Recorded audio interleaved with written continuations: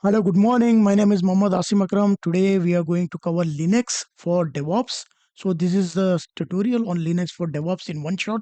We are going to cover the topic which we have this video for almost 5 hours, which we are going to make the foundation for DevOps engineer, cloud engineer, and the platform engineer. If you're not aware of how to use Linux operating system, I don't have any basic knowledge about that. Don't worry, we will make this tutorial as a beginner friendly to the advanced level, right? Before heading towards it, we will make it as what we are going to discuss on this complete tutorial, right? So in that first topic, we will discuss about the what is Linux operating system, what introduction to that, and we will compare to that Windows operating system, right? The main concept is that is going to cover the persons who don't have any knowledge or the basic knowledge of Linux operating system. So to simplify, we will compare the Linux operating system with Windows operating systems, right? To give you the insights, basic knowledge about that, right? So the next topic, what we are going to cover in the second, we will discuss about the Linux distribution. Then afterwards, we will discuss about Linux architecture and its components. What are the architecture of Linux and what are the components, core components, and how that is look like using the Linux, the kernel, and you have the missing of GUI, right? GUI layer, and how that's interaction between the layers and to the hardware of your server or your machine. Then we will discuss about the Linux user management into that, right? So how you're going to create the multiple user and you're going to provide the access, right? So this concept we will cover every aspect related to this video, and I will show you how you can make it the backup of your files, and how you can create the files as using the commands touch, nano, vi, vim, right? That, and if you follow all our tutorial to the end. Don't forget, if you're not subscribed to this our channel, so please do subscribe and share with your friend, so that you have hands-on knowledge, updated knowledge about the Linux, about the DevOps community, right?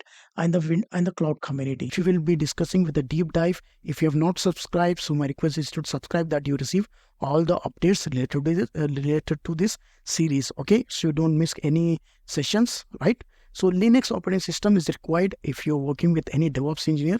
That base is developed on the Linux itself. If you have very CLI command interface hands-on, then you can integrate with all the DevOps tools. Okay. So now if you go over here, let's discuss some of the details. While before moving towards the Linux, let's check it out. What Windows, we were facing some issues, then we have switched back to the Linux operating system, right? So now till that, what we have covered is that, let's say what we have covered AWS, right? What we did, we have AWS, we have already covered the cloud, majority of the parts, right? We have created cloud on the cloud virtual machine using AWS services. Okay. On top of the required, we required Linux operating system. We are going to create Linux servers, right? On the Linux server itself, we are going to host later on our DevOps tools like Docker, Kubernetes, Jenkins, right? Shell scripting we are going to cover. There's a lot of all the DevOps related tools like Ansible, even you have SonarQube. This all we are going to cover on Linux operating system itself. So now you know that what's the priority, right, of Linux operating system to continue in this AWS DevOps series. Okay. So now if I tell you that Linux is very difficult, don't worry. I will make it very easy, right? We will go with the Linux basic, then we will go with the expert level. Okay. Let's continue continue this session so that you can interact. Okay. Till end. As we mentioned that, we'll break this and we will install multiple tools upon that. Okay, DevOps tools.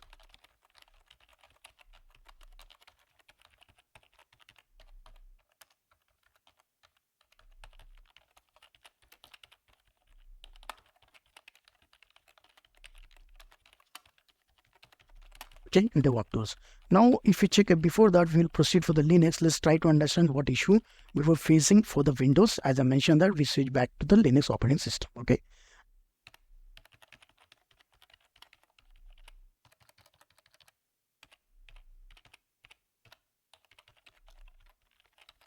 Windows. Okay, let's discuss about this. Windows is right. Windows operating system we have that is created by Microsoft company. And the owner is Bill Gates, right? The owner is a Bill Gates. That is a monopoly company which we have the Windows operating system, right? And is the richest person, one of the richest person in the 10 top list. You'll find out Bill Gates is the richest in the Forbes list, right? Forbes list. The reason for that is Windows is not open source. That is very secured operating system. They have not disclosed their code, right? The source code of this operating system that is secured with them. That's the reason they are using, they are earning this kind of amounts, right? They are in this position now. The reason for their operating system is secured, right? Even the Microsoft, all the Microsoft software, what you are using, that is also is not open source, that is not free, and there is no source code has been provided. So that source code with them, they are making secure, right? They are keeping with them itself. Okay. Hope you got point this, right? Windows is not free. Okay. The second point, the next point, what we are going to discuss about that, Windows, on the Windows, what we required is that, the multiple versions we have, right? Let's say going back a few years back, we will be finding that there is a Windows XP, right? Now, currently we have Windows 12. Okay. If I want to elaborate this point, let's go deep and we will elaborate this point. The point is that, let's say it started with the Windows, right? Windows XP, right? Then afterward, the Windows 7, I guess Windows 7 came. After that, Windows 8, right? After Windows 8 is launched, right? Then we added a Windows 10 upon that. Then we have currently Windows 11 also, right? Windows 11 we have with us, right? Okay. So now all this version, if you check it over here, right? So after Windows XP came, right? After that, they have launched one new Windows 7 version. At the time, they added some features upon XP. Okay. They added enhanced, they removed some of the features also, right? After that, what they did, they added some features. They deleted some features over there also, right? Which was not required. They enhanced the speed. They have did the patching work, whatever the security issues they were facing in the Windows 8, right? They have fixed with the Windows 7 and they have launched the Windows 8 server. Okay. So if you check it over here, that XP to 11, all the 90% is the same, 10% is different. If I'm saying that if I know Windows 8, then it's very difficult for me to switch to Windows 10. No, it might take only few days to enhance that operating system. They can easily, without any outsider or any expert, we can switch to Windows 10 to 11, because 90% of the software is replication, right? Always the replication. They will add some like GUI, they will update, they will inside everything. That's the reason Windows is owned by Microsoft, and they are very highly, right? Mainly version. So even if you go with this one, you'll find that they have a student version, different version is coming up with that. Okay, so it's handleable. Now when we say it's not open source, what does it mean? As I mentioned that the open source, that means it's not free. Okay, that means we need to pay the license for Windows, right? We want to buy the Windows license. Then with the license, with the laptop, we will get that Windows operating system itself. Okay, so let's check one diagram and we will explain this in the details, right? What we will list details, right?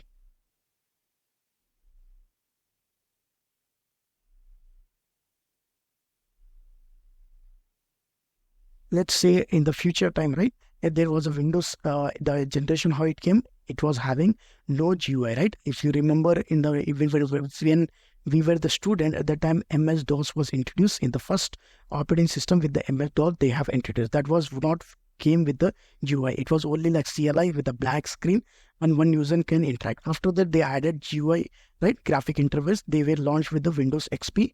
To that, till now, they are enhancing all this in the latest versions. Okay. Even before that, there came one Windows Vista also, right? If I remember that, Windows Vista will came. Okay. So now, if you check it over here, GUI. What do you mean by GUI? GUI, that is graphic user interface. Okay. If you check it over here, all the details, whatever skill on the screen, you'll find this is graphic interface. Okay. Now this Windows server has a Windows operating system, has the hardware, right? It has two things. It has GUI, which you're seeing on the screen currently, right? You're able to find all the details, right? This is a graphical interface. Okay. And it has the CLI also. Okay. So let's note down all the details over here. What Windows has, Windows operating system has GUI plus CLI. Okay. Graphic interfaces and CLI command line interfaces. Okay. So when we say GUI, that as I mentioned, that GUI stands for graphic user interface. Okay. The user can see visuals of everything and they can interact with the with their operating system, right? OS. Okay, with the shell with the OS, and it will try to the hardware and it will create whatever the prompt we have given. Okay. So when you say CLI, that is referred to command line interface. Okay. That means everything you are doing without seeing any graphics and using only the command, you are creating all the things, right? You are interacting with your operating system using CLI. And in the Windows, you will find both of this, okay? GUI and the CLI.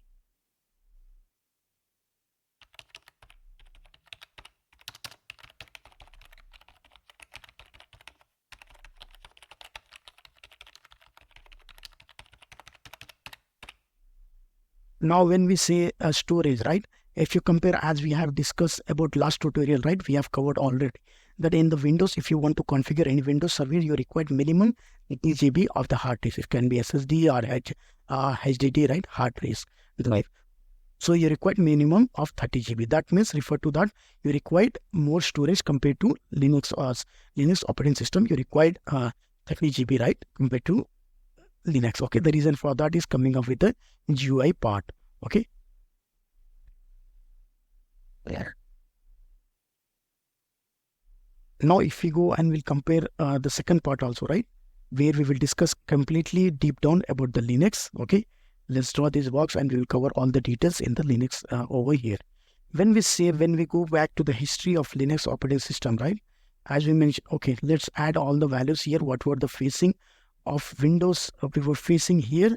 Then we'll come with a solution to that. Okay, let's write all what were the difficulties we were saying, right? It was not secure. Okay, what do you mean by not secure? We will discuss this after a few minutes, right? This I will cover, don't worry. We will add some points as I say that Windows is not secure, right? And it's high weightage. That means it's required because of the user interface. It is very high weighted. That way it will impacting the performance of the user, right, of operating system. Then it's saying not multitasking. That means Windows does not have the multitasking, right, capabilities, and does not have multi-user capabilities also, okay, compared to Linux operating system. Okay, these difficulties we were facing. So let make this one in the red color also.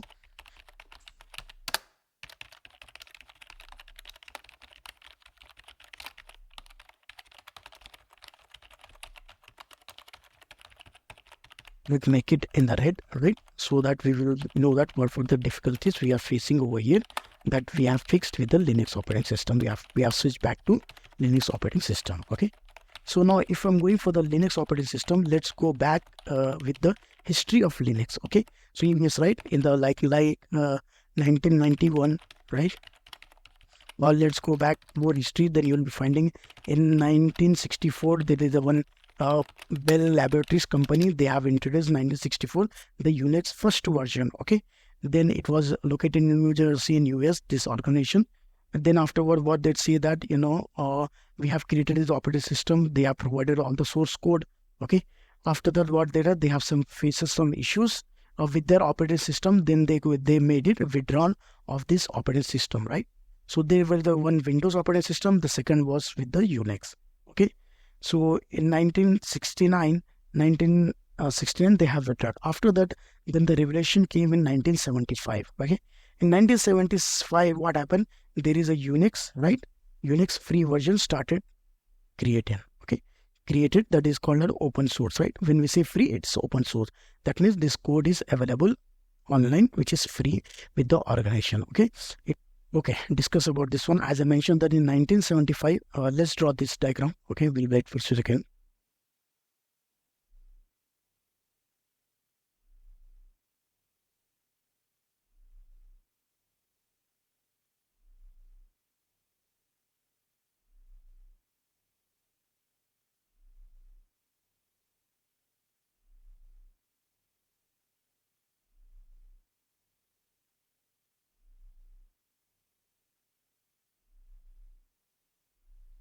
Let's add the Unix. Okay, we will say the, as I mentioned in 1975, the Unix, right? They started creating Unix as open source, right?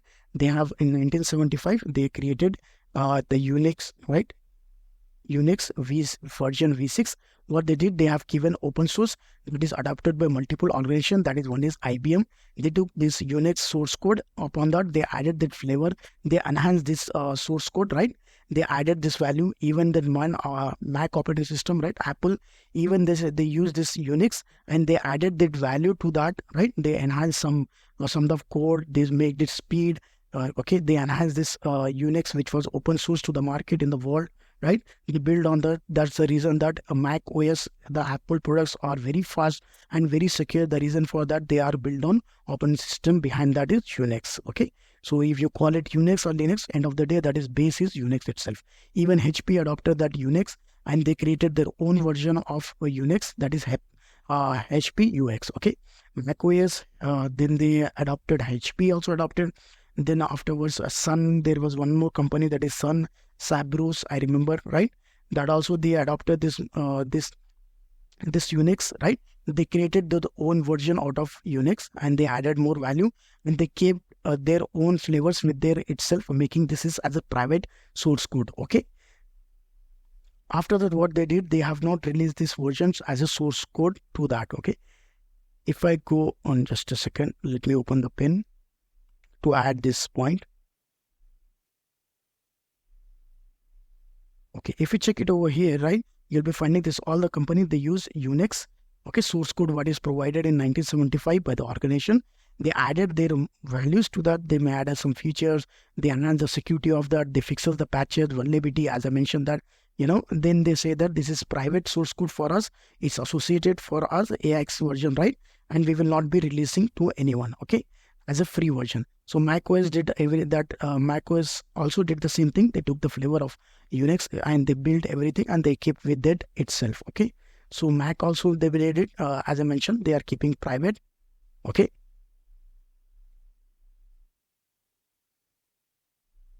Even macOS, they keep it private.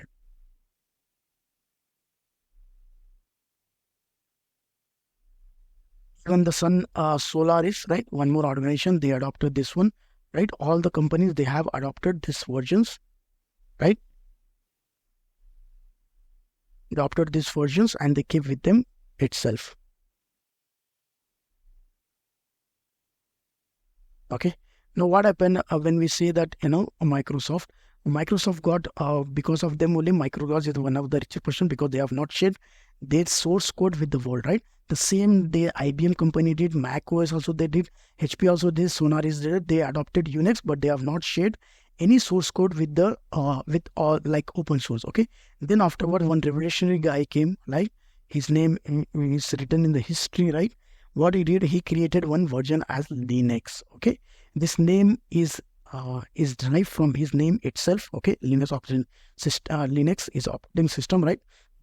But name is derived from his name. His name is Linus Torvald. Okay. His name is Linus Torvald. What he did, he took this version, right?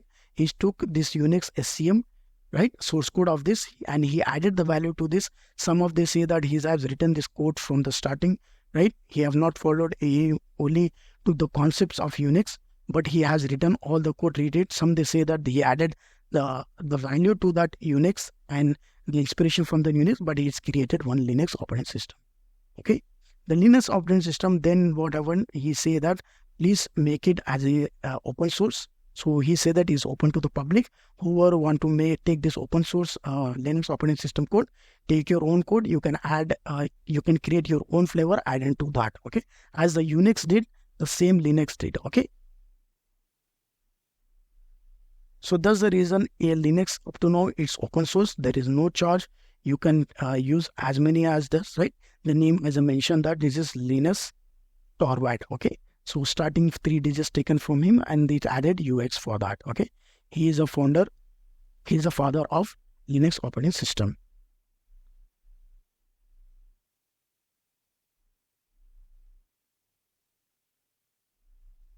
Linux, right?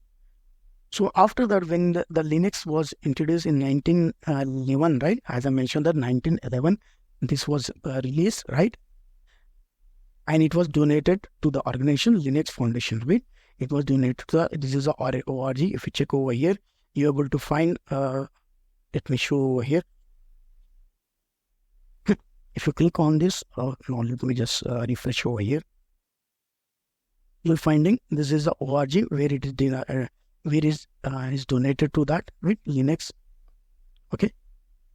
Linux org, okay, Linux Foundation org. You'll find this all the flavor, right? Popular Linux distribution. You'll find Ubuntu, CentOS, Debian, Fedora, Xubuntu, Mint, Slackware, Red Hat, Slackle, Pure OS, okay, Puppy. There is multiple flavors, right? Multiple distribution which is derived from Linux, okay. Now when we refer to Linux, then it's all the whatever the flavors is available, all will come in Linux, okay.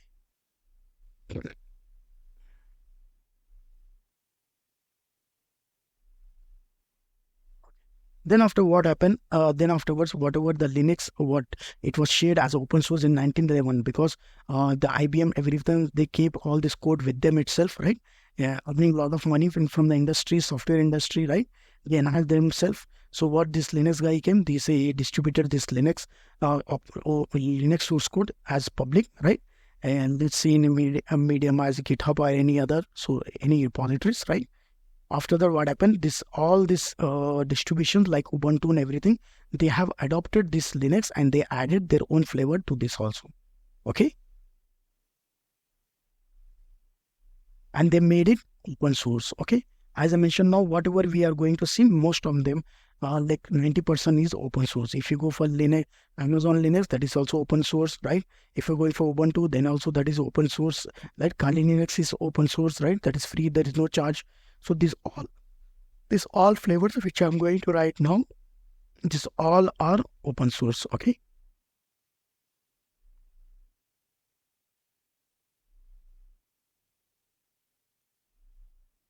Let's try it over here. That is one Ubuntu, which is very famously known. Ubuntu operating is very fast, right? Compared to other operating systems. Then it came Fedora, right? Fedora also one Linux operating system, right? Linux distribution, right? Fedora.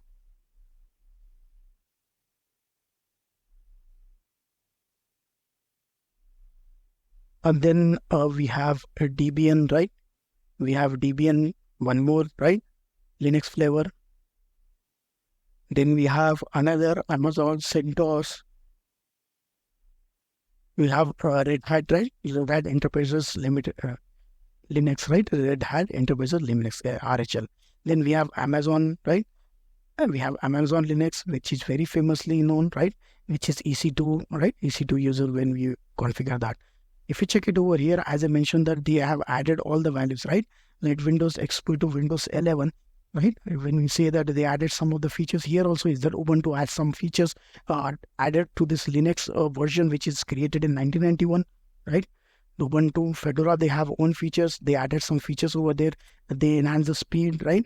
They enhance the security. They fixes this, and always you will receive all the updates till now. Okay, this is all open source. They are fixing and they're working, and it's provided as open source to the world. Okay, now even if you check it over, it has more than 200 flavors, like flavors of Linux operating system.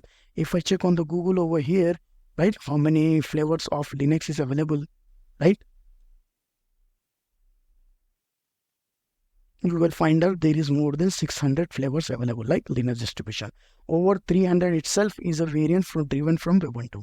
So what they do, they took Ubuntu and Debian and they added variant from there itself. See, if you check it out, the tree, how it's going over there, right? From the Unix, they come to the Linux, IBM, macOS, everything. From the Linux, they drive to Ubuntu, CentOS and everything. From the Ubuntu, they have driven multiple, taking the multiple distribution they have created, because this all code, whatever we are saying, that all will be driven open source. Now, if we discuss about the Kali is very famously known, right, for using for hackers, right? The hacker or any hacker who want to do mischief things, they are going prefer with Kali Linux. Okay, this also built on Linux operating system itself.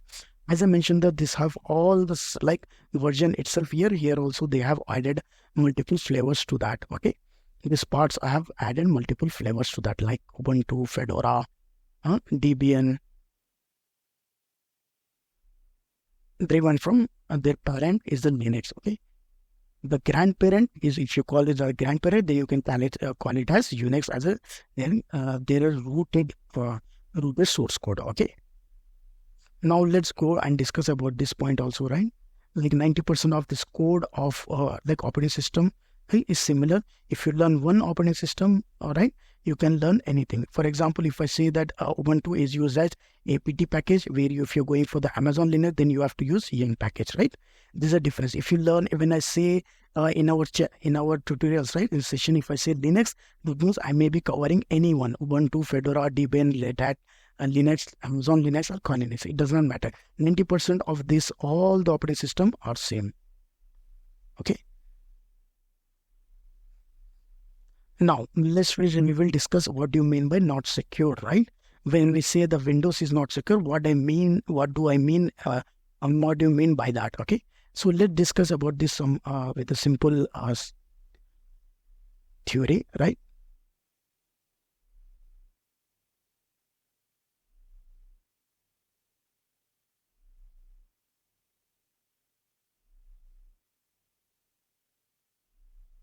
Let's say I have a new organization, right? For example, let's cover with this, and I require 10 virtual machines, right, for my development team, right? I require one operating system, right? Upon the hardware, I require one operating system. Which operating system I'm going to buy? That I'm going with the Windows, or I'm going for the open source? 100% I'm going to save cost effective, right? Then at the end of the day, I require minimum cost for my organization. So I'll go with the open source, that is Linux, right?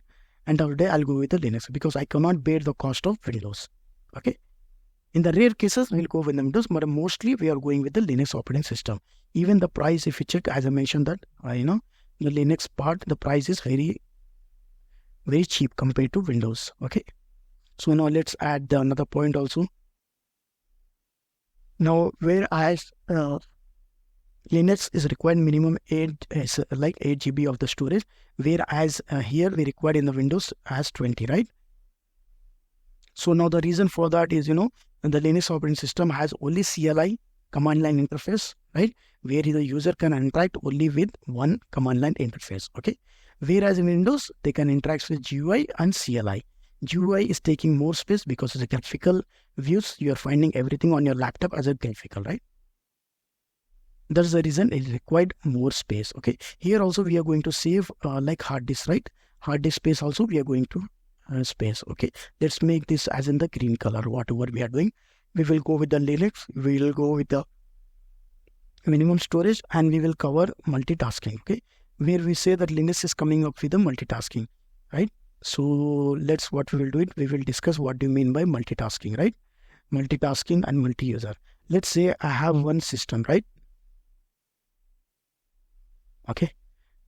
Before that, we will discuss that why it's required more, right? So let's say that, if I'm taking the example of the song, right, MP3 and MP4, let's check into the storage. We'll discuss about the storage, right? So let's say I have a song, I want to download a song inside my mobile, right? So if I'm going with the MP3 version of the song, I'm going to download only audio, right? So how much space I'm going to take? Then I'm going to take approximately 10 MB, right? If I'm going to download one song in my mobile, on my laptop, then I'll be taking 10 MB. Whereas if I'm going with the video quality, right, MP4, then I'm going for format, then I'm going for minimum. It can be 3 MB to 300 MB to 2 GB of the storage I required for one video of MP4. So what's the major difference you are going to find over here? The reason is over simple is here. The MP3 has only song inside that, right? It is audio, right? When I say song, it has only audio. When I say MP4, it has audio plus video, okay? Video is referred with the graphics, okay? Coming with the graphics.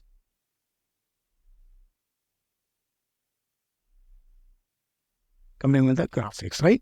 So that's the reason what happens when the LED space is taking MP3, right? For example, if you code, right, as I mentioned that MP4, for example, let's take video, MP3, let's take it as Linux, okay?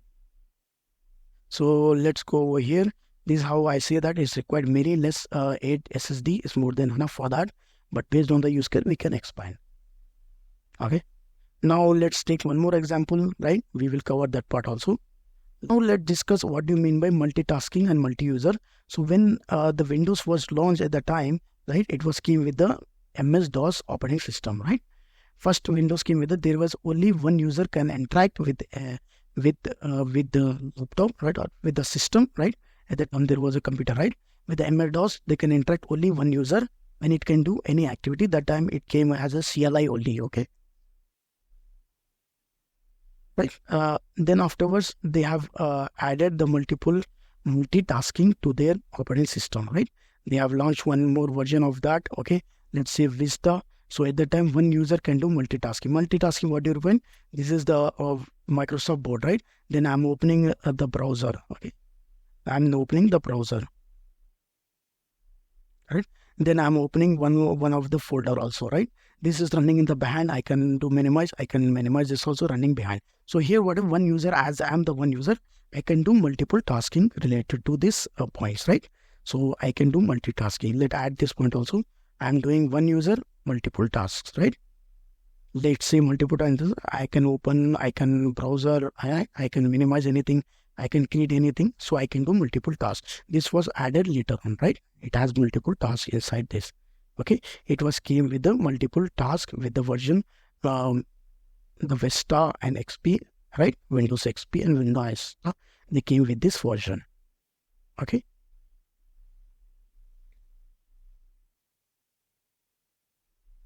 Now, what we mean by multiple users, okay? So when we refer to the multiple user, let's say that I have a virtual machine. On top of that, this example, the box is virtual machine, right? On top of this virtual machine, what I'm doing, I'm installing Windows operating system, okay? I have taken Windows operating system. On top of that, that CPU or the virtual machine I have done, sorry, on that physical machine, I have installed Windows operating system, right? So after that, what is it? I have connected to the ports, right? I have given I have given multiple monitor, right? From the CPU, right? With the CPU, I have given multiple monitors, multiple keyboards, multiple screens, right? Multiple mouse to multiple users on the Windows machine, right? This is possible, right? You can create one, you can take heavy server, or you can call it any heavy CPU, like machine with the CPU and the RAM, right? With the RAM and the storage, you can distribute multitasking, multiple user, okay? Multiple user, right? One user is over here, second user is here. He has their own lap screen, right? He has a own screen monitor, as I mentioned that. They are all interacting with the one single physical server, okay? Physical machine, you can say, okay? Physical machine. Let's add this to make it more meaningful, okay? This user has his own CPU. He has own laptop, he has own keyboard, right? So what they are seeing, they are doing multiple tasks, multiple, right? Multiple user can do multiple tasks. 1-2 users can do multiple tasks. So whatever the CPU resources, everything that will be shared between the user. But here in the Windows, there is a limitation. Okay, this use case is rarely, okay, you cannot create multiple users more than 5 to 10, but that also will be minimum. We are not giving multitask for Windows, okay? So it's get difficult because you know that by default there is an administrator in the Windows. Then you can create users also, right? As you create in the laptop, the same way you can create over there also, okay? So hope you got point. This was a difficult facing in the Windows. So that solution came with the Linux, okay? So now going for the Linux, right? As I mentioned that it's lightweight, it's not lightweight, right? Like not multitasking, not multi-user, right? Multi-user friendly, okay? So what we did, we added one line. In the Windows server, what I'm doing is that, I'm installing antivirus, firewall, right? Everything I'm doing upon that, right? Let's try to understand what difficulty the hacker can face in the Windows and what difficulty is going to face in the Linux comparatively, right? So on the Windows, what we did, we installed Windows operating system.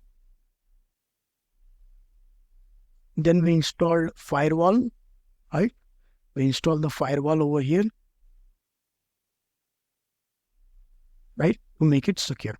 Then what happened? The Windows is easy for us, right? As I mentioned that the Windows operating system is easy for us. Okay, that means whatever the task they have got into it, right? Gone into it. Whatever the virus coming up, it can be virus from any file downloaded, right? It can be downloaded from any file or with the pen drive to again, anything activity can be happen with that, right? So whatever the virus coming from the hacker side, right? It can encrypt my complete hard drive, complete my laptop and everything, right? In terms of this Windows, okay? So we are the fast user, right? But for the hacker, it's very difficult, okay? As I say that Windows operating system for us, as we have GUI, it's very easy because of the firewall, antivirus, everything. It's very difficult for this person, okay? Windows operating system. Got my point? But in this case, one file is corrupted, then all the system can be corrupted, okay? Whereas in Linux, there is different part that will cover.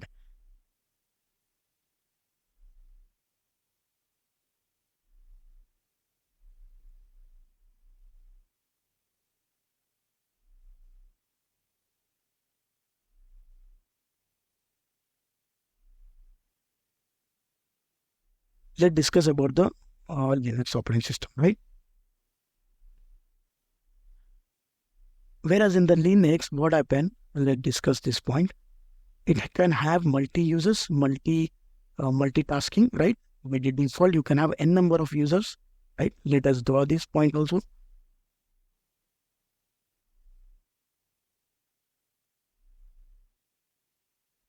You can create multiple using Linux user management, right? Linux administrator, we will cover in the in our sessions also, how to create Linux operator like Linux users, how you can going to provide the permission to them, how you can revoke their permission, how you're going to create multiple user, right? Multiple user to access Linux operating system. Here, each user can do, right? Each user can do multiple activities based on the Linux operating system, Linux machine resources, okay? How much resources you have for the Linux machine, that many you can create virtual machine or physical machine, you can create n number of users, n number of activity can be here. It will inside, it will provide you high speed compared to Windows, okay? There is no problem at all. It can advance you all things. The reason behind this is CLI, okay? Because this Linux has only CLI, it is very fast and very easy, right? It will go directly and it will communicate with that. Okay, let's go and check it out over here. Okay, now let's say this is UI, right? I can create one folder with the name as I want, let's say Asim, right? Let's see the difference of Asim GUI. Okay, we'll try to understand how you're going to create CLI. Okay, so first we have created Asim GUI using GUI. We have created one thing, right? If you search on the terminal, click open terminal, right?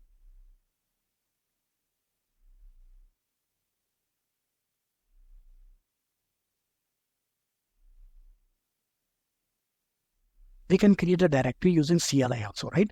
As I mentioned, the window has two options. One, you can interact, user can interact, I'm a user, I can interact with this laptop or Windows operating system using GUI and using CLI also. With the CLI, what I've done, I've created Asim CLI, right? Where I've created in HP. So what I will do it now, I will create in the desktop itself, okay? So let's move to the desktop, okay? Now what I will do, I will try to create one more directory with the name so that it can be below my directory itself, okay? Asim CLI2, I will name it, okay? When I hit enter, let me drag over here. You'll be finding one directory created below Asim GUI, okay?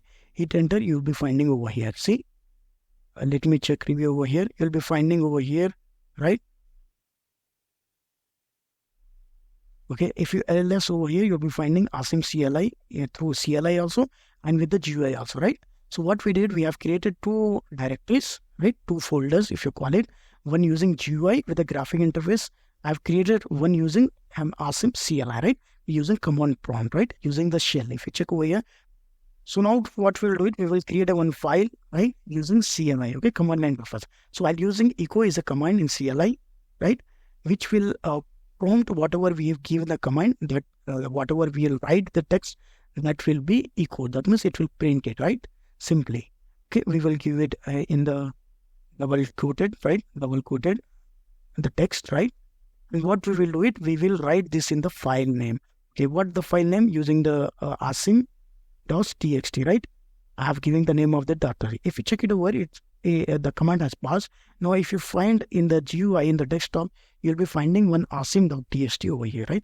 What we did basically, welcome what text we have added in asim.txt using CLI, right? Now, if you go in the open this Asim CLI, you're able to find that, the text you should be visible, right? Welcome. If you check open over here, you'll be finding welcome text is available inside this file. Okay.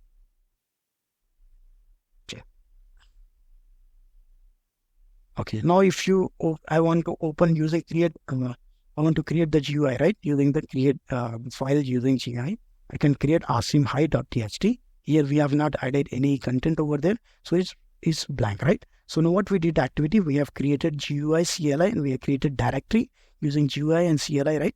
And we created one text also, right? It's very easy. If you're working with as a DevOps engineer, right? If you learn CLI, it's very easy. Don't worry about that. We will cover all the aspects later, right? We'll go from the basic to the advanced level and the hard level, right? Where you can understand easily. Okay, so I'm making the foundation very simple so that you can go and understand this part. So what we will do, we have created the file using GUI and CLI. In this part, if you find that creating easy, right? Creating CLI, you will find the easy creating files and the directories, right? As I mentioned that the reason Linux is very fast, because in this fast you're using command line interface to create your file directory and run scripts, right? To deploy application, everything you can do it using a CLI. Okay, the CLI and the operating system, you will be using Linux operating system, as I said.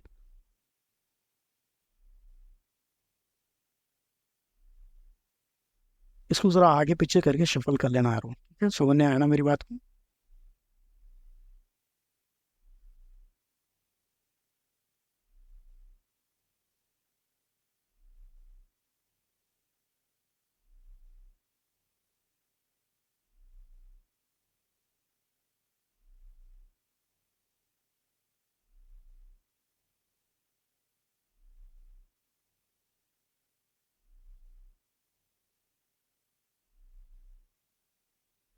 Okay.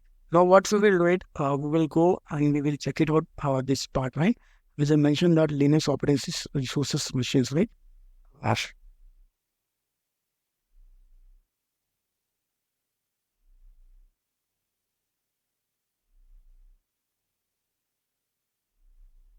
When we say Linux, right? As I mentioned that, Linux is difficult, right? When I say Linux is difficult for us, that means is it very difficult for the hacker also, right? He should learn all the CLI, he has to learn all the commands and everything. So what happened if his Linux is difficult for us? It's very difficult for the hacker. But end of the day, there is hacking also is done. But still, as I say that, it's very difficult to hack this Linux operating system. If I take the example of Mac OS, if you know that Mac OS is very difficult to hack Mac operating system, okay? Because it's built on Linux operating system. Even you can find the Android also, like it have beaten the Windows on the mobile industry, right? Because the Android is built on Linux operating system, okay? It has used Linux. On top of that, it has used Linux operating Android OS. Do you know that 90% of today's supercomputers run on Linux operating system, right? Curious why Linux has become the backbone of modern technology? In this video, we will break down its components, explain how it works together to power everything from the smartphone to the server. Like smartphone OS operating system is a backbone, right? The Linux is the backbone for the Android, for the Mac OS and multiple operating systems, right? So before heading towards the key Linux components, let's check over here. If you check the architecture over here, right, you'll be finding some keywords over here, right? That is shell, right? You have a kernel and you have a hardware, you have a user interface, right? These are the main components, right? If you go to the kernel in the definition, the core of the Linux system, this is the core of the Linux system that handles the communication between hardware and software, right? This is a hardware. Software, we are deploying any application or writing any shell script, anything, right? So between these two interaction, software and hardware, there is a one kernel. Okay, this is a component of Linux. Okay, and if you check the system, there is a system libraries, right? The system library help the program interact with the kernel. So there is a programs written over here. Okay, there are some libraries like let's say some this kernel program to create a directory is written in let's say C++ language, right? So it has some system binaries which is written right for the Linux OS system itself. So what we'll do, it will interact, libraries will interact with with the programs, right? With the kernel and the hardware without leading to right complex code. Okay, so the whatever I'm saying, I'm writing over here to create a one directory, right? mkdir. This I will be showing in the next tutorial, next class. Don't worry about these commands. So just it will speak with the kernel, then kernel will understand everything, and the kernel will say hardware to create one directory in their hard drive or any whatever the storage you have attached to this operating system in that itself. Okay. Then going back to the shell, right? Going back to the shell, right? Let's check that again. Let me take another color. Okay. When we speak about the shell, right? The command is defined as the command interpreter that allow user to interact with the system via the CLI command. Okay. What it will do? It will act as an interpreter, right? It will act as an interpreter between the user and the kernel. Okay. So how you are going to interact with? I want to create. I'm the user Asim, right? I want to create one file, right, in my hard drive. Right. End of the day, the storage will be in the hard drive, right? I'm a user over here. What I'm going to do it now? Simply, I will be using one shell command, right? Shell command, right? I'll be using shell command to write one command, right, to create one file. So let's say I'm using touch command to create a file, right? Touch is a editor to which you can create the empty file. Asim, right, .txt, one file I want to create. So how I'm going to interact with the kernel, right? Kernel doesn't know anything, right? As an interface user, I am using shell commands. Okay, so shell acts as an interpreter between, right, between as I say, is between the kernel and the hardware, right, and the user. So you're writing everything with that. So it will allow the user to interact with the system via CLI. And the shell command, how I'm using CLI, right, command line interface. Okay, so I'm using command. That's why I'm saying specified as command line interface. Example: bash command, shell command, fish commands, right? Then we have another components. As I say that user is a further place that I'm the user. I'm going to interface. From here, I'm going to create everything. Okay, hardware itself where all the space and storage, everything will be created. Okay, user space. Now we'll deep dive everything. Okay, if you've missed till that you have not subscribed to our channel, please do subscribe, right, so that you receive all the updates to this series, right? AWS and DevOps and the remaining the content of DevOps and AWS Cloud or database, everything on my channel. Okay, so let's continue now. So if we check the architecture of Linux, right, in the what the main difference you will find is that this is a hardware, right? This is a hardware in the sense you have the RAM over here, you have RAM over here, you have CPU, right? You have SSD, hard disk, everything you have over here. On top of that, one layer will be one layer will be there that is known as kernel. Okay, this layer is a kernel. Okay, upon that there is a shell. Okay, then there the user will interact. As I mentioned that you know, when I was opening the terminal, when I have created one, let me show that part again, right? When terminal, let me open terminal again.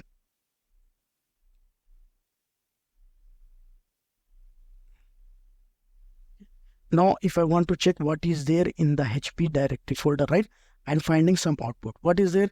I have Asim CLI, contact, desktop, and everything is available. So how this happening? Okay, how this happening in the sense I'm the user, right? I'm just user. I've inserted one command that is ls. So ls, right? So black, whatever you are seeing, okay, as a user, I have a user and you're typing over here. The black screen, whatever you're seeing, this is one kind of shell. Okay, don't get confused. This is a shell. Okay, with this shell, what I'm doing, I'm giving some command. So that command, what happen is go and it will interact with the kernel. Okay, with the kernel will authenticate this the request whichever came. This is okay or no. Then it will interact with the hardware. Okay, with the hardware where this all is stored in my hard disk, right? In the hard disk, and this has CPU and everything behind this in the hard disk, right? So this kernel will interact with the hard disk. Then it will say that this all the file is there. So it will revert back to the kernel. Then kernel will show me all the details over here. Whatever details you are seeing, that is represented to me by the kernel. Okay, the kernel, in the sense, you can just remember that, in the military in India, right? In military, you have one position as colonel, right? He's above the general, right? Colonel, lieutenant colonel, you'll call it. That means is the highest position where all your, the permission ends. He is the one who has prioritized. He will do everything, right?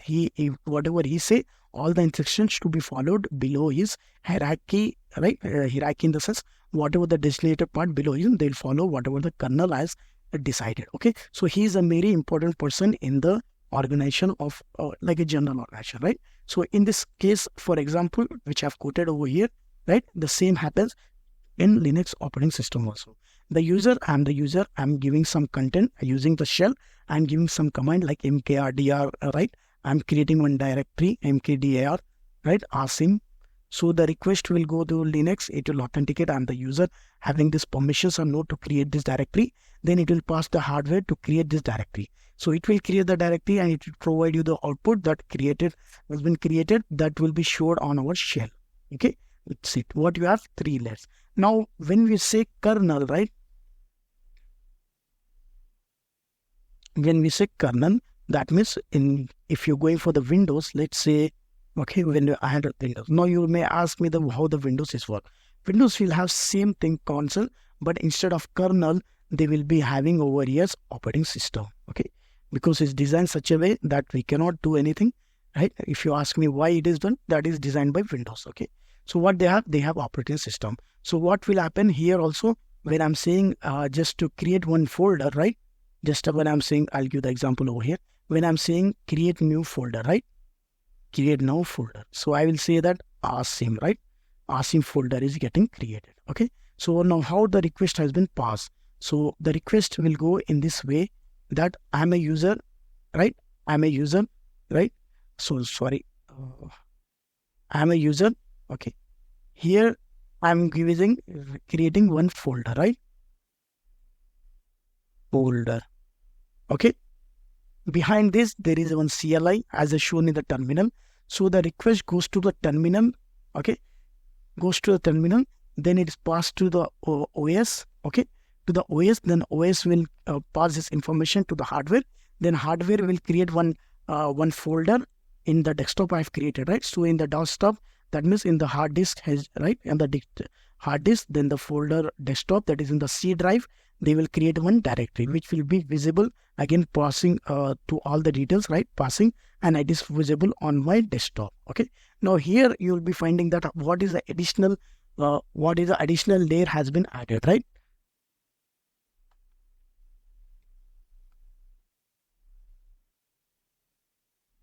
So if you check it over here, everything is similar, just one layer is added over here. Okay, the layer, if I tell you that layer, right? Let me add that layer. The layer is over here. Okay, the layer upon this, they have added one layer, right? Let me add over here. Okay, let me just.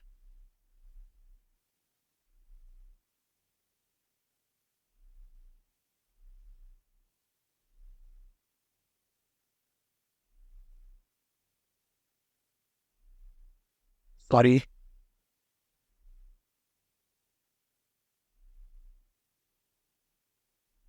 They added one layer on this shell. Okay, that is GUI. Okay, that is GUI.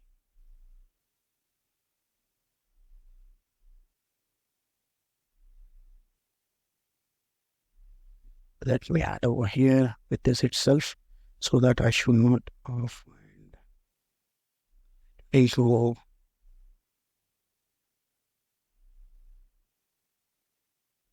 Right, on this one layer has been added.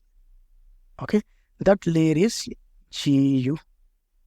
Okay, GUI. Okay, graphic interface. So the request, as I mentioned, that whenever I'm going to create one directory, the request will come to the shell, right? Shell is CLI. Okay, shell is CLI. The request come to CLI. Then afterward, the request will pass to the operating system, because in the Windows there is an operating system, right? I'm speaking about the Windows. Okay, in the Windows you have operating system. Then the request passed to this hardware. One directory, one folder is created. Okay, So additional layer on this is GUI. That's the reason it's taking motion. Whatever the request we are giving using a GUI, right? Using the GUI, I'm creating this folder. With this, it will pass to the shell, it will pass to open system, then it will pass to the hard drive. Okay. So the process, if you check my process over here, right? Let me say the cycle over here is such a way that let me add the text. Here I'm a user. I'm requesting something. Then the request is passing to GUI, right? Then the request is passing to CLI. Okay. Then the request is passing to hard drive. Okay. Hard drive.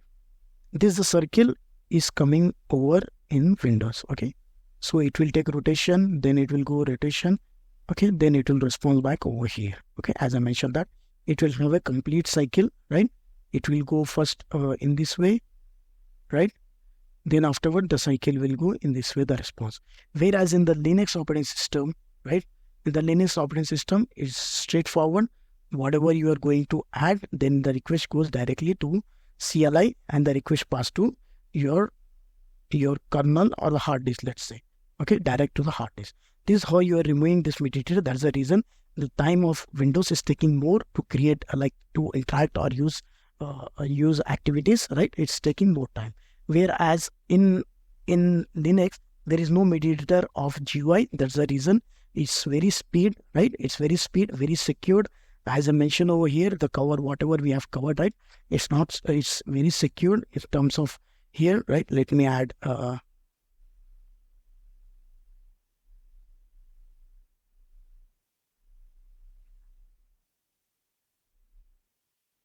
right?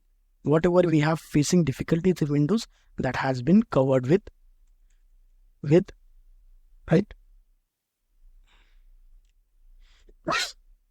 With multi-user and secured, lightweight, and the fast, right? The speed, as I mentioned that, it's very swift because of CLI, okay? So that's the reason it's adopted and it's open source. Whenever we say any Linux, like Ubuntu, Fedora, Debian, Red Hat, Linux, right? Linux, Amazon Linux, Kali Linux, or any kind of Linux operating system, that is referring to Linux, okay? Because of one person, like there is Linus Torred, right? He has, because of his, now every organization is dependent on Linux. It's providing all the tools. If you check any DevOps tools, right? Whatever tools we have configured till date, right?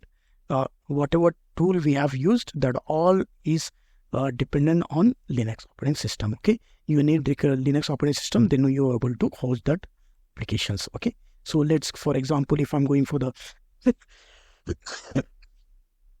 for example, if I'm code for you, right? The Docker Linux operating system you required, right?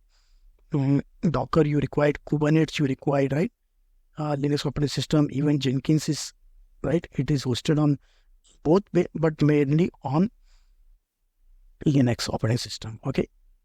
Linux operating system, shell scripting, which we are going to cover to write a script to automate our multiple repetitive tasks, right? To automate deployments, right? CI/CD tools, SonarQube, right? This majority of the tools what we are going to learn in this tutorial are all will be deployed on Linux only. Okay, so this Linux you should work very hard to cover all the points as we have discussed. We have started with this point, the history of Windows. Okay, let's add one more point is that when we say Windows, right? Windows, whatever we have seen over here, okay, the part of Windows, right? That is refers to desktop. Okay, desktop version. When we go with the version of, right, when we say version of, right,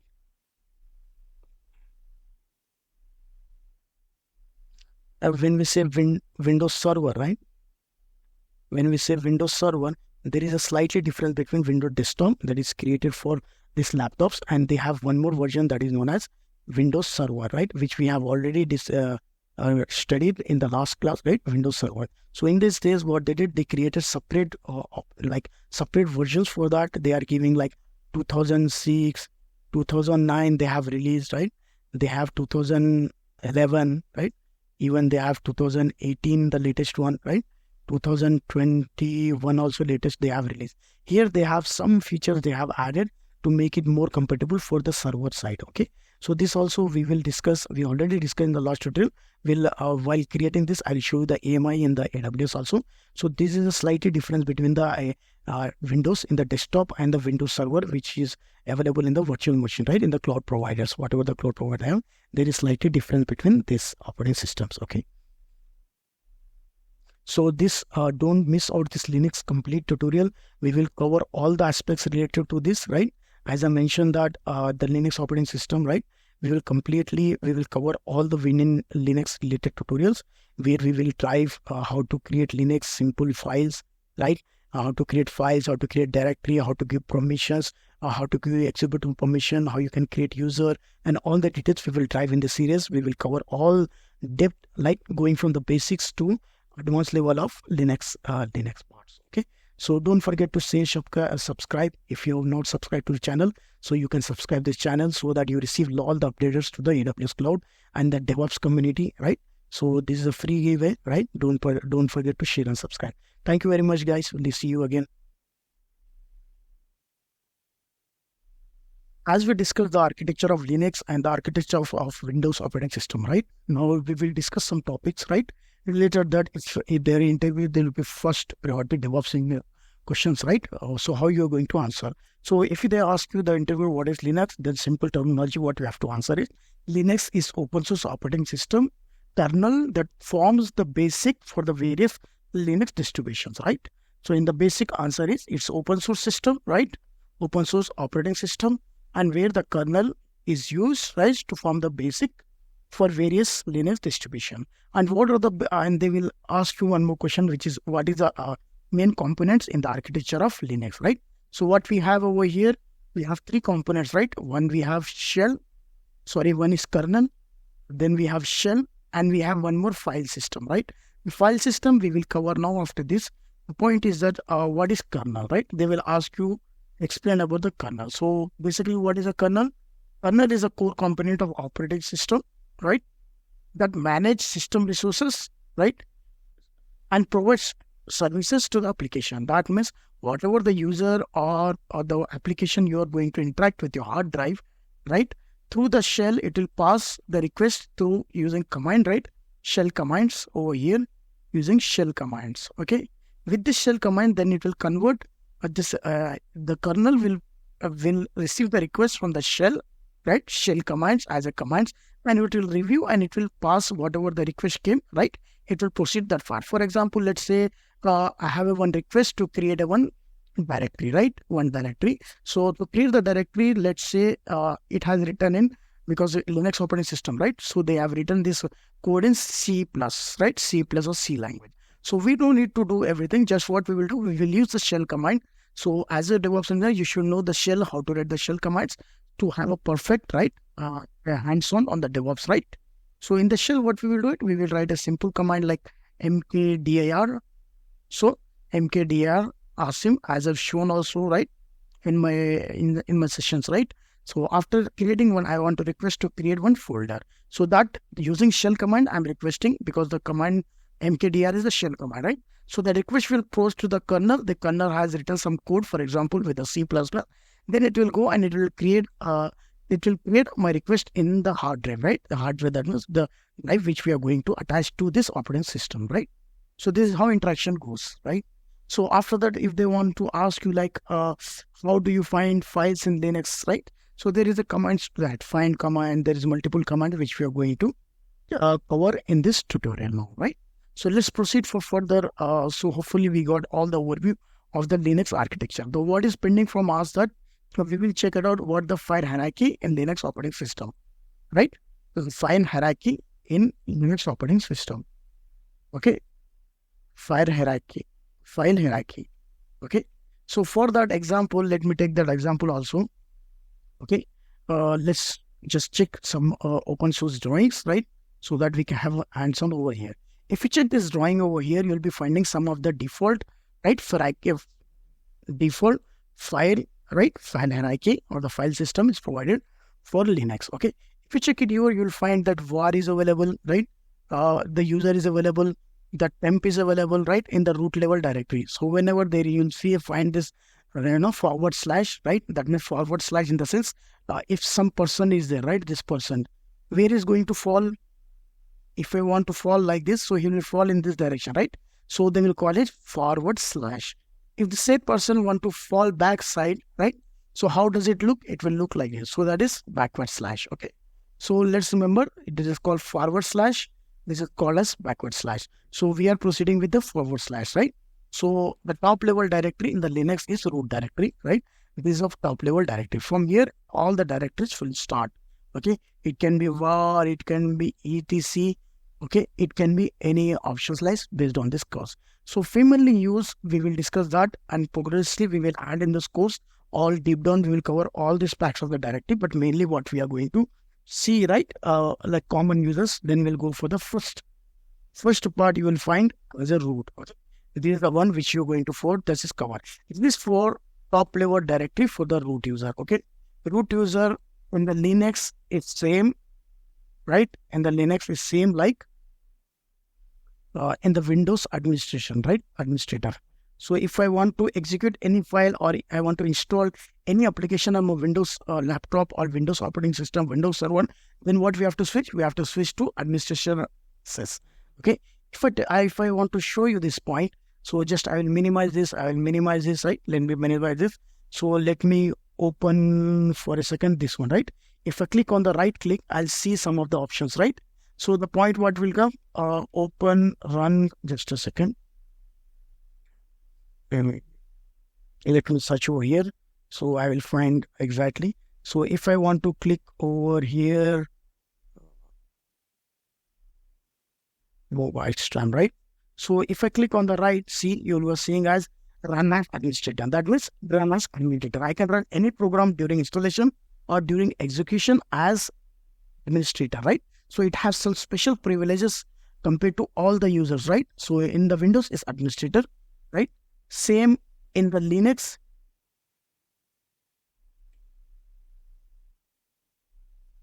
Right? In the Linux, that is for the root user. So for the general purpose, you can call as root as super user. Okay. Super admin. Okay.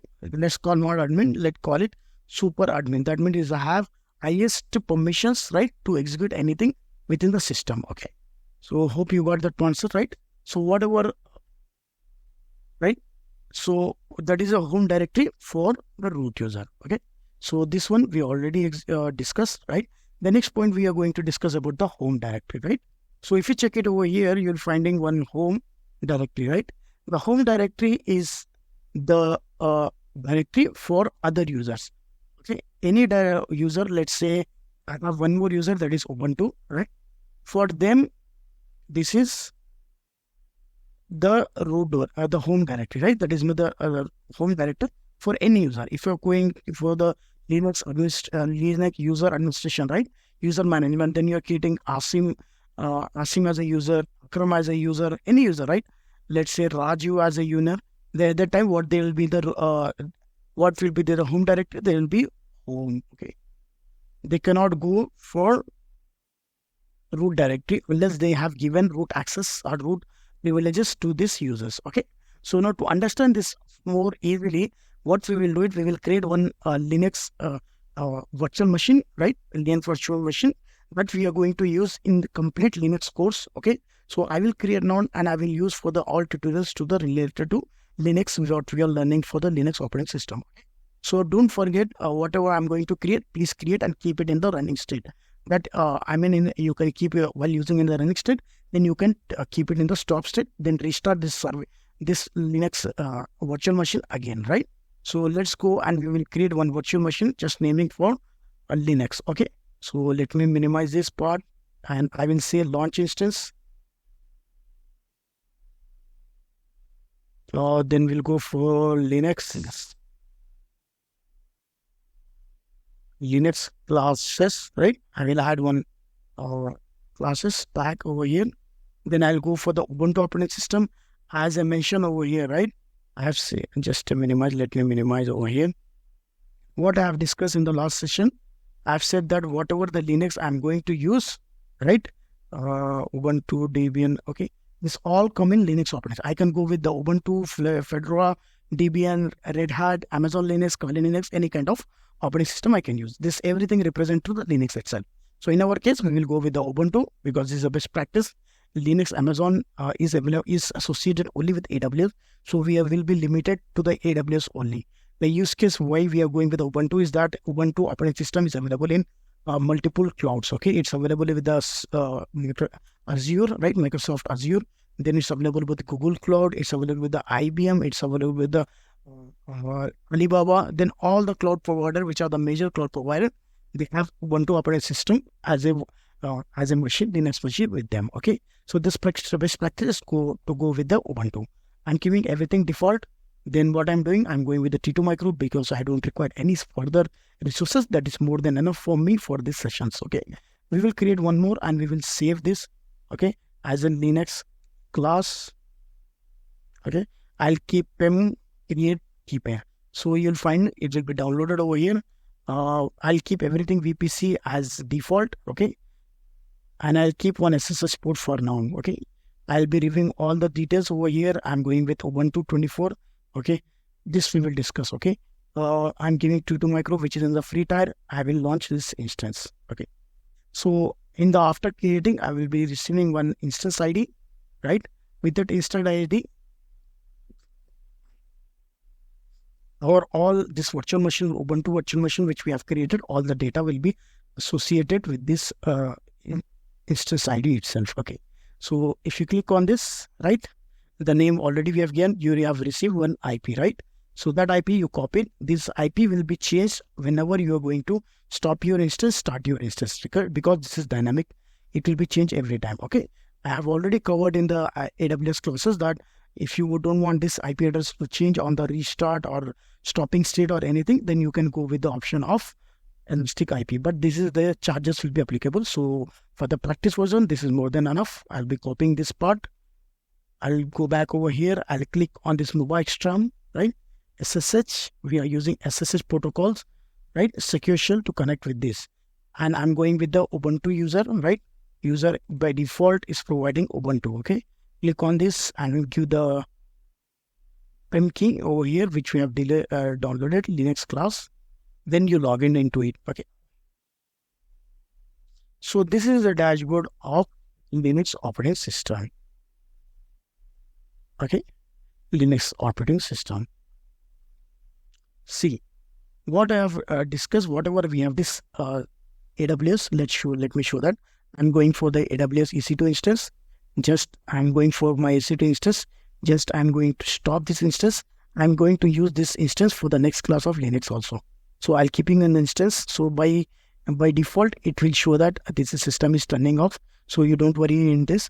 When I'm going to start again, that time I'll get a new IP. So with the new IP, I'm going to access. Okay. What you need to provide to access this, you have to provide an IP address that will be new after starting this. Then Ubuntu is default. You have to give Ubuntu, right, in the user. You can refer this tutorial also. Afterward, the key. Keep the key which you are going to create, but save on your drive. Okay. You can keep on the download folder, or you can keep one folder as keys and you can save over there. Okay. So what we are going to discuss in this class, right? In this class, we are going to cover about Linux file system hierarchy, right? We are going to see what are the default of folders or the directory installed, right, during creating our Linux operating system virtual machine, right? So this is coming by the default like OPT, var, user, and we'll go deep down about this directory, default directories, and we will discuss what this directory used cases, whereas we are going to use these cases on view where it's applicable. We'll go deep down about that, right?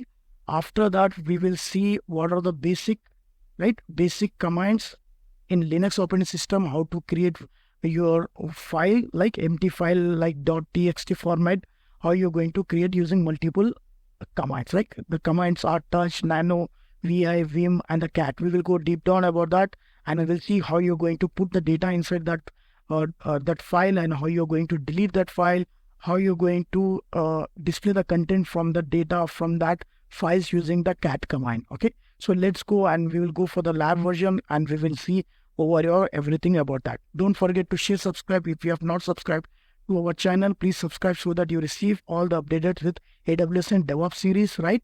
And the Linux, everything. Okay. So let's start this session now. And some over here. If you check this drawing over here, you'll be finding some of the default, right? For default file, right? File hierarchy or the file system is provided for Linux. Okay. If you check it here, you'll find that var is available, right? The user is available, the temp is available, right? In the root level directory. So whenever there you see find this, forward slash, right? That means forward slash in the sense, if some person is there, right? This person, where is going to fall? If I want to fall like this, so you will fall in this direction, right? So they will call it forward slash. If the said person want to fall back side, right? So how does it look? It will look like this. So that is backward slash. Okay. So let's remember, this is called forward slash. This is called as backward slash. So we are proceeding with the forward slash, right? So the top level directory in the Linux is root directory, right? This is of top level directory. From here, all the directories will start. Okay. It can be var, it can be etc. Okay. It can be any option slice based on this course. So frequently used, we will discuss that, and progressively we will add in this course all deep down. We will cover all these facts of the directory, but mainly what we are going to see, right? Like common users, then we'll go for the first part. You will find as a root. Okay. This is the one which you're going to for. This is covered. It is for top level directory for the root user. Okay. Root user in the Linux is same, right? And the Linux is same like in the Windows administration, right? Administrator. So if I want to execute any file or I want to install any application on a Windows laptop or Windows operating system, Windows server, then what we have to switch? We have to switch to administration access. Okay. If I want to show you this point, so just I will minimize this. Right? Let me minimize this. So let me open for a second this one, right? If I click on the right click, I'll see some of the options, right? So the point what will come, open, run, just a second. It will search over here. So I will find exactly. So if I want to click over here, mobile stream, right? So if I click on the right, see, you will seeing as run as administrator. That means run as administrator. I can run any program during installation or during execution as administrator, right? So it has some special privileges compared to all the users, right? So in the Windows is administrator, right? Same in the Linux.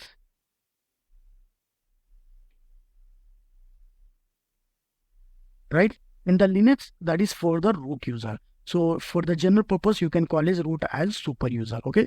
Super admin. Okay. Let's call not admin. Let's call it super admin. That means I have highest permissions, right, to execute anything within the system. Okay. So hope you got that concept, right? So whatever, right? So that is a home directory for the root user. Okay. So this one we already discussed, right? The next point we are going to discuss about the home directory, right? So if you check it over here, you'll finding one home directory, right? The home directory is the directory for other users. Okay. Any user, let's say I have one more user that is Ubuntu, right? For them, this is the root door, the home directory, right? That is the home directory for any user. If you're going for the Linux user administration, right? User management, then you're creating Asim as a user, Akram as a user, any user, right? Let's say Raju as a user. At that time, what will be their home directory? They will be home. Okay. They cannot go for root directory unless they have given root access or root privileges to these users. Okay. So now to understand this more easily, what we will do it, we will create one Linux virtual machine, right? Linux virtual machine that we are going to use in the complete Linux course. Okay. So I will create now and I will use for the all tutorials to the related to Linux, what we are learning for the Linux operating system. So don't forget whatever I'm going to create, please create and keep it in the running state. That you can keep it while using in the running state, then you can keep it in the stop state, then restart this Linux virtual machine again, right? So this is the dashboard of Linux operating system. Okay, Linux operating system. See, what I have discussed, whatever we have discussed just now, we will tally with that itself. Okay, So let's go and check it over here. Let me on this part, right? So what I've said that if I'm not logging with admin, right, I'm with the home, right? Any user like Ubuntu, something else, what will be the home directory for me? That will be the home, right? So let me minimize this. If you check it over here, where I'm here, to this Ubuntu itself, right? If I want to pwd, right? Pwd is a command to know, right? Just to have a present working directory. So it will print me which directory I'm currently. If you click over where you are in the home directory, you got my point? Home directory. I'm not in the root because Ubuntu user does not have the permissions to go into the root user. Okay. So you got my point. This point is clear to you.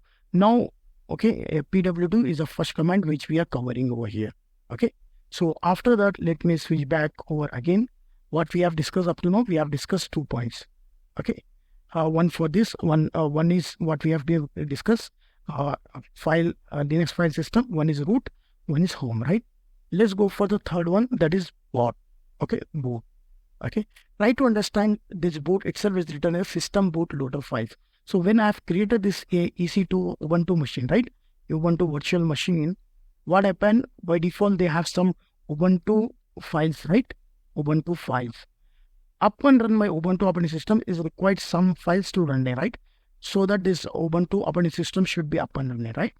So what is that? Whatever the all OS related files, all OS related file, right? Whatever the OS related file is there, okay, will boot or will load, right? Will load and comes to active. So it's come to active during creation, right? During creation of this virtual machine, what I have created just now, or boot. There's 2 options. One is while creation, right? One is for the creation, right? Second one is boot. Boot, that means I'm going to reboot this for any XYZ reason, right? So let me just check it out, reboot. Okay. There's 2 options when you're going with the creation of this Ubuntu operating system, right? Ubuntu virtual machine. At that time, the boot, what we will do, whatever the OS related file is in, that he will reload and load so that this Ubuntu OS system will be up and running, right? So this boot, the boot also we have covered now. Okay. The next file what you're going to see is that we have ECT. Okay. By the term ECT, you know, is extra, right? In general purpose we are using. So same is representing here, whatever the configuration file you'll be finding, that you'll be finding in etc. There is a one file directory, right? World directory, right? Where you're going to file ECT, all the configuration file. For example, let's say I'm going to install later on Jenkins, right? So Jenkins configuration files, you're going to find ECT. Nginx we have already covered, right? Last 2 sessions, right? It might be 9th day 9. There, if you check it over, Nginx files will be available in ECT. The path will be /etc/Nginx. Okay. If I'm installing Postgres database, then also the same etc, right? Then after one Postgres. Okay. So all the configuration files related to any tool or software which you are going to deploy or run, execute, by default is executed, or you are doing manually, right? You are deploying anything, that all files will be saved. The configuration files will be saved in /etc, right? So let's see this also, right? ECT, right? What we have showed you, if I'm going with the CD also, right? Let me just click CD. So CD command is used to for changing the directory. C for change, D for directory, of change directory. If you see this terminal, this is happening for the Linux operating system. So how do you validate that? If you check it over here, we call as Ubuntu. Ubuntu is Linux, right? So if you go over here, you'll be finding this is Linux. Okay, it's giving GNU. Everything is given, right? We are using Amazon. From the Amazon, we are taking this Linux machine. So it's giving order. And it's providing the link also. If you want to refer any documentation, you can go with the help Ubuntu, landscapechronicle.com. Support, if you want anything, you can go with them, right? So this point is clear to you, right? So now one more thing is there. What I want to show you that, let's print this. So if you check it over here, what we are going to see, we are going to /root, right? We want to go to this root. So what you are saying that we don't have the permission is denied, because as I say that Ubuntu don't have the permission to you to switch to root. Okay. So in order to proceed that, the first step what you have to do is sudo, right? Sudo su means super user. We are switching back to with the using sudo privileges. So in this case, what we do, we will switch back to sudo, right? Su super user. So now if you check it over here, we are currently with the Ubuntu user, right? We're switching to the root user just to show you what will be the my current directory, right? Just a second. We have to use sudo su and the dash so that we go to the current directory, right? If I check what is my home directory as a root user, now I'm in the root user, right? Just print this. So where it is, I'm in the root user, right? So if you check it over here, what we have written for the root is home directory is root. Okay. Hope that give point, right? After that, what we will do it, we will just just a second. We will go back, right? And I will use exit command to go switch back again to Ubuntu user. There is multiple users in Linux, right? By default, Ubuntu user is created by Ubuntu operating system while creation. Root user always will be there as in the in Windows. When you install Windows operating system, by default administration user will be created, right? We are not creating by ourselves manually. By default, it will be administrator. After that, you can create any user in Windows also. You can create like Asim, Akram based on Windows, right? The same proceed here. By default, the root user will be created that has all the privileges. By default, Ubuntu user will be created. After additional these two users, you have to create it manually. Okay. Then afterwards, if I LL over here, right? LL is a list in the format, right? LS will list NIST, right? If I use a list, it say that it's not associated. So here in the Linux, you have to use LS. Yeah. Okay. If you say ls, nothing is visible, right? If I go ls-a, that means I can see all the files that is are in the dot. Okay, hidden files. Remember that point, right? And the list ls will display the files that is not hidden.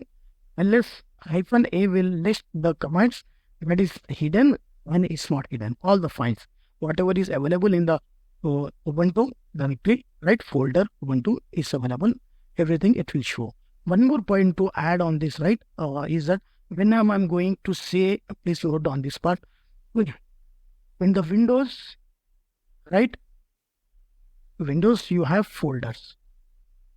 Okay, folder. Whereas in Linux, it is directory. Okay, directory. So now what we are going to use? Directory. So now the terminology, when I'm going for referring to the directory, please remember that I'm speaking about the folder only. But in the Linux, we call it directory. Some terminologies is changed for the calling. Okay. So you note this point. Okay. So okay, fine. After that, I want to show you, right? But let me go to the top level, right? And use CD so that I go back to outside, right? That means to the top level. If I print, I'm dead /root. This is the top level. I cannot go below that. This is the one. Right? As if I'm going with the example, right? Then I'm going for my PC, right? By default, where I'm here, right? If I check out where I'm in the C drive, right? If I click it over here, you're able to find where I'm in the C drive. Okay, where C drive is default configured, right? When I'm going to install Windows operating system on my laptop, so by default C will be created. Okay. Whereas D and E I have did manually. Okay, manually I've created these drives. Okay, so A and B in the Windows is always missing because they were used in the, let's cover that part also, right? Before before few years, right? Let's say 10 years, something like this. They was calling A, B, and C. Okay, A was used for the floppy. If you're not aware of what is floppy, then you can check it on the internet. There was some floppy over here. There was some program written is kind of like this, used to insert on our PC. Okay, here on PC CPU. Then we used to insert that. That drive was fixed for that. And the B drive, let me check what B drive. I don't remember now. I just missed out. Okay, let me add B drive in Windows was for second floppy. Okay, one was A4.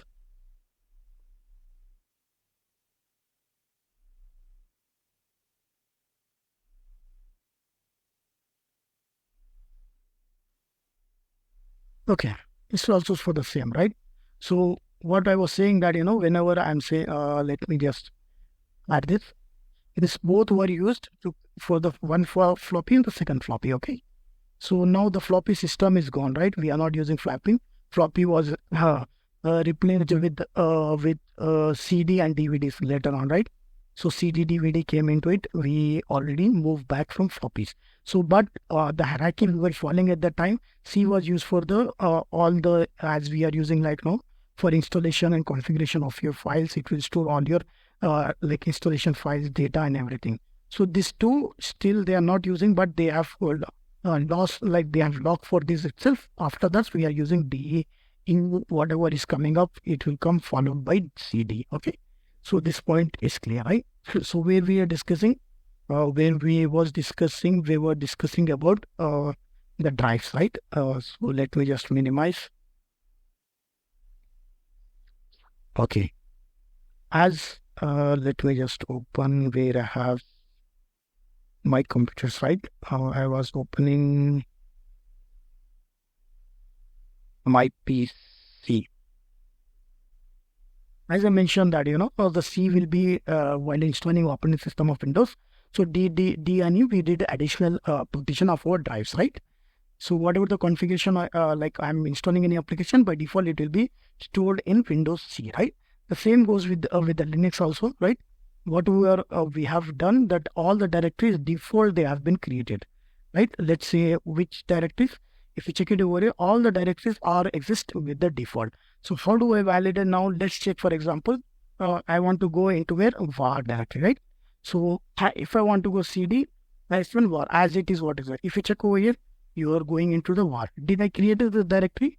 Did I created this folder now, right? In Windows? No. If I print over here, what you'll find? By root, you have a root directory, right? You have a root directory. Okay, in the root, you have one var directory. Okay. The same thing is good. cd dot dot. Okay. cd chain directory space dot dot two dot, that will take back to me last directory from where I came. So I came from the from the root directory, right? So if I print over here, you'll be finding I'm in the root directory now, right? So one point is clear. So let's validate one more time, one more file, right? What we have discussed up to now, we have discussed 3 directories, right? We have discussed 3 directory. Let's discuss about the home directory, right? Slash home. Sorry, cd slash home. Yes, I'm into that also. So if you ls over here, you'll find that home is for the Ubuntu.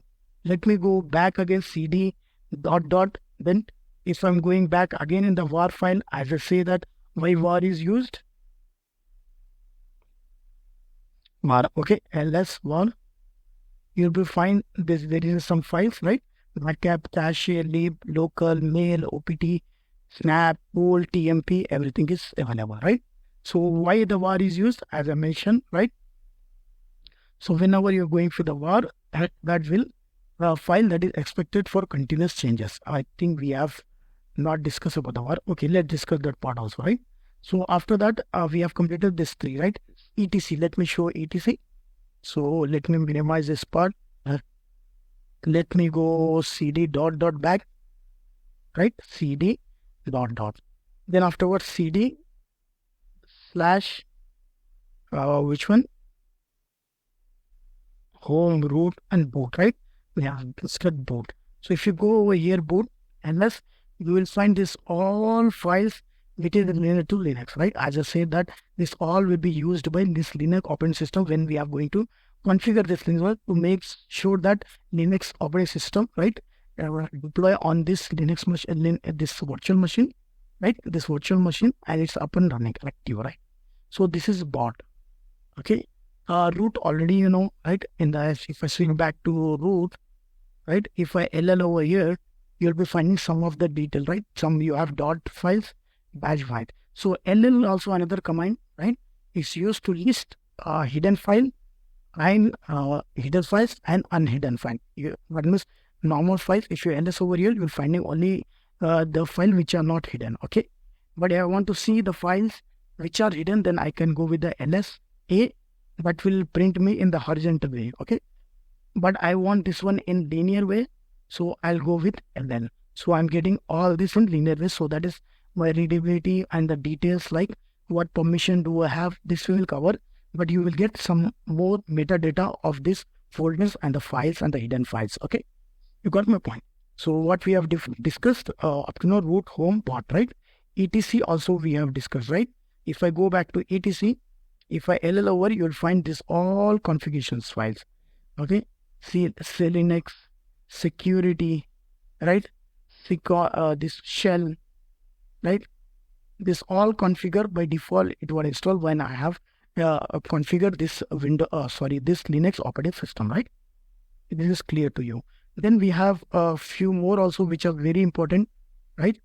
That let me clear now screen and take one more time. The one is you're going with the user, okay, USR. So you'll find over here there is user USR, where you'll find some file that is only read-only user files. Okay, so there all packages available in the users. Okay, use USR, all packages. So like whatever the package is required for this operating system, right, Linux and everything, that will be used. So let me go and switch over here, right? cd slash, okay, USR, hit enter. So if I ll over here, you have to find that, this all the packages is available, like games include, libraries are there, we have sbin is there, share are there, and src are there. This all related to what? These packages related to currently for Linux operating system. If I go for the bin, you know very well, right? The bin is used whenever you're going to delete anything. You will find some of the things, right? VMware bins, right? Where whenever you're going to deleting anything, sometime temporary that's going to store, right? So this is available. If I ll over here, you'll find local src. Let's go in the src source file, right? If I ll over here, you'll to find some, this is with the Linux AWS header, right? Okay, we'll not go into the deep of this. This is only first tour, right? Second lecture. So we'll make it as simple as the here. What I'm going to discuss about the what are the file hierarchy system is available, right? File system hierarchy. Okay. So after that, we will go use cd dot dot to go back, and I will use one more cd dot dot to go back. Okay, in the practice. Then afterwards, we will cover one more root directory, right? We'll go with the sbin, right? Here you are storing system binaries. Okay, simply whatever the commands, not only root user, anyone whoever the user, right? Is root user or any Ubuntu user or RFing user, if it's created, right? But all user commands and everything will be executed with this system binaries. Okay, so if I want to cross check this one, let's go in cd slash sbin, right? So if I have ll over here, what you'll find, you all find all the some additional details, right? Unix, in everything you'll be finding sudo. See, you go receive sudo, right? Sudo login, sudo login, right? So if you enter over here, it's not a directory. Okay, cat sudo login. So it's showing some details, right? So whatever I'm going to use, like I'm using this color extra, let me check what is given, color everything. Okay, so this command, this it will store what will store. It will store not only any the root user, or anyone can use this directory to create to execute the commands. Okay, so to exit this, I'll be using Control C or Control D.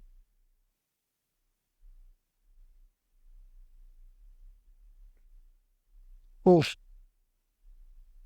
accidentally I have two type. Okay, sudo su. Okay, we have discussed about that. So now what are remaining? Let's discuss that point also.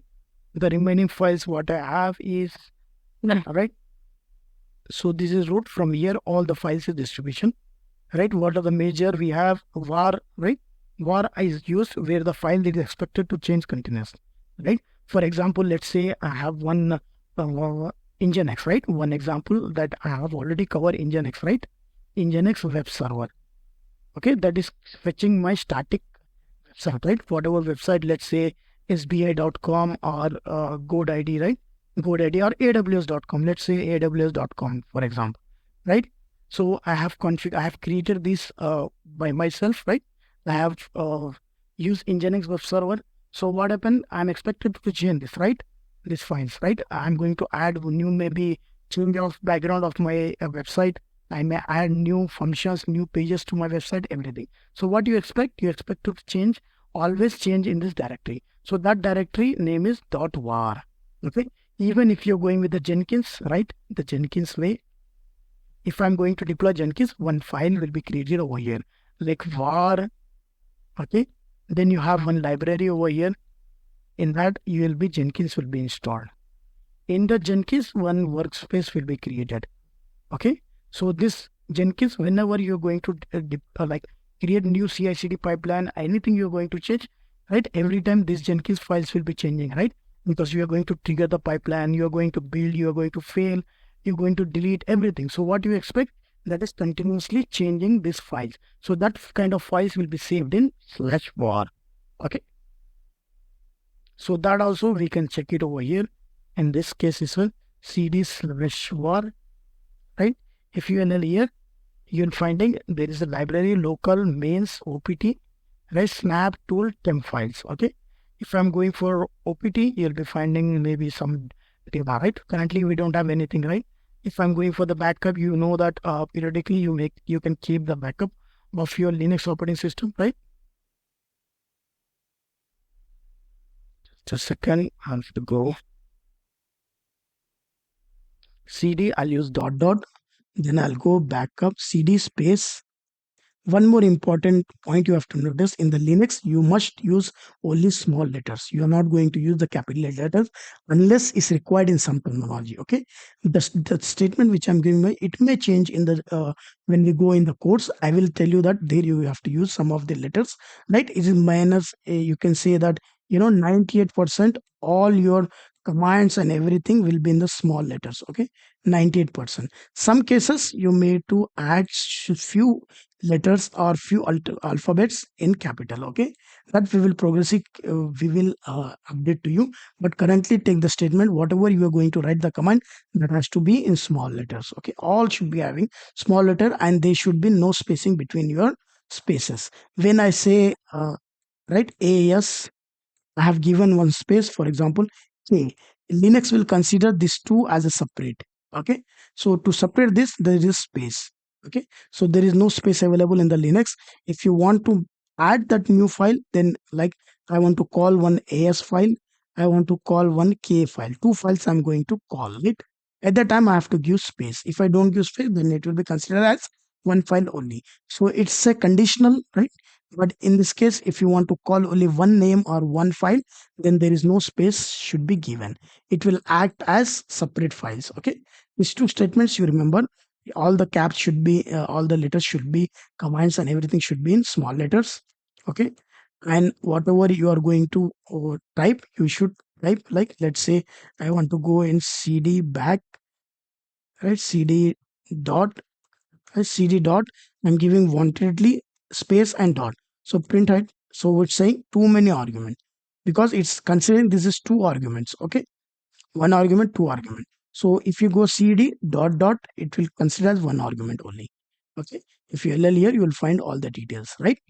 So this point is clear to you, right? So after that, what we have the files over here. You have media file, right? These files such as cd-rom or something, wherever you're going to store some cd. This is not frequently used, but you can know about that. Library file, you'll be having share library modules, right? Whatever the modules you have, share library, that kind of things you'll be finding. Etc, as already say that host specific, right? Like nginx or something, configuration files will be stored, right? The device files, okay, will be stored. Bot, as I mentioned already, root, run. So run here is that run programmable data will be stored over there. So this progressive will be adding, but currently the major part you have to remember is this is, right, the var. Let me take this color as yellow. Var, okay, you have to take OPT, frequently home for the users, right? Except root user, root. Okay. And then we have sbin, right? Then afterwards you have ECT 1, 2, 3, 4, 5, 6. Okay, remember this 6 one, okay, which is frequently used. The remaining are temporary files or cache files, something else that we can use it progressively. Okay, you got my file system. You have got all the details. Linux file system, and this that GF is created by Gina Acosta. Okay, as is open source, just to make you more sure, like animation way, so that you should have the knowledge. I'm just giving this domain on this one. Please, if you have any issue, I'll give the rights to also. I'll add the rights, Gina. Don't worry about that. Okay, so this point is done. Then afterwards, what we will show it as a set, we will cover some commands. Okay, so let's complete this part. This part is over, but progressively we'll be adding, and I will updating you while we are working on the Linux operating system, right? So now we'll go over here. Let me go back over CD. Okay, now we will cover some of the commands, right? Whenever you are going to switch to root user, what you have to do it, you have to use sudo su. So what you have to do it, you have to write your notes. Okay, take these notes, right? Take these notes so that you remember. Okay, so let me add over here, and I will add switch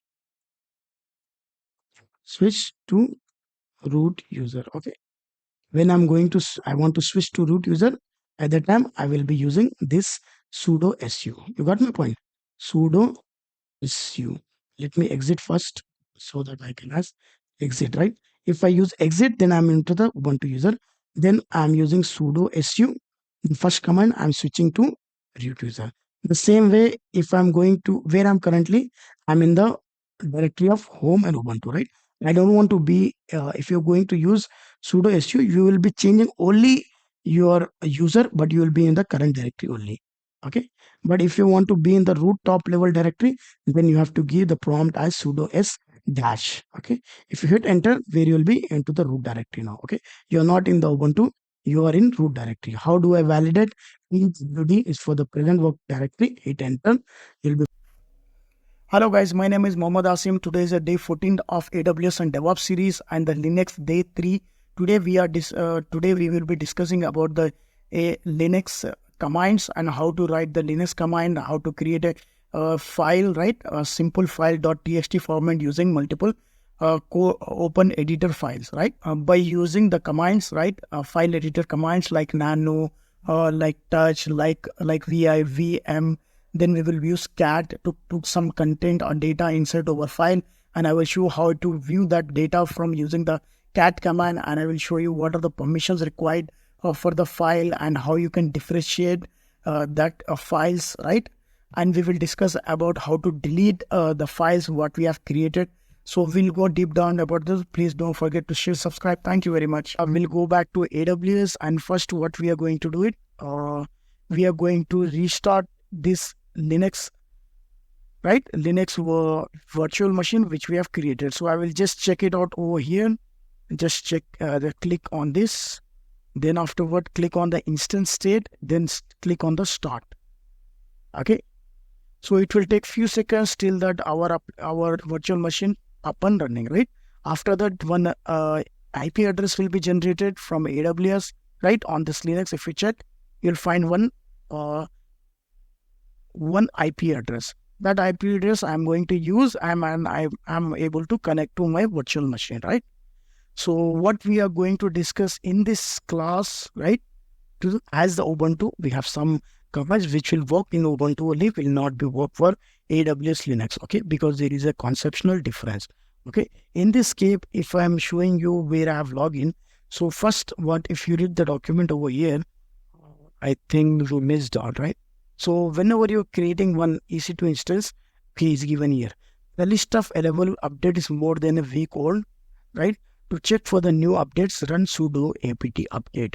So whenever you are going to log into your virtual machine, right, it's best practice you to update sudo apt update. Okay. So what will happen with this one is that it will update the AWS any new packages or new security or new updates came, anything is showing global security, right? It's updating that security aspect, right? So whatever is there, that everything will be updated. If we check here, restricted backwards universe, this all data is updating from AWS, okay? Because AWS has provided us this open to operating system, right? Virtual machine also belongs to them. So this is fine. Okay, Ubuntu is open source. We are using Linux, and the AWS also we are using free one. Don't worry, there is no charges unless we require. Okay, for currently there is no charges. You can use as many. So you got my point. What is that? Let's add these points over here.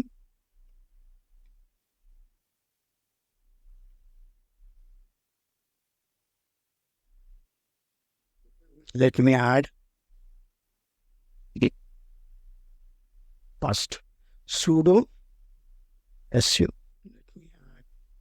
Right? Sudo su. Sudo su is used to switch to root user. I will add over here root user means administrator, right? Administrator in Linux. Okay, you got my point.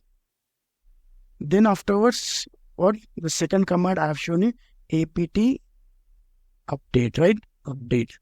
I'm using sudo just if I'm not in the root, then I can use this. That will update our packages, right? Updating the packages on machine, right? On virtual machines, right? The third option we are going with control with the clear or control plus L, right? Will clear the screen. Okay. So let me go and check this part also. So now if you check it over, my screen is filled. I'm right typing A1. What I can do, I can type clear. So all my screen will be cleared, right? My clean is clear. Or else we can go with, right? Sudo apt enter. So it's updating, right? So what happened? All the things are updated, right? So I want to clear, I can use control plus L. It will clear. Okay. You got my two files. Now these three commands we already covered, right? What we have covered? We have covered three commands as I mentioned, right?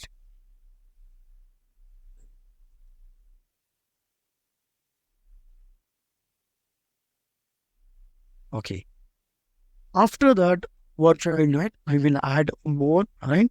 We will go with the file creation, right? File creation part.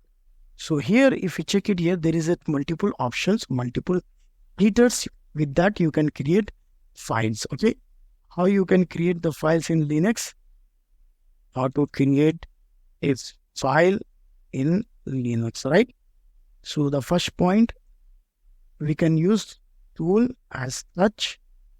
Let me just capture touch. You can use it. You can use it. You can use the command as nano editor, right? Then afterwards vi or slash vim. Then you can use cat also, right? These are the 5 editors famously used to create the files. Okay. So if I'm going to add over here, just let me take and increase. Okay. So let's go and check it out how you're going to create the file. Simply, whenever I'm saying that create the file, right? How do you create the file here? By clicking here, clicking new, and what I'm going to do, I'm going to open any file like text document, right? So new text document will be open. But in the Linux, what you have to do, you have to use one command line, because this is Linux is command line interface. Okay. So in this case, you have multiple commands. One is touch. Touch is used to create empty files. Okay. So let's add this point also. Touch is used to create empty files. Okay. Nano will create file and data. You have to enter. Okay, so that means it will create the file, it will open the file. So you have to enter the data. Here there will be no filing like this. Okay, let's cover that part also. Vim also same. Okay, create file, you have to enter some data. Okay, in the cat you have to push the data into that. Okay, that means create file and push data in file. Okay, we will cover these four aspects now. We will go first, as I mentioned, right? Not touch. Let's say I want to create a touch word dot txt. Hit enter, right? So one file is created. How do I'm going to know that? If I ls over here, you'll be finding one word dot txt is created, right? So if I want to check this file, right? That means if I want to go and insight what data I have, right? So what I'm using the cat command to see the data inside that. Okay. So how you're going to see, right? How you're going to see the data over here, right? If I'm going to open here, then I'm going to see the data, right? I don't have a data when I've created, just I have created, right? So I don't have a data. I can give the data here, right? I can insert the data. So after inserting the data, I'll save.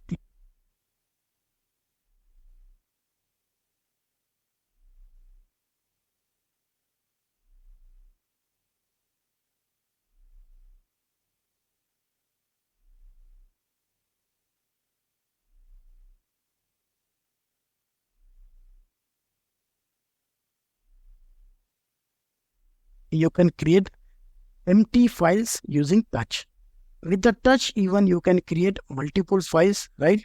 Like a word 1.txt extension can be anything. Word 2.txt. Let's check that this creation will be taking a no. So what happened? One we have created two more. If I ls over here, list ls, I should be able to find the word, the three txt files has been created, right? Using touch which command, right? Using the touch editor, right? Touch editor, file editor. Now the second, as I mentioned, that what we are going to use, nano, right? In case of nano, what will happen? I'll use nano and I say that I want to create word 3.txt. As you hit enter, the word file will be created, but it will not be saved. You'll be inside this word, .txt file. Okay, hit enter. See, you are inside word.txt. Now it will ask you that please insert any data. So what you have to do, you have to insert data as it is. Data injection, right? Injection. So now if you check here, you'll find all the help from this provider. Okay, let me just click on the save. Right? Now here what you're going to find, how you're going to exit. Now it's showing that if you want any help, you can use this sign Control G. If you want to write out, you can use Control O, where you want to check anything, right? I want to file in this, you have, let's say I have 10,000 files, words or keywords here. If you want to check specific keyword, that can be used. Even you can go to the line. This we will, in the progress, I will show you. But how you're going to exit. So exit is showing X. So this is control, that is X, right? This is control, this is X. Okay. So let me, this is control part, this is X. Okay. Let me just delete this. So what I will do it, I will use control X. So it will prompt me the save modified buffer, the data what you have inserted. Do you want to save it? So it's saying if you want to insert Y to S to save, no, N to no, right? I will say Y. I just is asking me, just are you okay with it? You want to go back to whatever prompt you have given? Then it's okay or no? I will say it's okay. So what I will do, I will hit enter. So now what happens when I'm using nano, when file will be created, that it will open automatically the file. Okay. So I have to give all the insert document. Okay. So this will happen like this. Okay. So now I want to check what data I have written in this, right? So I'll use cat So now you may say that how do you validate that using Nano? You have saved some content into this, right? So I will say that please use cat command is to see the content inside any file, right? File, we are speaking about the files, okay? So cat word, okay, w word. So it will, if it insert the tab, it will take, if you have same words like word. After that, it will ask you what kind of file. Then it use tab again, right? So it will take the file extension back if it is exist in this directory. So where I'm in the current directory, I'm creating in the root, right? So hit enter. So you're going to find I have given the data injection. Okay. Nano is used. It's a simple editor, right? Editor that you can be using in real time. Okay, it's not very complex, but there is it's frequently used. This is my favorite. Okay, I'll be using maximum Nano itself. Then afterward you have VI. VI also same like a Nano, right? But there is some progressive. I'm giving. It will not create empty files. It will create the files. You'll be going direct to the file which you are creating, right? VI word 4.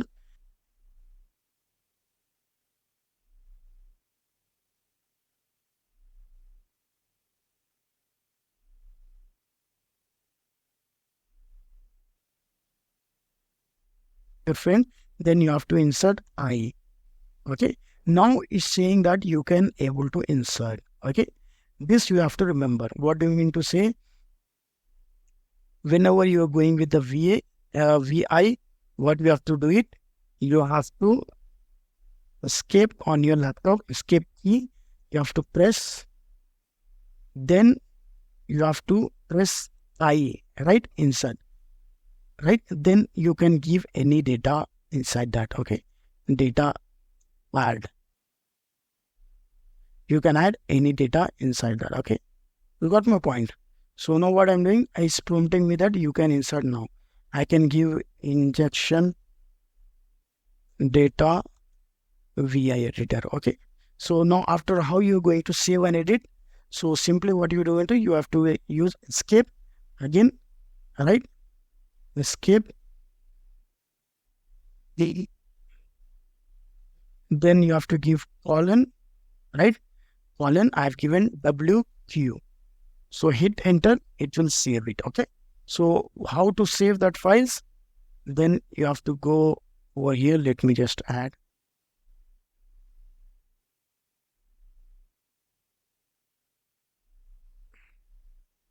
How you're going to save it? So simply use escape, right? Afterwards colon W key so that you save and exit from the files. Okay. So you got my point. Save it. Now, if I don't want to save, let's open this file again. You can use this editor either to create or open the file. Okay. So if the file is not created, like word 4, I don't have this, right? Hey, let me show that. LS over here, what the file name is you have? Word 4, right? So VI is used to create the file and open the file also, right? This all tools, this all editors, what I'm saying that it will create the file if it does not exist. If we have the file is exist, then it will open the file, this editors, okay? So what we will do it, we will just open this now. In this case, what we'll do, we will open the existing file. So VI exit, so it's showing the data, whatever we have stored at the time. After that, what you have to do it, you are just use insert I, okay? Then afterwards, I'm going to use insert, right? So I can go anywhere, I can add any data, right? So then afterwards, let's say I have WRT by mistake, I have done something. But now what I am to do, I want to exit this. So W, right? Colon, escape colon Q, okay? Just only Q. Then hit enter. So it's saying that, no file written since last date. Do you want to continue? I will say press enter. Just a second. Escape colon Q, right? It's saying that some data has been added, but you are not going to save. So what you have given, you have to give one all once exclamation mark so that you exit forcibly without saving. Hit enter. Now if you check over here with the cat command, right, what I have just added the text that not be visible.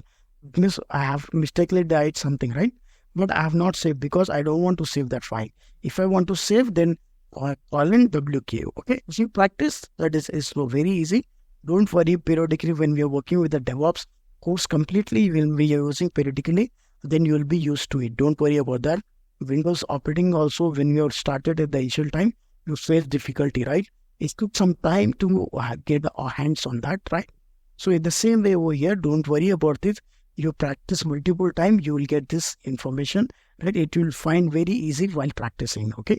Make your progress document, then you can write anything over here. After that, when I say Vim also seem like a VI editor. It's same of that. So I'll say word6.txt. Okay.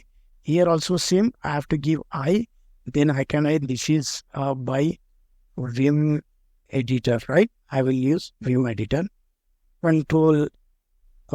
Escape colon WQ. Right? Hit enter. So if I want to use cat word6.txt, then I will to find this is by Vim directory. Just I have given some data inside that, right? So now the point is that cat command is used to see the content and to write the contents also, right?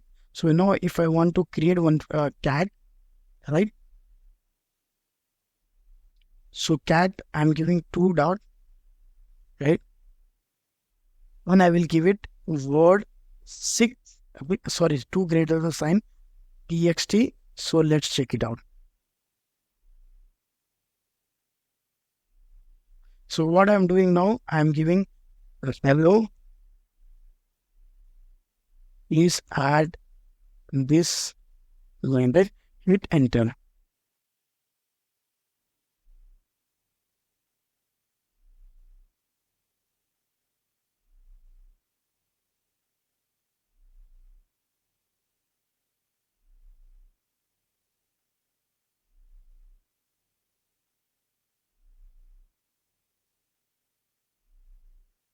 See, if you check it over, you will find that the data, whatever we have entered, that has been saved in this file, right?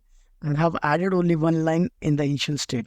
But now when I have used this command cat, right, 2 greater than sign, then what says I have given the file name in which I want to add some content, some data inside that. Then I'm using Control C to exit line. If I want me to show again, I'll be showing again to you, right? Cat 2 greater sign. Okay, I'll be using in this case where we'll go with the word 4. In the word 4, we have injection data v1, right? So I'll go word 4.txt file, hit enter. It's asking me what kind of data you are to go into as. This is adding by cat command using, okay, for simple roughly. After it asking, do you want to add any another line? I'll say no line is, right? I'm adding 2 line. Then how do you going to exit now? If I hit enter, I'm going to add up one more line option. Use Control C. So automatically it will save all the data, whatever we have added over here, that will be saved to word4.txt. So if I use cat, I am not using any greater, right, sign. That means it will show the content, whatever available in that file. Hit enter. You're able to find one is one we have done using VI editor, right? VI editor, who we have given the data 2 lines using cat command, okay? Even you can create a cat, right? Cat, or let me just give 2 line. Let me add asim.ext, hit enter. Then after saying hello, it's Asim. Please subscribe our channel and like, share the DevOps course, right? Hit enter. Then after I'm using Control C. So if you check it over here, did I make anywhere asim.txt? Do not know.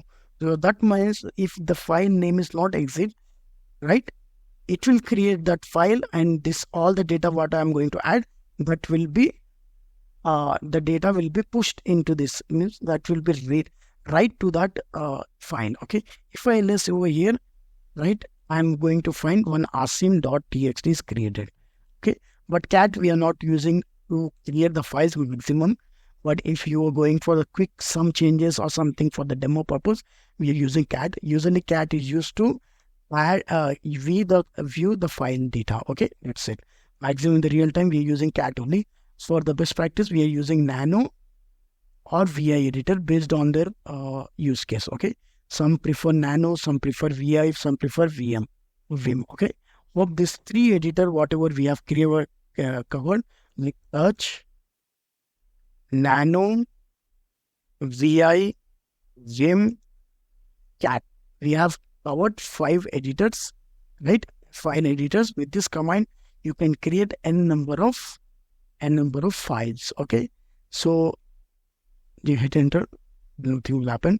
Touch, you can give any like you can create any like any extension, right? It doesn't matter that it should be txt only, it can be anything, right? Let's say I'm saying that .js, I can create .js. If you ls over here, you'll find the extension asim.js, right? That is JavaScript, for example. So if I want to create touch, right, asim.sh, right, shell script. So if I ls over here, you'll be finding asim.hs. Okay, now if I want to see what are the permission assigned to this file, if you ml, you'll be finding all this in the linear way. Let me ll again, ll, right? See, you check it over here.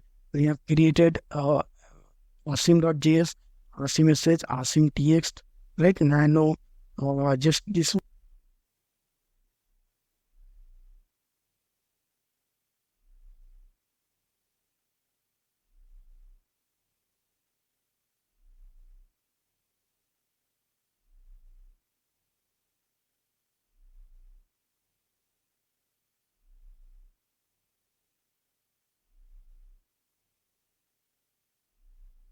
is getting deleted. Okay, word 1 is missing. So same way rm to delete the file. Okay, word only, right? And the word I have, right, word dot txt, hit enter. Okay, so just I'm using tab to get all the data. I'm with like I'm going to, like I have used w at hit tab, so it will take the file name existed in the directory. Okay, hit enter. Now if you ll over here, everything is done. Now the point is that where I'm currently, I am in the root directory. Okay, all files are created in this directory itself. Okay, so how you're going to know this directory is created? The simple way is that you require one tool that is called as tree. Okay, tree will what will give? It will give a structure. Let me install that. So when I say tree, then you'll be able to find that there is no such is installed, right? Command tree not found can be installed. It's showing that Linux expertise, or you can say how Linux is, helpful and is very fast or intelligent. That so this itself is saying that tree is uninstalled, but you can install using this this command. So I will copy apt install apt package to install tree. Okay, I will install these packages. After installing these packages, what simply I'm going to do is that, let's say where I'm currently in the root directory, right? After current this directory, root directory, I have created multiple files, right? Like say word 1, word 2, right? Word 3, word 4, 5, 6. This all you can see with the using one command tree. If I hit enter tree, sorry, just a second. Tree over here, you're able to find, see what happened. The root directory is the where I am. From the root directory is the current directory. Where I'm current directory, I'm inside root. Okay, root is the directory for inside the root directory. Inside root directory, what I have? asim.js I have, asim.sh I have created, asim.txt I have created, cat nano I have created files, that vm, word 2, word 3, word 4. This all files will be visible with one structure itself. Okay. If I want to see in the C in the if you see this in the blue color, you just recognize that this is a folder. Okay, it's not file. This is a folder, and the folder is known as Linux as a directory. Okay, if you check here is a directory. Okay, if you check here, you'll be finding that is blue color is a directory. How you can differentiate what is a file and directory? One option is with the color. Okay, the best practice is not with the color. You'll be finding with the first over here. If you LL or if you ls-a, no LL over here, right? You'll be finding in the starting. Okay, when we say there is a D in the starting, just remember that is a directory, that is folder. If you remember D in the starting, remember that is directory. If there is no D written, that means this is a file. Okay. If I say asim sh, you're finding there is no over here. It is empty. That means this is a file. Asim.txt, this is a asim file, right? It's a file.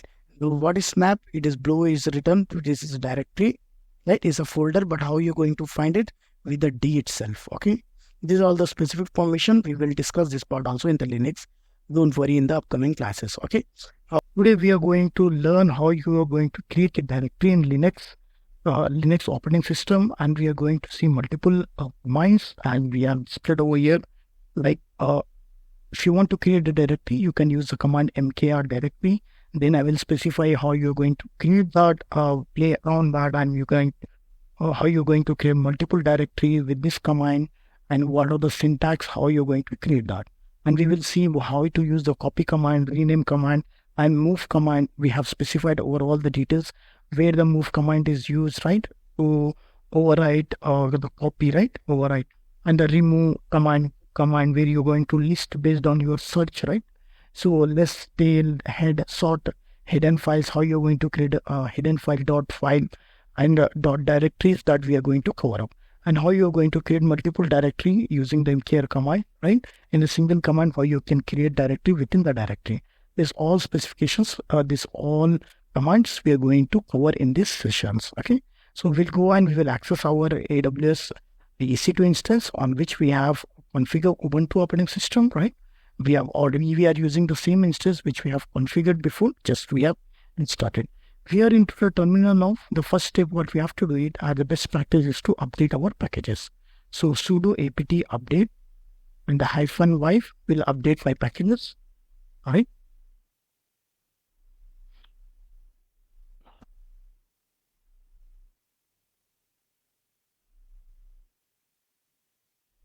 Okay, the update packages are updated, right? So let's open whiteboard also so that we can create a drawings, right? If you require something to explain, we will explain on that. Okay, so let's check it over here. Fine.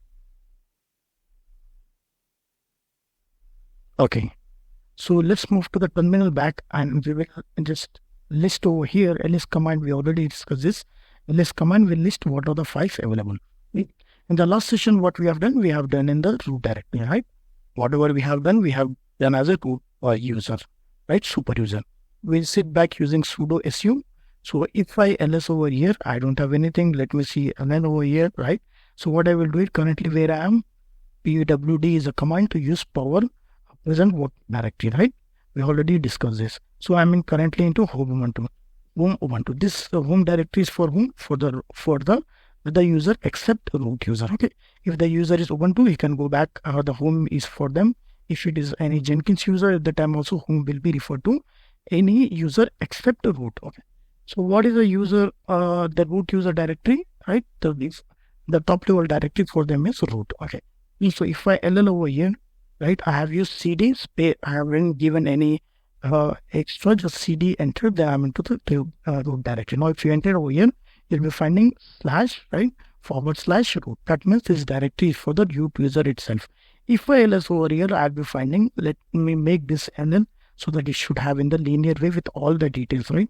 Like what kind of permission do I have for this file, how many permission, what user is there, which group they have added, and what's the size of the file when it is created. All the metadata, data will be displayed with this command ln, right, in the linear way. So here, if we check in the last session, we have created multiple files, asim.js, asim.sh, asim text, right? So now what we will do it, let me first create a one directory. So let's say we'll go with the flow itself. So I have created a directory, right? So I will delete this directory, but you can start after this. Okay. So, okay, fine. Now if I ll over here, let me clear the screen so you'll have a better understanding, and let me zoom also.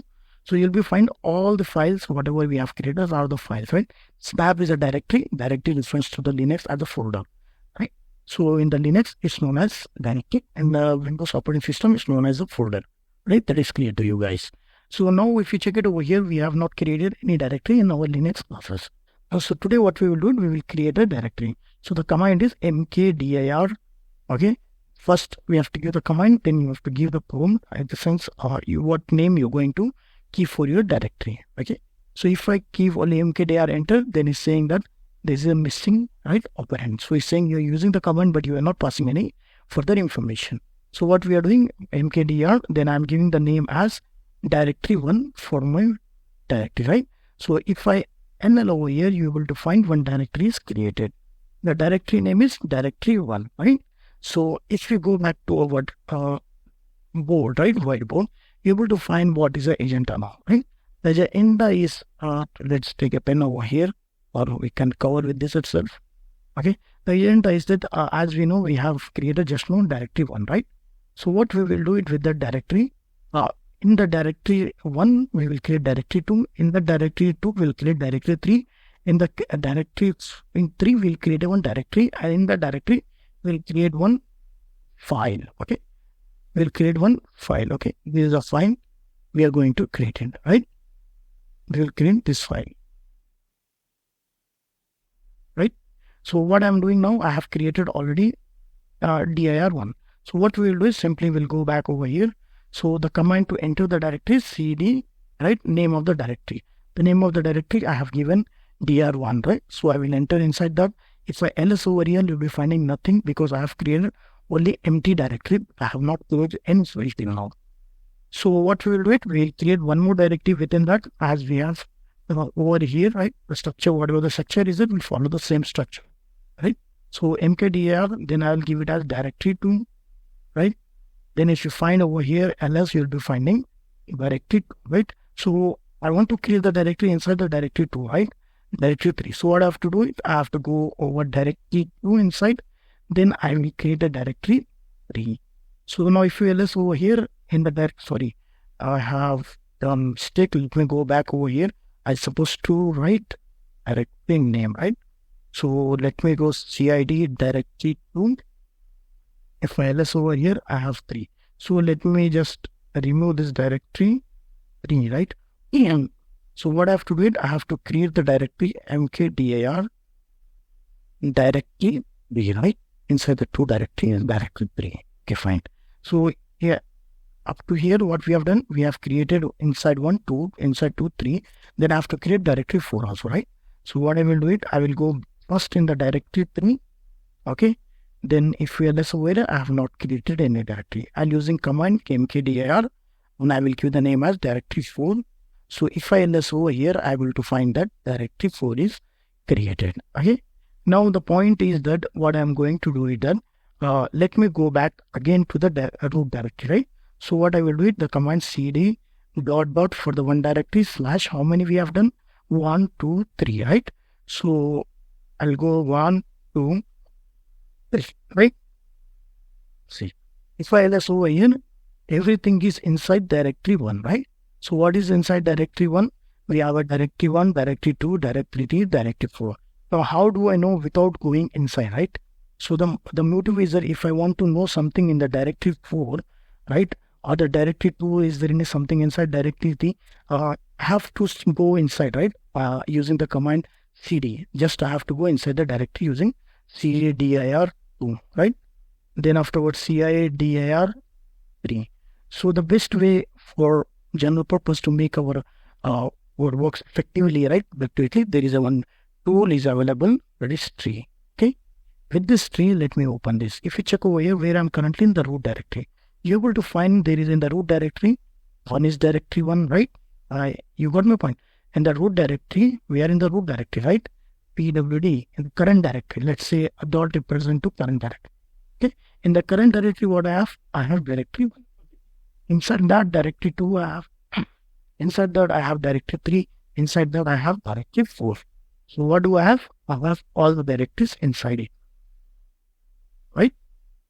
So then afterwards, what we will do it after that, we'll simply go to inside one directory, directory 1, right?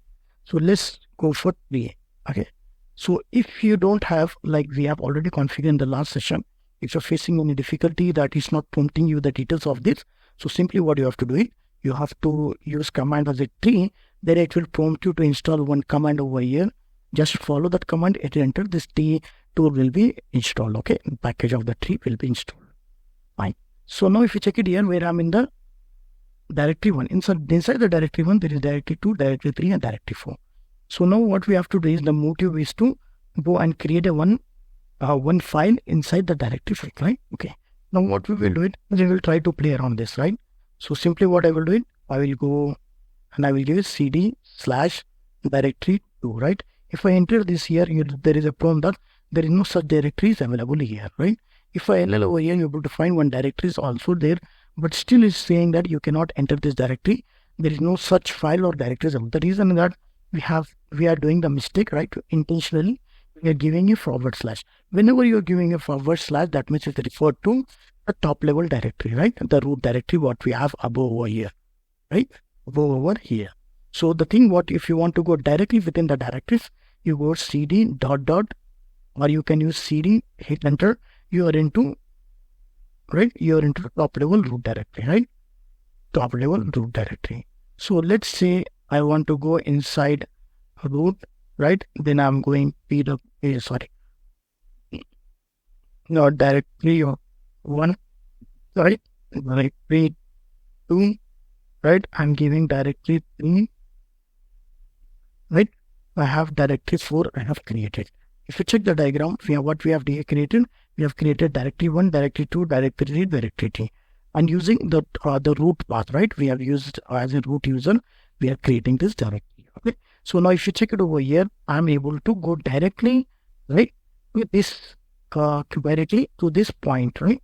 I'm able to go directly to this part, right? I'm able to go direct. I don't need to go manually.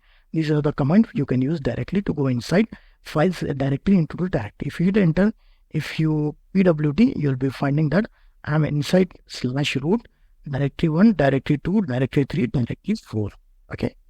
Now if you want to say that, okay, fine, this fine, but the motive is fine. Now we have to create one file that is named xy.sh. So to create the file, you can use multiple toolings editors, right? Creating files. So for any case, we will use touch to create the empty file, right? So the name I'm giving xyz.sh. So if you check it over here, ll, right, ls, you'll be finding one file is created, right? If you want to know the data, metadata of this file, right? So ll, you'll be finding this date, right? Data of this, that one file is created. It is created on 9th October. Today is the 9th October, right? The file size is 0 because the empty file does not have any content inside that. And there is a root user has the permission for this, and there is a retry permission. This we will discuss separately in one session.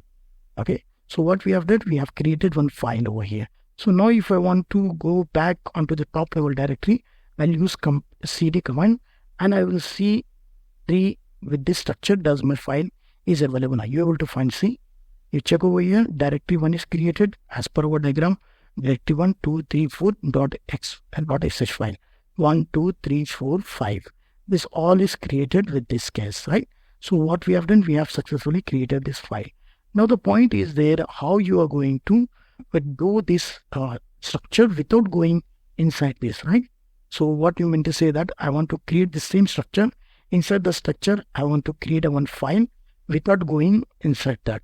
So simply what we're doing, I'm being in the root, right? Where I'm currently, I'm in the root, okay? Root, right? Fine, in the root, okay? So let me just go back to cd, right? pwd. So where I'm currently in the root directory, right? If I ls over here, you're able to find the directory 1 was created. So what we will do, we are playing around in the root directory, right? So for us in this tutorial, we are following root directory. You can create anywhere, right? But in this tutorial, we are using root. Okay, now from here, what we're doing, we are using mkr. So I'm giving the name of the directories as directory A. I will create multiple directories like B / directory C, then directory D. Okay. Now, if we pass this argument, it will fail. They say that you need to pass some arguments, right? With that, the reason is that we are not giving -v. So what you're doing is saying that cannot create directory, no such file or directory is available. So the same command will go over here, right? Yeah. Inside that, what you have to do, you have to pass a root, because I'm currently in the root directory, right? Where I was in the root directory. So print over here, I'm giving root. Okay. So if I hit enter over here, you say next still no such file directory is getting. So if you want to create this all steps, right? Create all the directory, you have to pass one argument, right? And B. Okay, hit enter. You're able to find now, if I enter, you're able to find one directory A is created, right? So if I tree over here, you're able to find the same way how we have created manually. By using simple one command, you can create n numbers of directories, n number of directory using giving the parameter with the -p, right? So now the point is that we have followed the same, right? But I want to create the files here now, right? And the main thing what we have seen is to how to create the directories, right? Now the point is that how to create the files, you know very well. The file command is to use touch, right? So you can create empty file using a VI, right? You can use nano or multiple tool editors, multiple file editors commands are available. Now the point is that here I want to create xy.s same file. So how I'm going to create it? I'm going to use touch, right? /, you know very well the root, because I have given the commands root, right? Path. Inside the root, I will give it dir a, right? Because where is dir a? Inside dir, I want to give it dirb, right? Then inside dir c, because I want to create over here, okay? dirc, dir a. After that, you have to give the name of the file. Okay. Now your point is that you're using the same as above, but here we were using the command as mkdir. Mkdir command is used to create the directory, not the files. For the files, you can create multiple commands, like we have created multiple empty file. We're using touch. If you hit enter, you will find that the prompt is executed. So how we going to validate? Now if I tree over here, you're able to find inside directory D, one file will be created, xy.sh. So what you have to do, you have to give the command, create the file, then you have to give the path, right? The path should be exactly starting from there, and you have to give the name, the argument, how you're going to pass it. Okay, let's add over here also, right? Simply what you have to do, you have to create it touch with the command, then path where you want to create, path to create, right? Create file. Okay. After that, you have to give it file name. Okay. Syntax is like this. You can use nano also for this, but the editor will be open. You have to pass the argument. Same, you can use nano also. Okay. You can use nano also. You got no point. So just if I enter tree, you're able to find one x.sh is created. Okay. Now the point is, if I want to delete this file being in the root, how I'm going to delete this file, right? You know very well, rm is a file command to delete it. If you're facing like forcibly, if you want to do it, or to delete it, right? So what you can use is -rf, right? Like to safely delete directly, you could see, or the free up your space, everything, you can use the command. Simply what I will do it, I'll give the same path like /root / directory A, directory B, then D app. So it will take automatically if there is only one name of the same directory. In tab, then afterwards X app it will take. Now what's I'm trying to delete? What will be deleted? Tell me. So whenever we are going with this, right?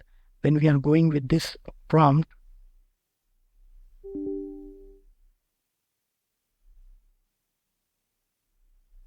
let's try to excite. So whenever I'm giving this prompt, what will happen? It will add the last whatever the file name you have given, that command will be applicable to this. This is only the path, right? So example, for somebody said to you that please go and give some like parcel or some gift to this person, right? Sitting over here in X location. right? You are seeing the argument. Then you'll say that this is a path. Please take this road, and here you'll find this person. You go and give the parcel to them. So they basically the same step over here. Whatever you're passing this, it will go for this step, right? So hit enter. Hit enter. So if I go with the tree, you're able to find that x.sh is created. Okay. So I'm not going manually inside this directory. I'm deleting this. So the same using the command, I can create same file again, right? So use the cursor to go for the previous commands. If you go up here, cursor up, right? You have the 4 keys on your laptop, which is for to move up and down, right? So just go with this up and do it. So if I'm going with the tree, you're able to find that this already again is created. Then what I'm doing, I'm going to delete that again, right? RM root directory, right? So it's already deleted, right? If I hit tree again, right, you're able to find this directory is created. Okay, fine. This file is created. Now the thing is that what we are trying to do it. Now let's see how you're going to delete the command, right? How you're going to delete a directory, sorry. So the point is that I want to delete this directory. Okay. So simply what you're doing to do it, you'll use RM, right? And I'll give the name of A, right, directly. So if you hit enter, there'll be prompt that this is not remove, right? It cannot remove because this directory is not empty because it contains all the data, right? Directory 1 has directory B has directory C inside that, directory D is there. So the best practice is then to delete.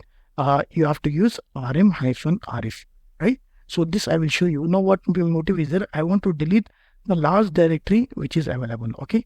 So for that case, I can use rm-rf and give the path, the root, right? Inside the root, we have created everything. Directory A, directory A to the directory D, right? So what I'm going to do it, I want to delete this directory D. So if I hit enter, fine. If I key now, what prompt will be given? So you're able to find that one directory D is deleted. The same command I can use and I can give it directory C. So in this point also, as I shown in the files, right? So what happened? The last, whatever you have mentioned, the source, the name of the file or the directory, right? This is a path. This is a path, right? This all is known as a path where my directory is there. This all will be the source, right? Which will be applicable. The command will be applicable. So I'm using to delete the directory, right? So that will be deleted. So what happened? Directory C is available, right? So what I'm doing, I'm going to delete this directory now. So I will hit enter. Just a second. I will hit enter. If I tree now, you're able to find there is no such directory of CD. So another point is that if I'm going to delete this directory A, it should delete directory B, right? Because directory B is created inside directory A, right? So that also will play around. So what will do, instead of going deleting manually, so whatever the content is available, I can use RM, right? Sorry, RM-rf /root/ what I'm going to do it, I'm going to create directory A. So whatever directory it contains, that forcibly and everything like consistently, right? Safely it will delete the files or directory whatever is available in that in the destination source where we are mentioning. So what I'm mentioning in the root, right? Hit enter root. So now if you check over here tree, I should be able to find one. I should be able to find this 2 also should be deleted because I'm deleting the source, right? So inside this only the data will be there. So if I hit enter now, right, you're able to find everything as deleted. Okay, there was over here directory A, directory B was there. Okay, that point is clear. Now if you tell me that Asim, okay, that's fine. But what you do, delete this all the things. Here we contain 4 directory and 1 file inside that. The simple is that what I can do it, I can go rm-rf /root is a path, then afterward directory 1. I'll give only the path of the first directory in which content is there, that is directory 1.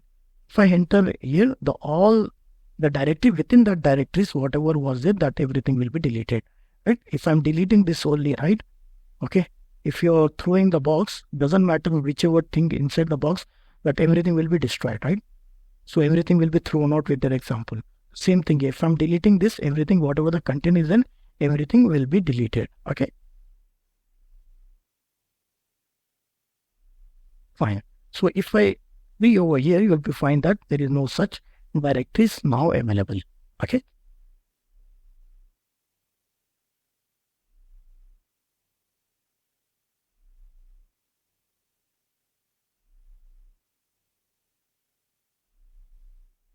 Now we'll see the command of copy, right? So let's go to the document and we will cover the pointers. We have already covered this. We will see copy. Copy command is used to copy your data, whatever file you want to make it duplicate or the backup. Okay. So now what we have a one word.txt, right? So what I'm doing, I'm going to copy that file using word.txt, right? So where I'm going to copy this, okay? So this path also you have to give it, right? So what I'm doing, I'm going to copy in the snap. Snap it as directory, right? Where I'm going to copy in the directory of snap, okay? So how do I know? If it's a simple, if you check it over here, everything is in white.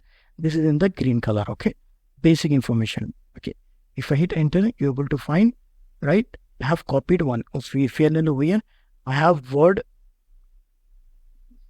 what we have already copied to snap, right?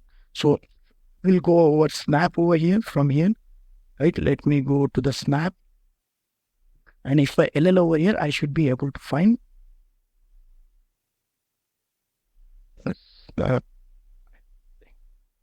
let me just go. ये पीछे का जरा काट देना यार copy command को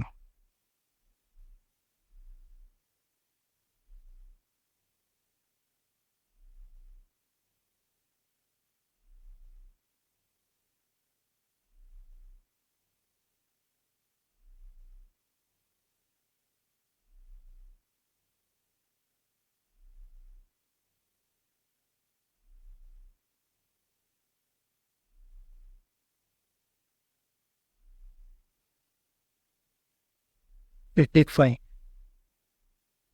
And now if you want to check, right, we have deleted the directory, right? So now if I use history command, right, you'll be find all the option what we have created. So simply what we will do it, we will create one directory, right? Directory, so replicate, just a second. Let me go back over here. I'll paste it, hit enter, right? So if I go with the tree now, you're able to find that one directory is created, right? The directory is D1, directory A, right? Now the point is that we want to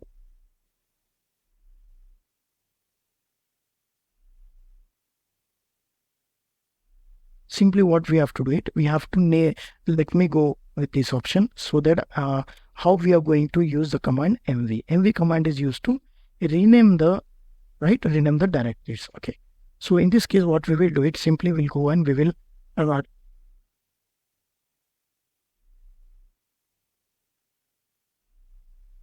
and use mv, and what we have to do it, we path over here where I have directory T. So simply what I will give it, I will give it root.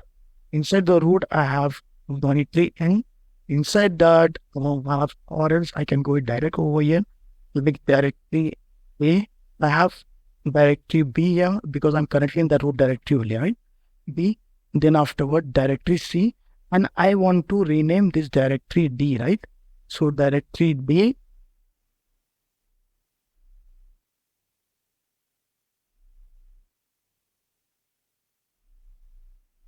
directory D with directory Z, right? If I tree over here, let's see what will happen now. Okay.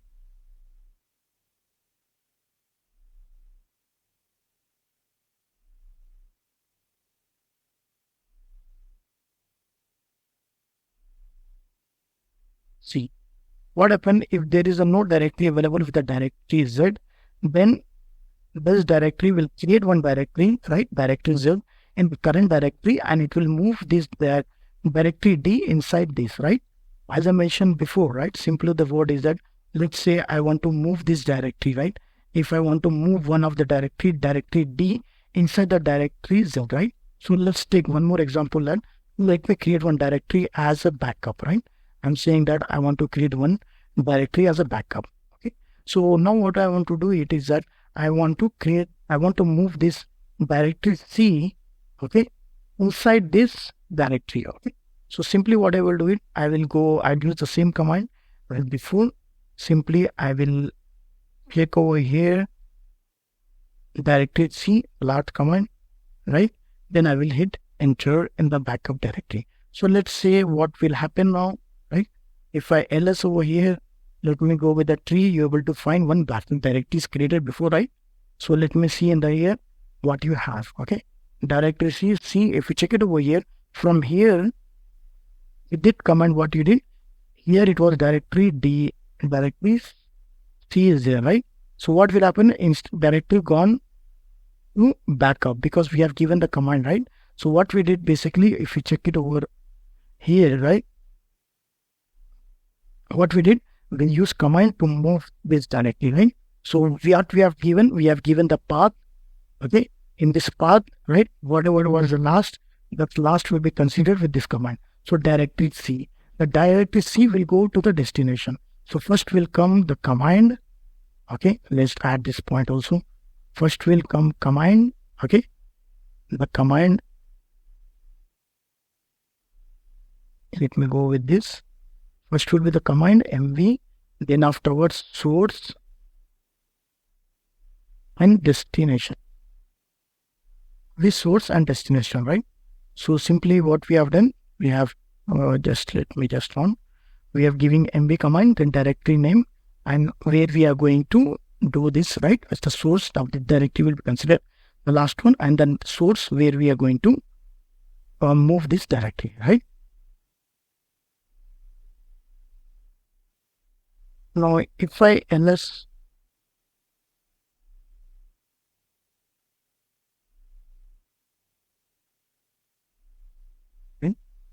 over here, you'll be finding the directories, right? So now the point is directory drz, what we have created. I want to rename this directory, right? So what I will do it,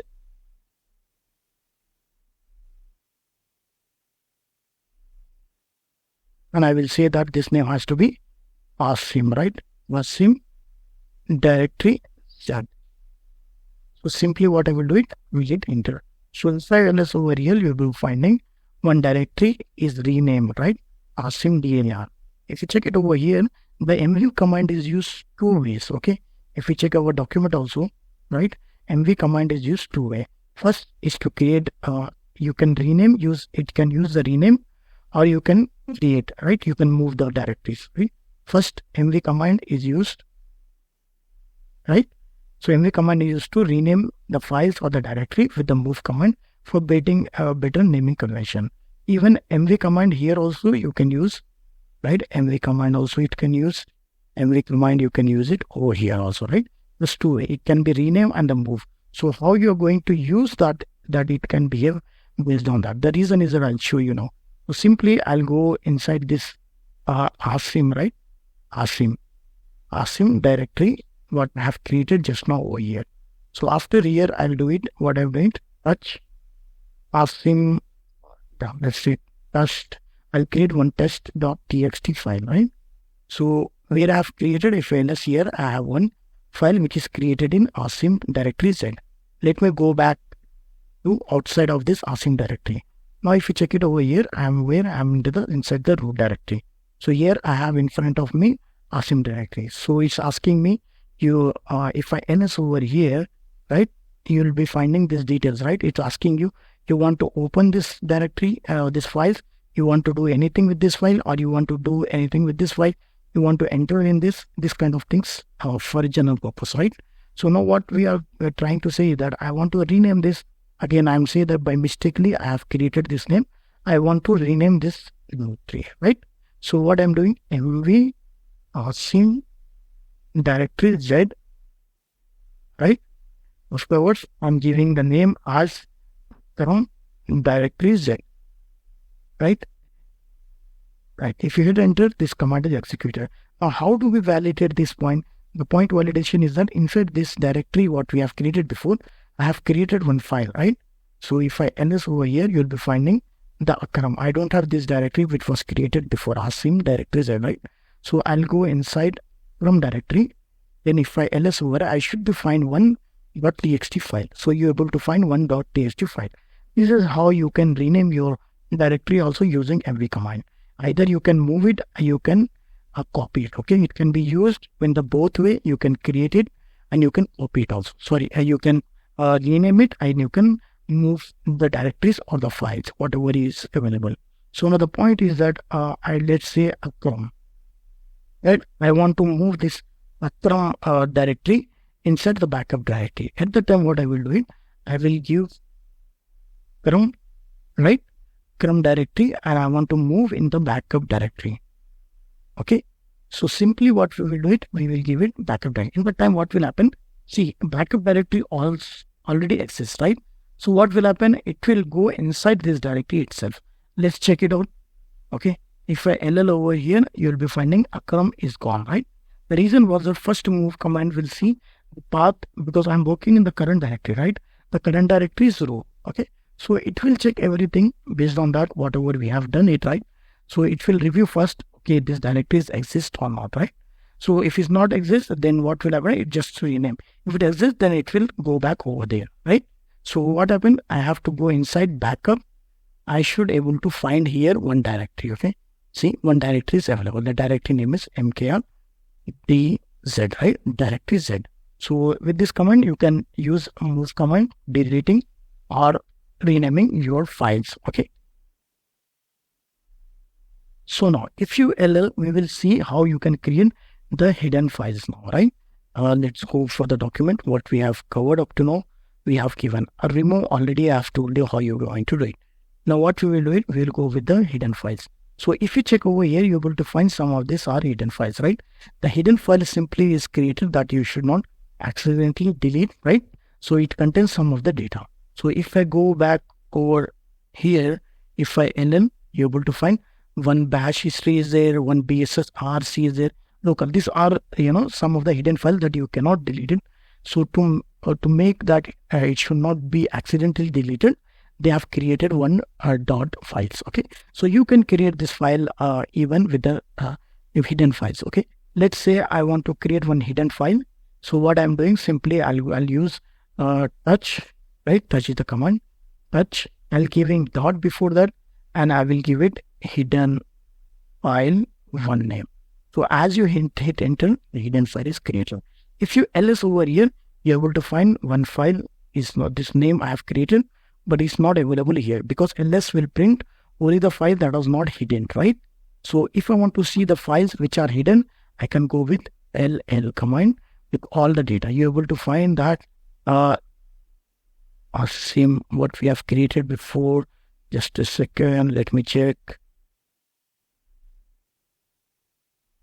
Dot hidden file one, right? Dot hidden file one. See, it's just created over here.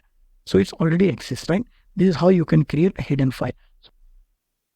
Now what we will do, we have created a hidden file, right? Now you'll say that this is the hidden file we have created. How to create the hidden directory?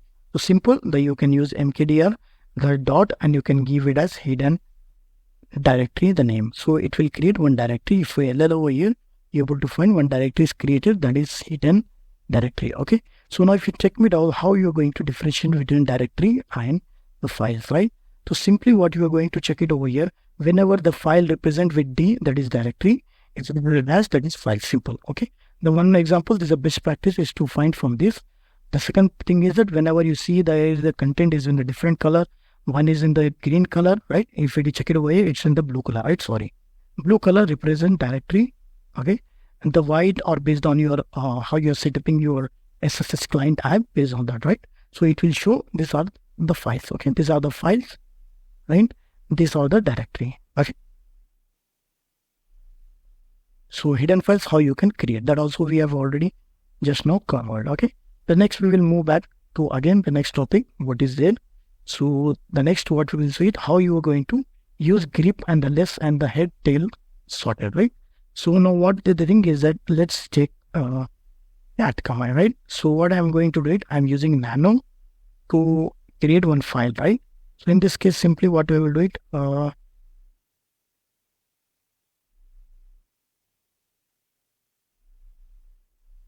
go with the command first grep, right? So if we hit enter a grep, it's showing that you have to pass some of the patterns or the file name or something else. So if you want to search any particular word, right? So what you can do it, you can use grep, okay? The grep is stand for what? Grep is stand for, right? Global. Let me add this point also. Global regular expression print, okay? So it will search and it will print or whatever you want to regular, right? It will show. So then now what we want to search, let's say for default, I want to search in grep root, right? Inside root one ECT dot password is there. Okay. So it's showing that there is no such word inside that, right?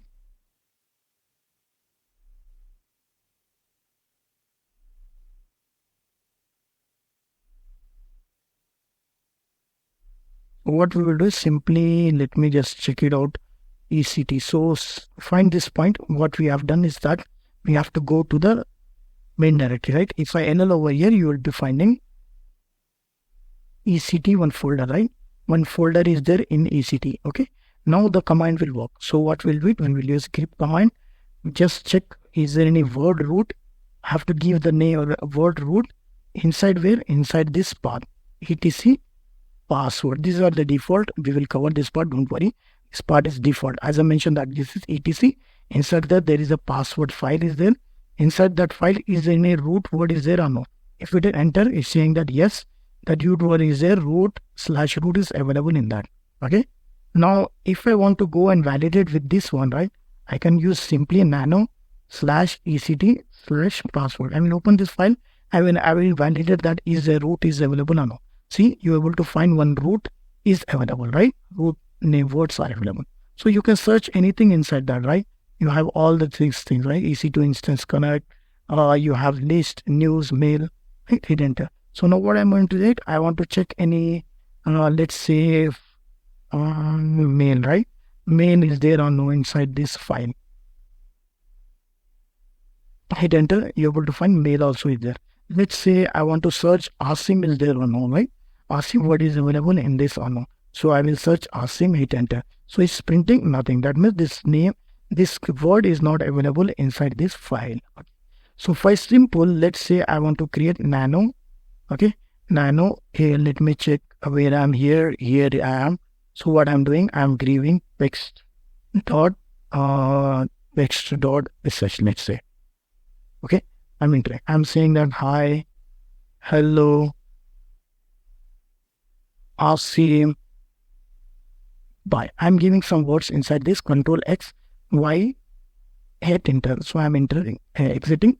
I save some data I have given inside this text.sh. Now what I'm doing, I want to search some words inside this file. So simply I'll use grep command, right? Grep, then after words are the words I have given as hi. I want to search hi is available or no. So where I'm currently, I'm into this directory itself, right? Because I have created the file itself here, right? So if I NL over here, you have to find text.sh. So simply I no need to give any path over here. Directly I'll give the file name. So grep hi, the word I want to search in the where text.ch. Hit enter, you're able to find one is there, hi is there. Okay. So I want to search, let's say hello is there or no. Inside this file, you'll find, okay, hello, what is available. So if you have 1,000 lines inside this file or 10,000 lines, easily you can search this this word is available or no. So it provide while writing the script or something else, you can find this font that will be very helpful to you, right? Okay, this is fine. Now after that, let's say I want to see some of the content, right? File contents. So what I need, I'll use less and I will give it the path over here and ECT, right? Let's say what it will print. Hit enter. See what happened? It's showing all the data, whatever was there inside that will be coming up, right? So how I'm going to exit? So control Q, escape Q, and exit, right? So what happened? It will print you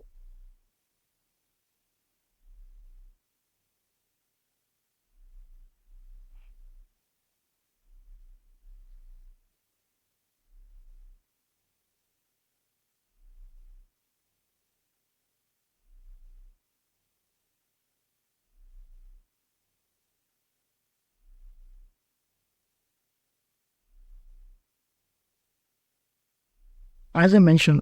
Let's check this file, right? ये पीछे का card देना देगा, okay? Page 4. So I'll use the list command to view the file name, right? Now let's say the file I have text.sh, right? So I'll use the name of this text.sh. So what I'm doing, I'm seeing the content, whatever is there available in this file. Okay, and this is the showing that you don't have the content, you have only how I'm going to be out of this file now. So I'll be escape, right?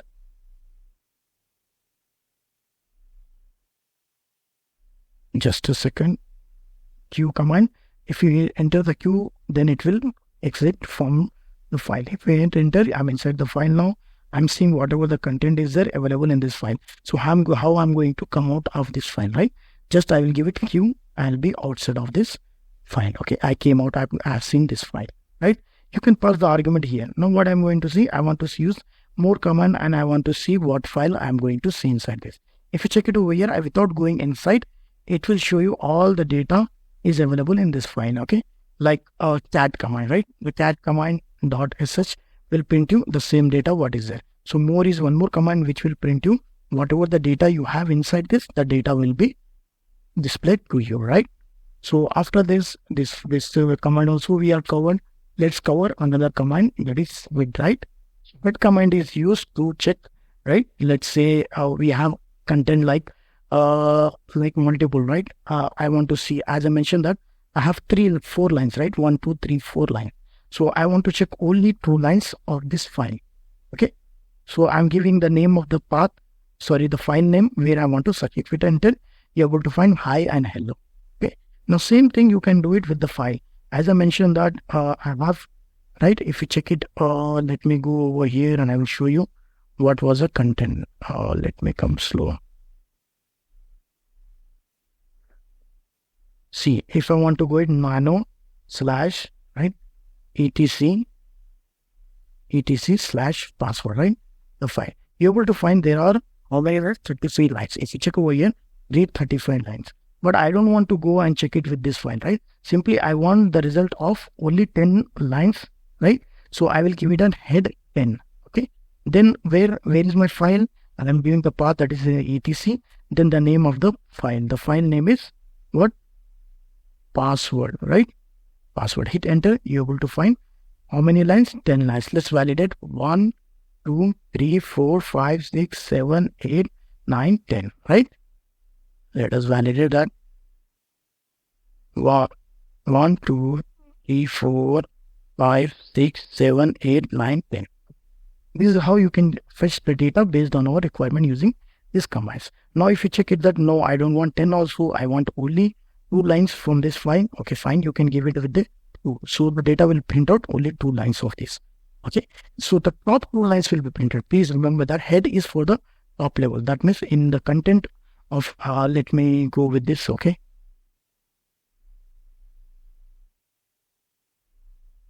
Hit enter. So the head command will read from here. Okay. So from the top 1, 2, 3, 4, 5, 6, 7, 8, 9, 10, right? News will end in the news itself. Okay. So head command is used from the top lines. Okay. So now in this case, what I'm going to do it, I want the below lines, right? So in that file, I have 35 lines, right? I have how many lines? I have 35 lines, right? Sorry. I have 35 lines, right? Out of these 35 lines, I have what I've done, top level 10 lines I have fetched. Just I'm seeing the content of that lines. Now I'm saying that out of this 35 line, I want below this last 10 lines, right? So the command is simply this tail. Okay. Tail -10, then give the path of your file. The path is available in the directory etc, and the name of the file is password. If you hit enter, you're able to find the below 10 lines of your content line in your file, right? Of your file. You'll be finding over here. So this also you find. So the basically what happened, the let add this point also. Simply what we'll done, the head will go with the ascending order, right?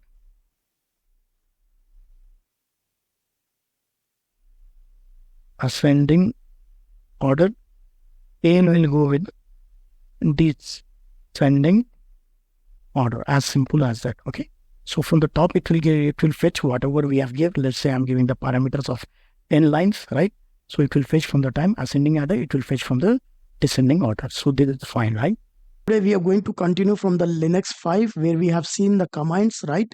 We have already covered the Linux commands like move, copy, how to create directory and the remaining commands, and we will carry forward from there. Today we are going to cover how to do redirection. I will show you how you are going to use to get the information of Linux operating system machine information, how you are going to delete some of the files, and the OS system we will cover. If you have not subscribed to our channel, so please do subscribe so that you receive all the updates to related to this series and the real time projects also, right? So let's to go towards this session. So first what we will do it, we will cover the 10 topics, right? First we will see how we are going to redirect some data inside the file using echo command. After that we will cover some of the commands as we mentioned. We will proceed as we mentioned over here, right? So uh, in order to proceed further, we required one Linux operating system, a virtual machine, right, on which Linux is configured. So in our Linux first class, we have already configured the machine. So I just started, right, that machine. So I'm using the same machine. Please start that machine. If you don't know how to create the machine, you can check our Linux first class, right? So let's say we have restarted our machine, right? So first step, what we have to do it, we have to restart uh, updates, right? Sorry, we have to update our machine. So what are the command? Because this is a Linux operating system, we are using Ubuntu, right? Ubuntu flavor. So at that time we will be using apt package, right? Sudo apt package. So if my machine requires any update from AWS, because we are taking this virtual machine from AWS, right? So in this case, it will take all the updates and it will keep the virtual machine up to date from the current date, right? As we are recording today on the 10th September, right?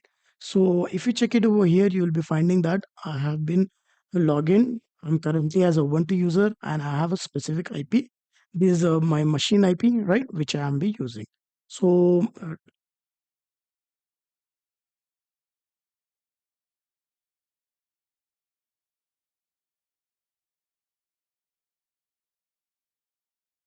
okay.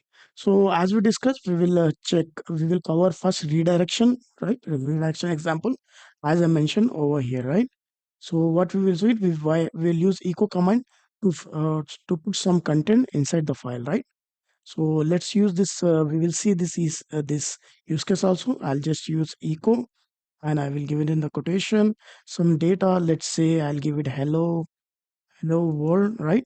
Hello world. Then afterwards, what I will do it, I will give it a greater mark sign. Then I will give the name of the file. So I will say that file one. Then I will hit enter. So what happened at the time? If first, what will happen? I before that, if you check it over here, I was not having any file one, right? You got my point. At the time, I was having no such file. So what happened? First, it has created the file one. Then it has put the content which I've given through using echo command, right? Some information I have passed. So if I want to validate that file one is exist or not, is clearly saying that file one is exist. So if I want to see the content, right, just I can use the cat command to see the content. So if you check it over here, you'll finding that have some data inside that, right? So what is that? It has, yeah, while using the echo command, first checked that this file one is exist or not. Okay, if it's not exist, then echo, then it's automatically it will create the file. Then it puts some data inside this file. Okay, so let's take one more example. Let's to repeat the steps. So in this case, if you check it over here, I have only two files, file one and file two. Right? I will say that I'm asking your instructor, right? Then afterwards, what I will do, I will give the getter sign. Then I will say rsim dot txt, right? So possibly what will happen now, I don't have the file rsim dot txt over here, right? So in my current directory, I don't have the file because I'm working in which directory currently? I'm working in Ubuntu home, right? Home Ubuntu directory, right? Because I'm logged in as a Ubuntu now. So if I enter over here, then first what we'll do, it will check if there is an asim txt file is available. If it's not available, then it will create that file. Then it will put the data inside this file. Okay, hit enter. So if I ls now, you'll be finding that asim txt is available. Okay, so now if I want to see the content, what I have just done, right? You're able to find that whatever content I have given, I'm asking your instructor, right? So this data. Now let's play around with the example too. Now, for example, as I've stated that asim txt is available, it's not available, but it has created, then it has put some data. So now I'm saying that no, asim txt is available because I know that. So please add some content. So this, thanks for subscribing, guys. If you're not subscribed, please do subscribe so that you receive all the updates of this series. Okay, so I'll using the same file name, right? I will hit enter. So let's check it out what will happen now. Okay, as I say, we were having before also asim dst, so now also I have a txt. So that means it has not created the file, it found the file with the same name, so it has used that. So the data, how it what now how it was represented in this file. So what I'm doing, I'm using cat command and I'm just entered enter. See, so the data whatever is was there, the data has been overridden, right? So it was Asim, your instructor. Now it has been override. Okay, you got two example we have covered. Let's see one more example. Okay, in this case, what we will do, we will use the same echo command, right? And I will say this time, thanks for subscribe. I'll give some. Please do like and share, right? So I'll put this sentence, this data. Then what I will do, I will give this to greater sign. Then afterwards, I will give the same name of asim.com. If you hit enter, you'll see something different now. Okay. So let me just check what happened with this. Let's see asim, right? .tst. See, if you check it over here, if I'm giving the greater sign, if I'm not giving only one sign, then what happened? It has override the data, right? It was before Asim, your instructor. After that, it becomes thank for subscribing. Now, when I'm giving greater sign, then what happened? Whatever the data I have passed using echo command with two greater signs, right? That what happened? It has added as a new data inside this file in this line two. Okay, so that means instead of overwriting your data, so it start adding the data inside the files. Okay, let's take one more example, right? In at this time, what we will do it, right? Just I will write, okay, this is AWS, right? AWS and DevOps Masters series, right? So what I'm doing inside this file, I want to add some third line data of this data stating that I want a complete thanks for subscribing. Please do like and share. And this is AWS and DevOps series. If I hit enter now, so this data will not override. This will be added as a third line. So how do we validate that? Using the command cat, right? We will see the content. If it enter, you will be finding that some data, this data has been added as.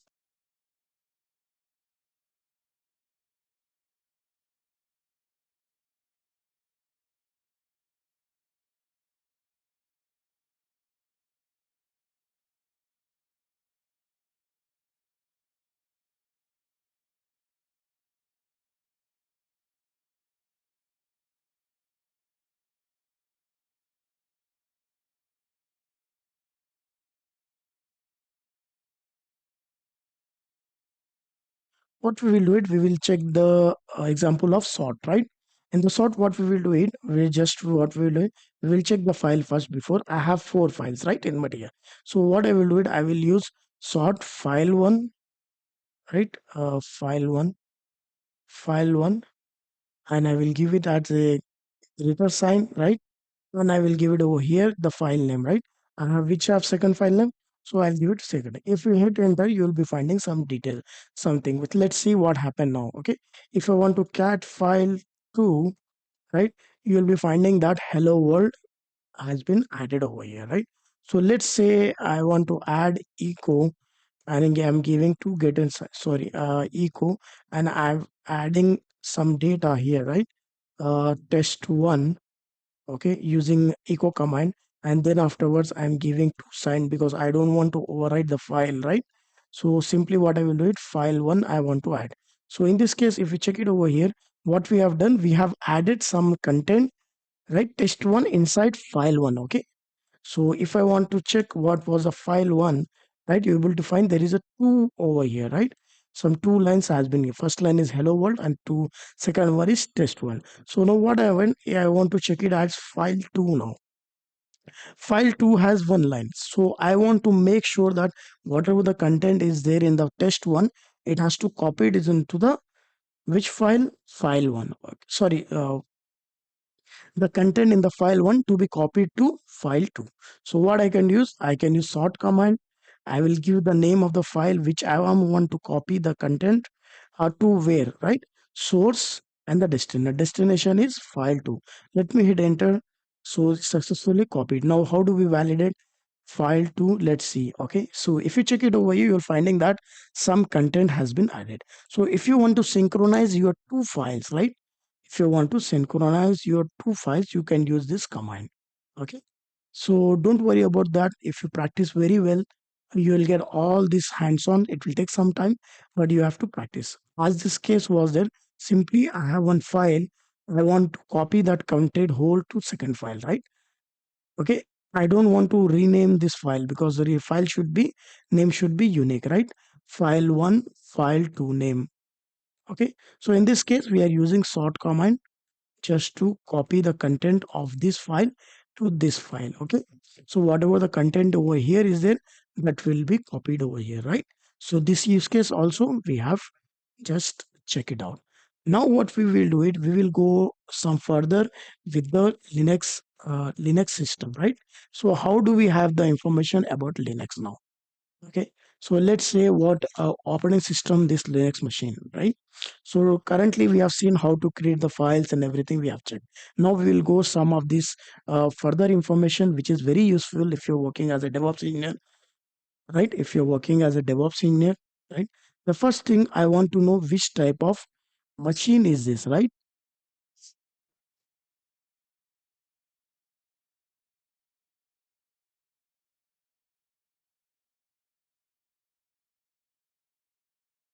Okay, so let me clear this part. So now if I check it over here, I have one IP over here, right? Okay, fine. So now what I will read, I want to know what kind of machine is there from where it is stored because I don't know who have created this, right? In the organization, there is a multiple responsibilities be given to multiple engineers, right? So they have given this access to you, but you don't know what type of storage or what type of configuration is this machine, this Linux machine, which on which we are practicing, that it's holds, right? So for that we have how to get this information, right? Because you may don't have the access to AWS to go and check with this IP what kind of machine is associated, what kind of machine is linked, right? So simply if you using hostname CTL, it will print you the IP address, right? So this IP address is over here. So this is very simple, right? So now if I want to check hostname hyphen I, it will print me the only IP address. Okay, so if you check it over here, IP is missed out. Now I want to check the complete information of this machine. This machine is provided by who, right? What is the detail? What is the architecture and everything?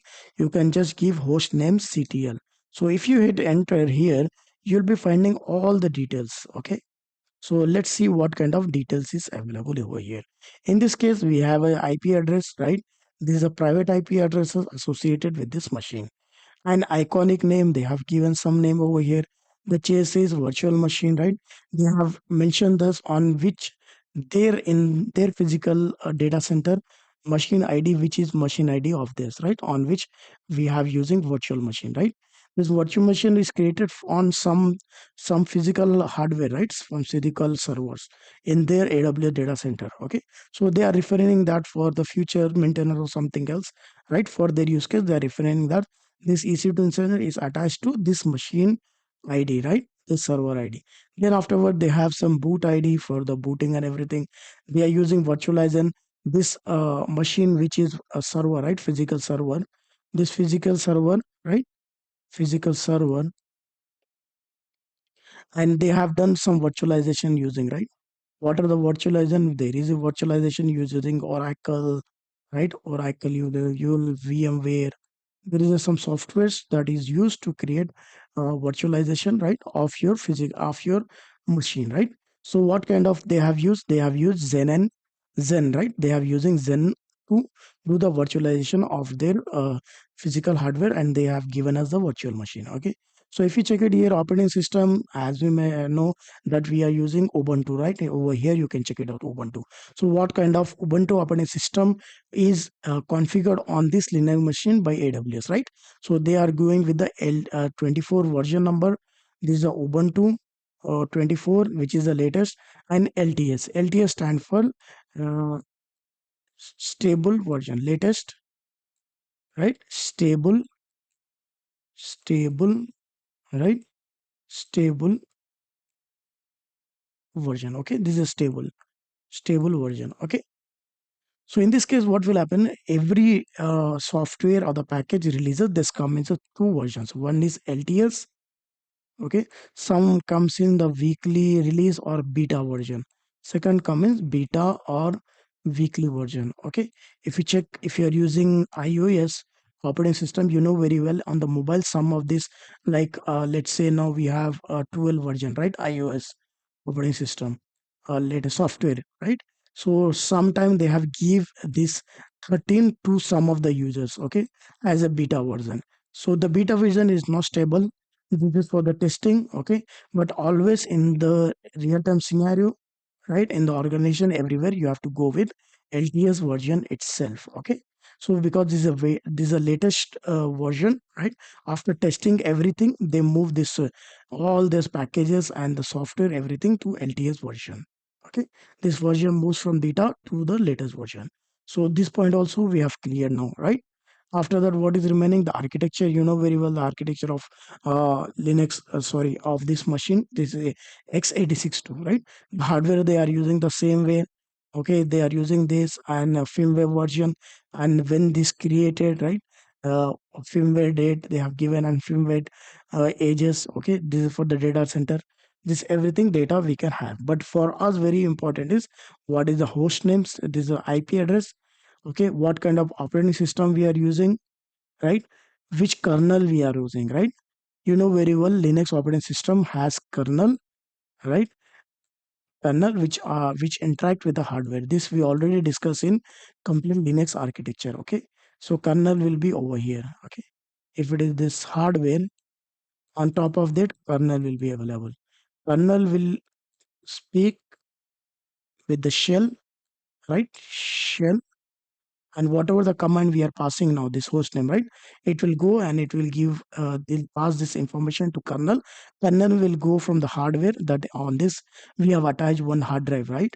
The storage we have configured like 8 GB, 10 GB. So it will fetch all the data and it will pass to shell. Okay, shell is CLI, command line interface. Okay, so this all we have already discussed. Just I'm giving brainstorming, right? So this part also is done. So let's continue this now. We have covered this part. After that, let's say I want to know some of the details such OS information, right? Simply, if you check it over here, just a second, cat command, right? Using the command, you know, default that in the last previous section also have happened. Whatever the information of this operating system, all will be saved on this file. That is cat OS release. Okay. If you check it over here, there is a pretty name Ubuntu 24 LTS. You will be finding over here. Okay. Then it's saying that version is noble, ID is Ubuntu, family, as you know very well, Ubuntu is Debian family, right? And ID Ubuntu, and they have URL from Ubuntu, from where Ubuntu, I mean Ubuntu, their official site. they have given over here. If you require support, then you can have from there. Okay, private policy they are giving, noble and the logo, everything is mentioned over here, right? Okay. Now in this case, this already we have discussed now. So let's go and check it out. As I mentioned that we why what is Debian. Okay, what is Debian and what is Red Hat family. Okay, so we'll go for the document. Okay, what we have covered up to now, we have seen this example. We have seen hostname command. We have already seen hostname ctl, right? And now we are going with the this also we have seen, right? So now if I say that okay, if I say that what kind of Linux family is there, right? There are basically two families. Okay, one is Red Hat simply. Okay, Red Hat family. There is a one more is Debian family. Okay, if one is Radeon family, one is Debian family. Okay, in this Red Hat family, what you have RHEL, that stands for Red Hat Enterprises Limited, right? And then you have CentOS. These are the OS operating system of version of Unix. Okay, Unix version, or you can as Linux version. Okay, and this already we have already discussed. Just we will have some brushing, right? Then we have Amazon Linux. Okay, so currently what we are using Ubuntu. So Ubuntu's come in which family? That is coming in the Debian family. Okay, so what the major difference is that there is some way how you are going to use this operating system. Here whenever you are going to use apt. Here you are going to use yum. Okay, this is a major difference of this kind. Okay, so this is differ to packages. That means if I want to install some package, right? End of the day package, like if I want to install nginx. Okay, so I have to use apt install package name. Okay, yum install package name here. Okay, these are two major difference. If you check the Debian, you have Debian and you have 70 kind of flavors of Debian. Okay, so if I check over here, what are the flavors of Debian, right? Ubuntu flavors, right? If you hit enter, you'll be finding that there is almost, there is a flavors over here. See, we'll check over here. This is a Ubuntu Climate, okay, Ubuntu Studio, Ubuntu Unity. This all come in Debian family. Okay, so if you check over here also, what are the Debian, right? Debian family, right? Tree. If you enter, you're able to find. Let me just show you over here,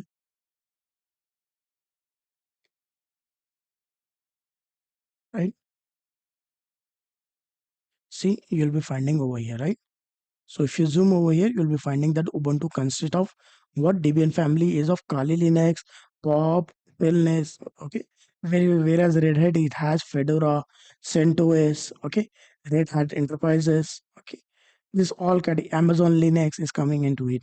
Ubuntu there is a different Linux operating. This all every even Android is one kind of Linux operating distribution family. Okay.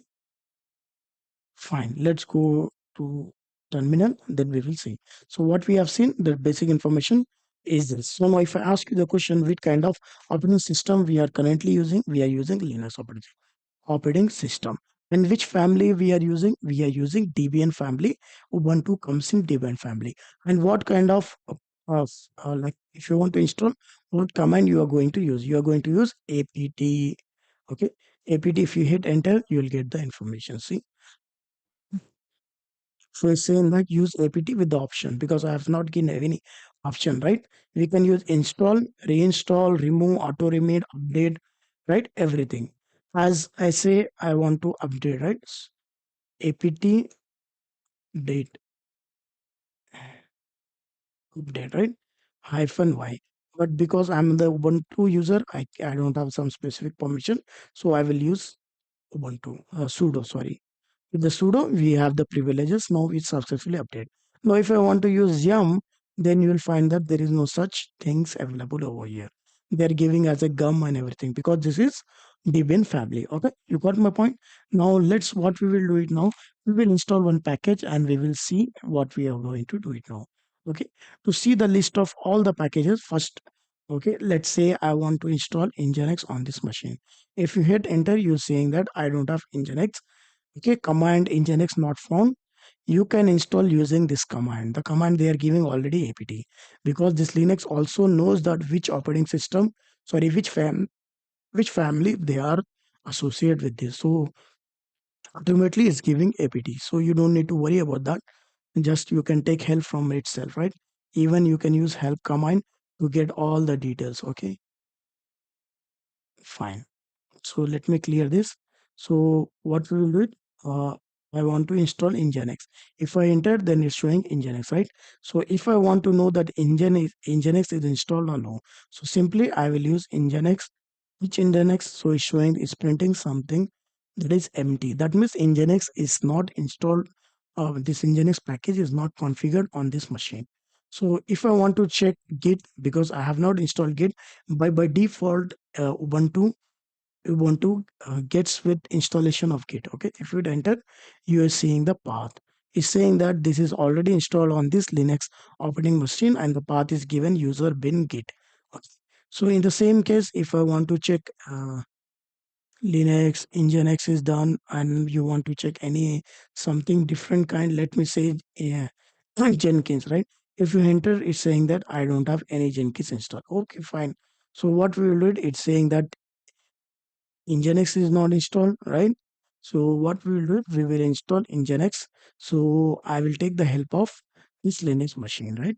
Simply I will copy this command over here, then I will click right here, then I will paste it. Okay, I will hit enter.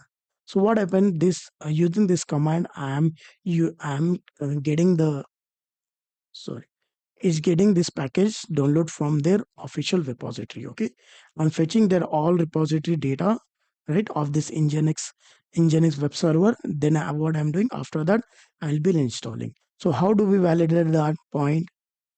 Okay, if you check here first, when I git command, so what, sorry, I have passed this command, right, argument stating that apt install git. What happened? Reading building package, reading package list. Okay, that is done. Building dependency tree. Okay, fine. Reading this also is done. Then after it's saying additional package will be installed. Then it's saying that after fetching everything they have fetched from the Nginx official repository. Okay, and from there afterwards what is doing is going for the installation. So it's saying suggested package is this, they have SSL certification, everything dependence, right? New packages with this is saying zero upgrade is there, two newly installed, because what I'm installing first time. So at that time what will happen, it will go with two. See, if you check it here, it's installing. So because we are not updating something, right, does not exist in our system. So it's saying two newly installed, zero to remove because we are not removing everything. 10 110 not upgraded. Okay, fine. Need to get 520 KB of archives, and after this operation it take almost 1 MB of our disk space, right? So whatever the storage we have attached this hard drive to this operating system, in that it will take 1 MB of data, I mean space, for this Nginx package to be installed. Okay, so this is fine. We know very well. So I am giving now only the prompt Y. So I will hit enter, right? So the Nginx will be installed. After the installing some packages, you need to do some of the things, right? You need to install, you need to start this application by default. By default, this whatever the package you are installing, it's not getting installed. Okay, so it will not start. We already installed now, right? We have installed Nginx now. Okay, but some packages you need to go and install manually. For that, what will be the command? Okay, so we will check this command. Simply I will minimize this and I will keep it over here, right? Or let minimize this. Okay, fine. So first thing what we will do is sudo systemctl, because we have to use ctl to communicate with the packages. Ctl start Nginx. So what we will do, it will start Nginx. If the Nginx is not started automatically, it will start the Nginx. Okay, by this command. So now you will be seeing that how do you validate now, Asim? Let me configure. Let me validate. please confirm us this service Nginx what you have started is in the status is running, right? So I will hit enter using the command status. So it will show that this is active and running. Okay. So now what we have done, we have started the Nginx. Then if I check the status, I found that this is active and running. Okay. Now how do I exit? I using control C, right? So now what I want to stop this. So after some time, let's say I don't want this package, just this service. I want to stop this service. I will hit enter. So now using the command systemctl stop in nginx, we have stopped this package, whatever we have started before, right? So how do we validate? Simply sudo systemctl, right, status nginx. So it will print over here is inactive, that means in the stop text. That's fine. So now what we will do, we will restart this service again, systemctl start nginx. Now it will prompt me that you don't have the permission, right? The reason for that is, see, I have executed this command being Ubuntu user, and I have not given sudo over there, right? So if I have given sudo over, that prompt was not coming to me, right? See here, I have not given sudo. So what I will do it, I don't have the Ubuntu passwords, right? So I'll use Control C. Okay. Simply I'll take previous command and I will give it as sudo permissions. Okay. So hit enter. So it's automatically started behind this. Okay. No. Sometime you need to change some of the configuration of this file, right? So let's say a Nginx, right? It has some file. Nginx have some configuration file which we have already covered, right? You can go and check day 10 where we have discussed about day 10 or day 9 that we have covered web server, right? We have already covered one session, the web server. There you have one configuration file, right? In the configuration file, if you change anything, right?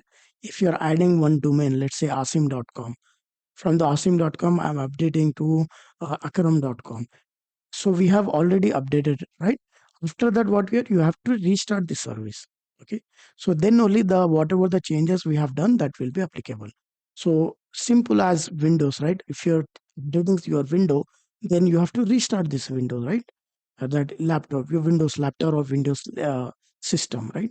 The same thing goes with this. So for that command is systemctl restart nginx.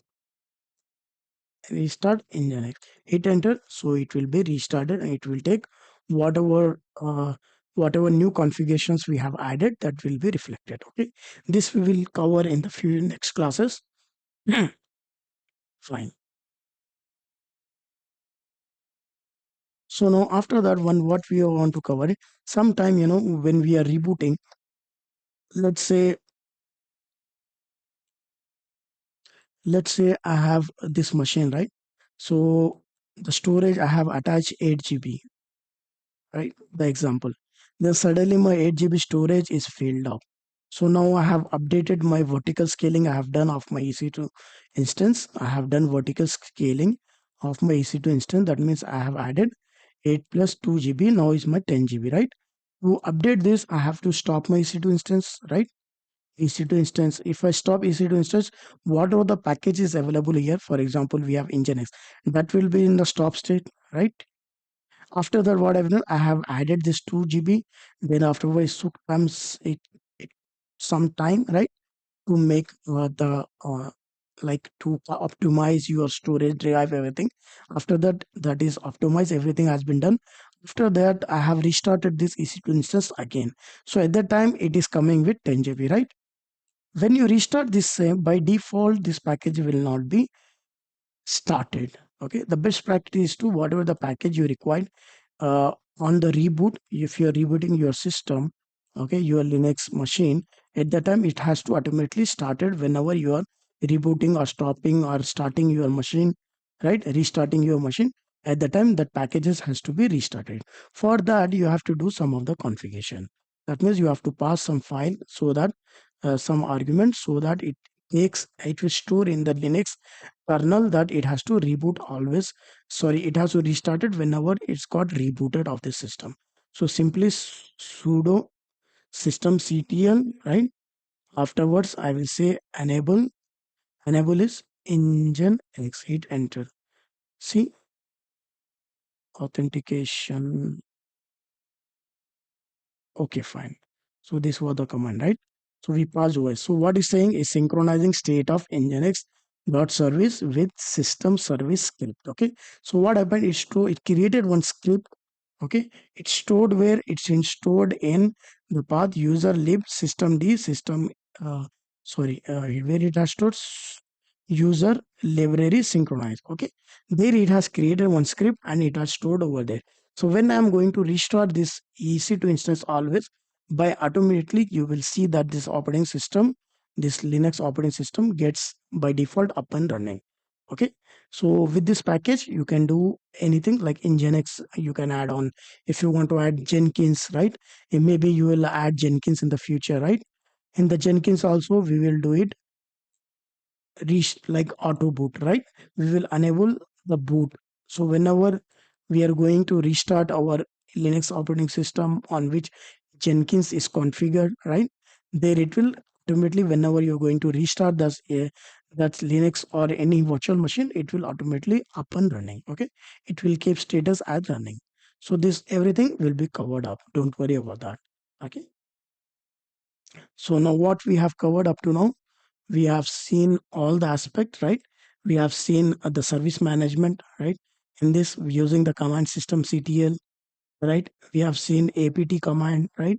We have already covered which command to check the packages are installed is exist in this machine or no.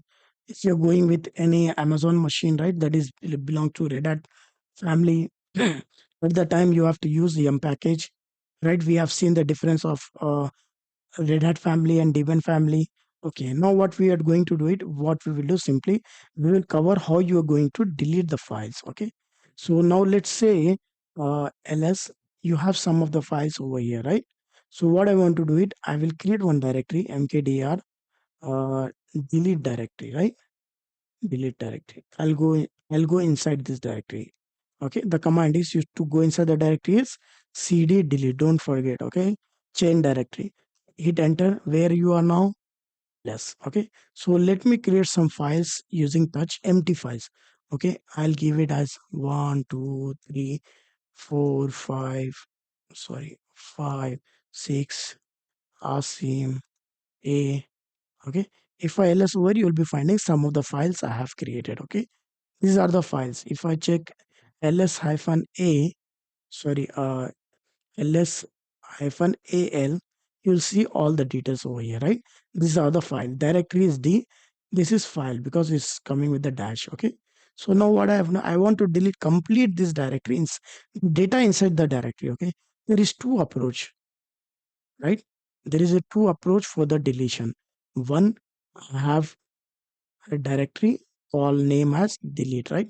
We have created. If I delete this directory, whatever content is available, that will be deleted. But I'm saying that no, please don't delete the directory. Okay, delete the only the data inside this directory. So what you have to do it, you have to simply you go inside this directory. I'm inside the directory. I'll use rm, right? Hyphen rf. Then what I'm doing, I'm giving the star. Okay, star. So what will happen if you ls over here, you'll be finding all the files which was available that all got deleted. Okay. This is the approach where you are going to upload. But one thing which you should never do as a DevOps engineer, as a developer, okay, that I will show you. Okay. So when you are using command, is the best practice is to go inside the directory and use this command as I mentioned above. Okay. Like simple rm hyphen rf, give it star string, right? Wildcard, hit enter. Okay, see, refusing to remove dot directory.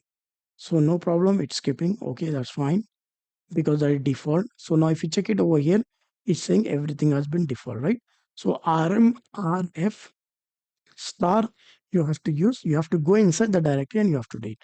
But try to remember that you should never use this command. Okay, let me first use one command, because if I hit enter, everything will collapse. The reason for that, if you're using this command, right, let me just show you this in the directory itself. See, you should never use this command, okay, because you know very well, right, when we are representing to slash, we are representing to forward slash, we are representing to root directory. Okay, so if you delete root directory content, right, root directory content, what will do, what it will delete the root directory content, because you are giving the path over here, right, what you are giving root directory. So in the root directory, what you have by default Linux, whatever the Linux has been installed, all these configuration files like var, you have specific directories, right, every single things will be stored over here. For the better example, if I show you that, let me show you, right, what where we are, see over here, right, see this all are saved in the root directory. So when you are giving this command, right, when you are giving this command, okay, when you're giving this command, that means you are deleting everything packages, right, that are stored in your temporary mon files. Okay, your library is there, prerequisites is there, both files are there on which your Linux has been configured, right, by default. You have some of the configuration in the var files, right, this is expected to continue, right, continuous changes files. You have even application software packages. So if you delete this package, you are destroying your Linux machine. Okay, so never ever try play around with these commands. Okay, so you may be seeing some of this the jokes that by accidentally you are deleting everything. So please try to exclude this command. Okay, you should never ever, how you're going to manage your users in Linux operating system or Linux servers, right? Hello everyone, my name is Mohammad Asim Akram. If you have not subscribed yet, please do subscribe, hit the subscribe button so that you receive latest update from our channel related to DevOps and Linux operating system, right? So in this video, we are going to cover how to create Linux users, right, on the Linux servers, and we will try to follow the best practices, how we are going to manage the users in Linux. The users management matters in terms of security, access control, or organization, right? And we will try to create and manage users, and we will see what are they required, right? Before heading towards this video, let's try to understand what are the difference between the users in Windows operating system and the Linux operating system, right? Because the basic practice as a new learner or the experienced learner, we are all aware of the Windows operating system. Let's say, for example, we have our Windows operating system, right? For use case, I'm taking my laptop. In this case, I required one use case, right? In this use case, my friend requested that I required my laptop for 2 days of his work, right? As a friend, I cannot deny that I cannot give him the laptop for his work in the emergency. Okay. So, what are the best practices we follow in Windows laptops, right? What I will do is that I will create one user instead of giving as a admin user, right? The administrator, I will create one user, right? Then I will add the password for this user. Then I will add specific permissions, and end of the activity has been done, I will revoke that user. The use case which I'm handling, that let's say in my laptop I have a one drive, that is E drive, where I have a sensitive information related to my finance and personal data in my laptop. Because this is my laptop, I can keep all my sensitive data inside this. So I'm curious that in case I'm giving my laptop to my friend, he may accessing my laptop sensitive data as well. So what I'm risking? I'm risking my content, right? So content exposed to my friends. So in this case, what we are doing, we are creating some user on my laptop. For that, we are creating the password. I will say that please log in, use this user, use this password. So that user has specific permissions. End of his activity, what I will do, either I will revoke this user which I have created after his completion of the work, or I will revoke some of the permissions, right? So this is how we will manage our Windows laptop, right? So now let's go for Linux operating system. In any organization, if you have a Linux servers, right, there you will have multiple users using one server itself. Okay, let's say this server is a dev server, for use case development server, where you will have multiple developers where they are going to use this server to log in, right? In this case, there is no best practice. This is the worst practice to give root access to any developer. In this case, what we will do it, administration will admin will have the root access, right? The remaining persons, right? The developer, let's say Dev Akram, Dev Asim, right? Dev Raju, they will have their user created in the Linux server. They will create the user and they will provide create a user. Then password is added over here and specific permission is added so that he restricted to that permission address. In term of release of this user or termination of the organization, we will either will log this user, okay, or we will delete this user if we don't want to provide the access to this user, right? Now the use case is clear to you. Why do we require Linux user management in organization? Now the point is there, how we are going to learn this part, right?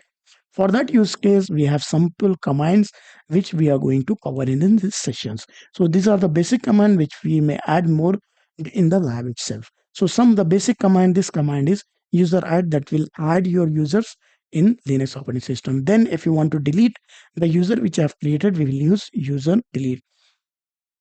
If we want to add some of these permissions or the rules, we will use modification command, that is user mod.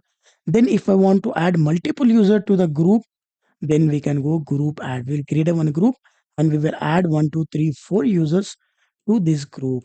Then I don't want that group. End of that, I will delete that group so that all the users have the permission of this group, that will be deleted, right? So what this activity, what we are going to do in the lab, that will be stored all over in this three files. One is group, password, and shadow, which I will be covering in the lab. So without much ado, let's go and access our server. So I'm into the server now. This is Ubuntu Linux operating system, that is which we have access, and we are using AWS hosting as a cloud provider, right? If I check it over here, you will try to understand who is a command to print that who I am, right? So who I am the uh, Ubuntu, right? When it's 1311, the time is given, right? This is based on the PT time, or you can say UTC time, right? From where am I accessing? From this IP address, that is my local host, my local network from my home network, right? So this has printed me. So currently what I'm doing, if you want to create any users, try to understand that you have to be, first what you have to be root user, then only you're able to create the users, right? So you got my point, what I mean to say. Now the point, if you clear over here, check if you are aware of this, where the all the details will be shared about the user. That will be stored in default file, that is /etc. So now if I want to go inside this /etc, let me just switch to super user, that is root user. I'm switching over here. Then what I'm doing, I want to check it out that ECT file is accessed. By default, this directory is created. So if you check it over here, you're able to find some of the files are already available, right? So what are that file? There is a lot of files, right? The groups is there, group already is there, group shadow is there, right? Host name is there. All are available by default, right? So let me go back cd dot that. So I'm going to the root directory. So pdw will print me which directory? Sorry, print me present working directory where I'm in the root, right? If you check here over here, if you're following our tutorials, we already covered Linux file system, right? If you check it over, you'll be finding that ECT is a directory which will store host specific system wide configuration file, right? So where it will be stored, it will stored in ECT. Whatever the user we are creating, respect to that group, users, permission, everything will be stored in ECT that we already covered in our classes, right? And everyone has a home directory, right, that is used for the users, right? So now that point also is covered with this aspect. So first what we will do it, we will go and we will try to cover this topic. So what we did, we have used the root access. Now currently where I'm into, let me go to slash home, right? Slash home. If you ls over here, you're able to find there is one Ubuntu, right?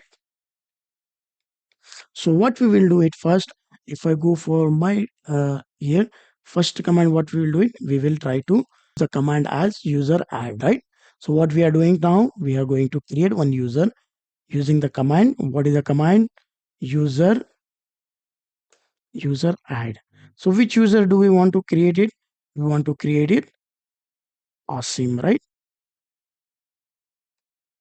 If you hit enter, you're able to find Asim, right?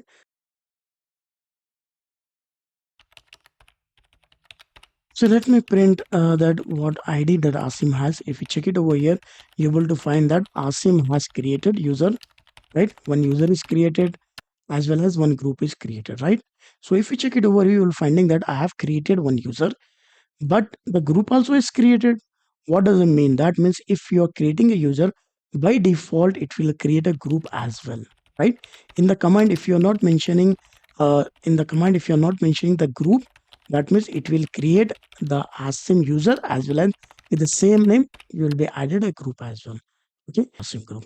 So now to overcome this, what we will do it, we will add uh, multiple options with this so that we can cover up with this point.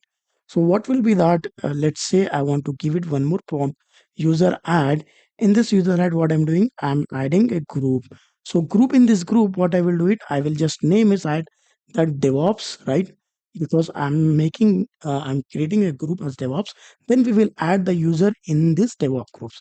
So after that, what we will do it, we will use hyphen s. That is the reason we are going to confirm that the shell they are using bin bash shell.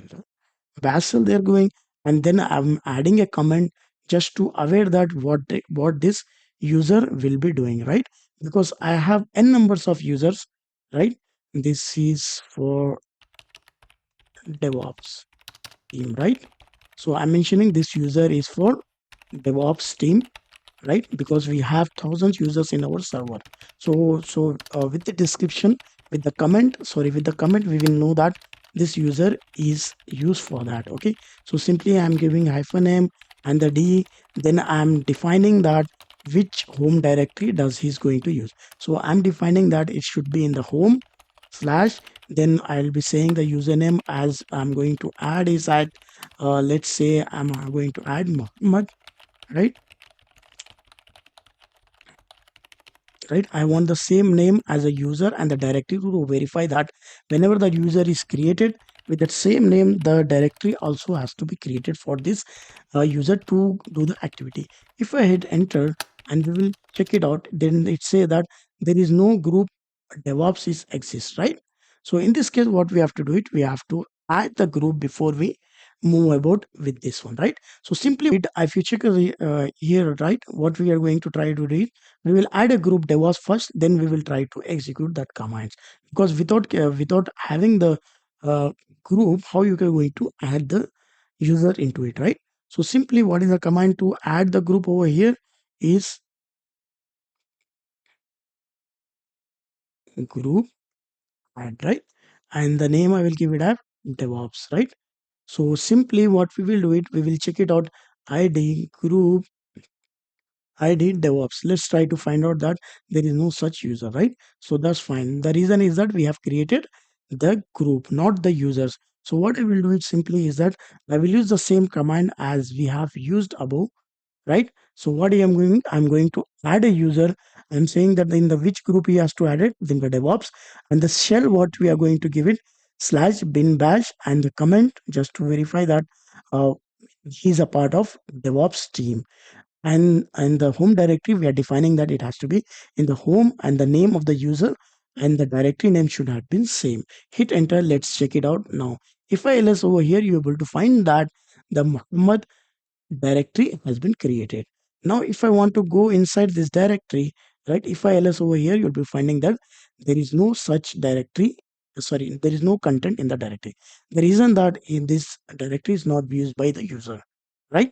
So this is clear to you, right? So if I go over here now, what we will do it, we will use id, and I want to check this user what he has the details. So if you check it over here, you'll be finding that it has created one user ID, right? UID is created.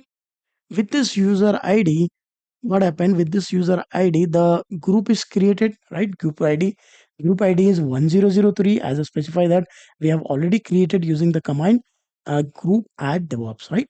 After that, one group ID is created over here and the group is created, right? So that's fine with that. And where this user has been added, this user has been added into DevOps group. So that's use case has been handled now. So now the second thing, what we will try to figure out that how you're going to delete your users, right? So now I have created the user, how you're going to delete that user. So if I check it over here, I have the user which I have created before, right? So simply what we will do it, we will use the commands user delete, and I have created the time Asim, right? If I hit enter over here, you will define that user Asim, that command has been executed. Now, if I want to check the ID of Asim, you will find that there is no such user is available. So no user is available. That's right, because we have deleted wantedly, right?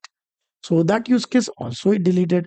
Now the point is that if I want to execute the same thing, right? Let's say user delete, then afterwards it say that okay, I want to delete which user. Just know which user I've created. I have created Muhammad, right? If I hit enter, then you will to find that just a second, you will to find that this user also has created, right? Has been deleted, right? So if I ls over here, you will to find that the user has been deleted, but the directory which has created for this user, that has not been deleted. You got my point? That has not been deleted. So the best practice how you're going to handle this. So when you're creating this directory, right, right. Let's say I'll show you the use case also. CD Muhammad, right? MKDIR. Let's say M, we are creating one directory. If you ls over, you'll finding one temp directory is created, right? If you go over here, if you ls over here, now what we are trying to do is that as I mentioned that I want to delete the user, but I don't want to delete his data. The data where the user is going to store, whatever the activity is going, that has to be stored in mohd directory, because we when you're creating this user, right, what we did, we have already assigned the user, right? So let's take one more example and I will show you the same thing. Paste it over here. Then simply what I will do it, I will keep everything same. Just I will give it as a Raj. So let's create one directory Raj as well, right? To make you understand this use case as well, right? So if I want to check the user is created ID Raj. So you'll be finding that Raj is created. He has some unique ID. Then he is added to the DevOps script because we have passed the parameters, right? It has to be added to the DevOps group. Now the point is there. Let's say the point is there, as I mentioned that, right? We want to delete this Raj user, right? He has been released from the company. So what we are doing, we are going to delete this user and we can restrict the server access. But we want to store is the activity, whatever the activity he has done on the server, and that it has been stored in the directory I made Raj, right? Raj directory. So what I'm doing, I'm deleting this user, but I want to keep this data of his activity so that whenever we require to go and check it out, whatever data he's having, that we can be retrieved for further use cases, right? So in this case, what we can do, simply you can go and you can delete, right? Delete the user. So user delete large, right? If you hit enter, only the user will be deleted. If you ls over, you will be finding that the user is deleted. If I want to validate that ID Raj, you will be finding that no such user. But the directory, whichever he has worked, that has not been deleted. Everything you can make the backup, you can use his directory data, everything you can do it. Okay. You got my point. There are the three use cases which we will be now try to understand. Okay. The first use case, we say that without deleting the directory of the user, we can delete the user, right? That has been covered. So now what we are going to do it, we will create one user, Raju, and we will check the use case second, right? If you hit enter, you will be finding that Raju is created, right? as well as one directory of Raju is created for the user so that he can practice, he can do whatever he want to do it. In the specific, the data will be stored in inside the Raju directory. Now the point is that when I'm going to delete this user, that has to delete the directory as well. So the second use case, first use case we already handled. The second use case, as I mentioned that. So what I can do it, I can just pass some of the arguments in that delete user delete, then hyphen R, then I will say Raju. In this case, what we are doing, we are going to delete the Raju user from our Linux server, then as well as the Raju directory, which we have defined while creation of this Raju user. So hit enter. Now, if you check it over here, you will be finding that let's validate that Raju has deleted. Yes, there is no Raju. Is user is in our system. Now, if you less over here, you'll be finding that Raju directory also is deleted, right? So the use case what we have done successfully has been achieved. Now the second use, let's check it out. The second use case, let's say that I want to create one more uh, Rajesh, right? So what I'm doing, I'm creating one more user, and with this Rajesh, I'm going to add the home directory, create, and the user also. If I check over here, you'll be finding that Rajesh has a specific group and is added into DevOps groups, right? So now if I elsewhere, you'll be finding one directory also created for him to work, the directory is Rajesh. Now the point is that what we are trying to do is that we want to delete, let's say he has been logged into our Linux server. In this case, what we are doing to do it, we want him to remove the user, right? As well as force him to log out of the system. So in this case, what you can do it, user delete, right? Hyphen R F, right? Let's check it out. And the user what we want the user as Rajesh, right? And let's hit enter. You'll be finding that user del Raj has been executed. There is a one warning which we can ignore. So I just want to use, check it out, Rajesh. You're able to find there is no such Rajesh is there. If you check ls also, you'll be finding that Rajesh directory has been deleted. He was logged into this server using the credential that he forcefully will be logged out. Okay, because the user it does not exist. So forcefully he will be logged out into the system, and the whatever data he has been stayed in the directory of Rajesh that will be deleted. But the best practice is only to delete the user and to keep the existing data of the users, right? So in this case, if I check it over here, I'll create one more type Rajesh. Then what I will do it, I will just simply delete the user, right? So user del, right? And I will use Rajesh. Best practice we are following only to delete the user so that we required the data of whatever he have worked, right? So we will be keeping the data and the user is deleted. Okay, that's fine.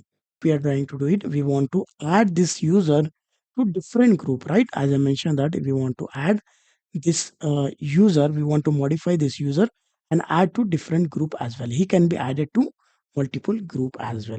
So what I'm doing, user mod command, and I'll be giving the parameter group, and the group name I'm saying that DevOps group name is available because I have created that group. Then afterwards I'm giving the username. What is the username is there? Akram. So if you hit enter over here, you'll be finding that ID. Let's check Akram where he has now. See, if you check it over here, you'll be finding that in which group he was before he was in Akram.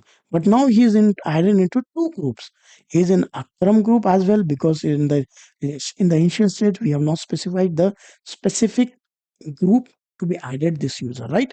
But now we have passed some command the permissions, right? So we are adding manually that user to DevOps groups.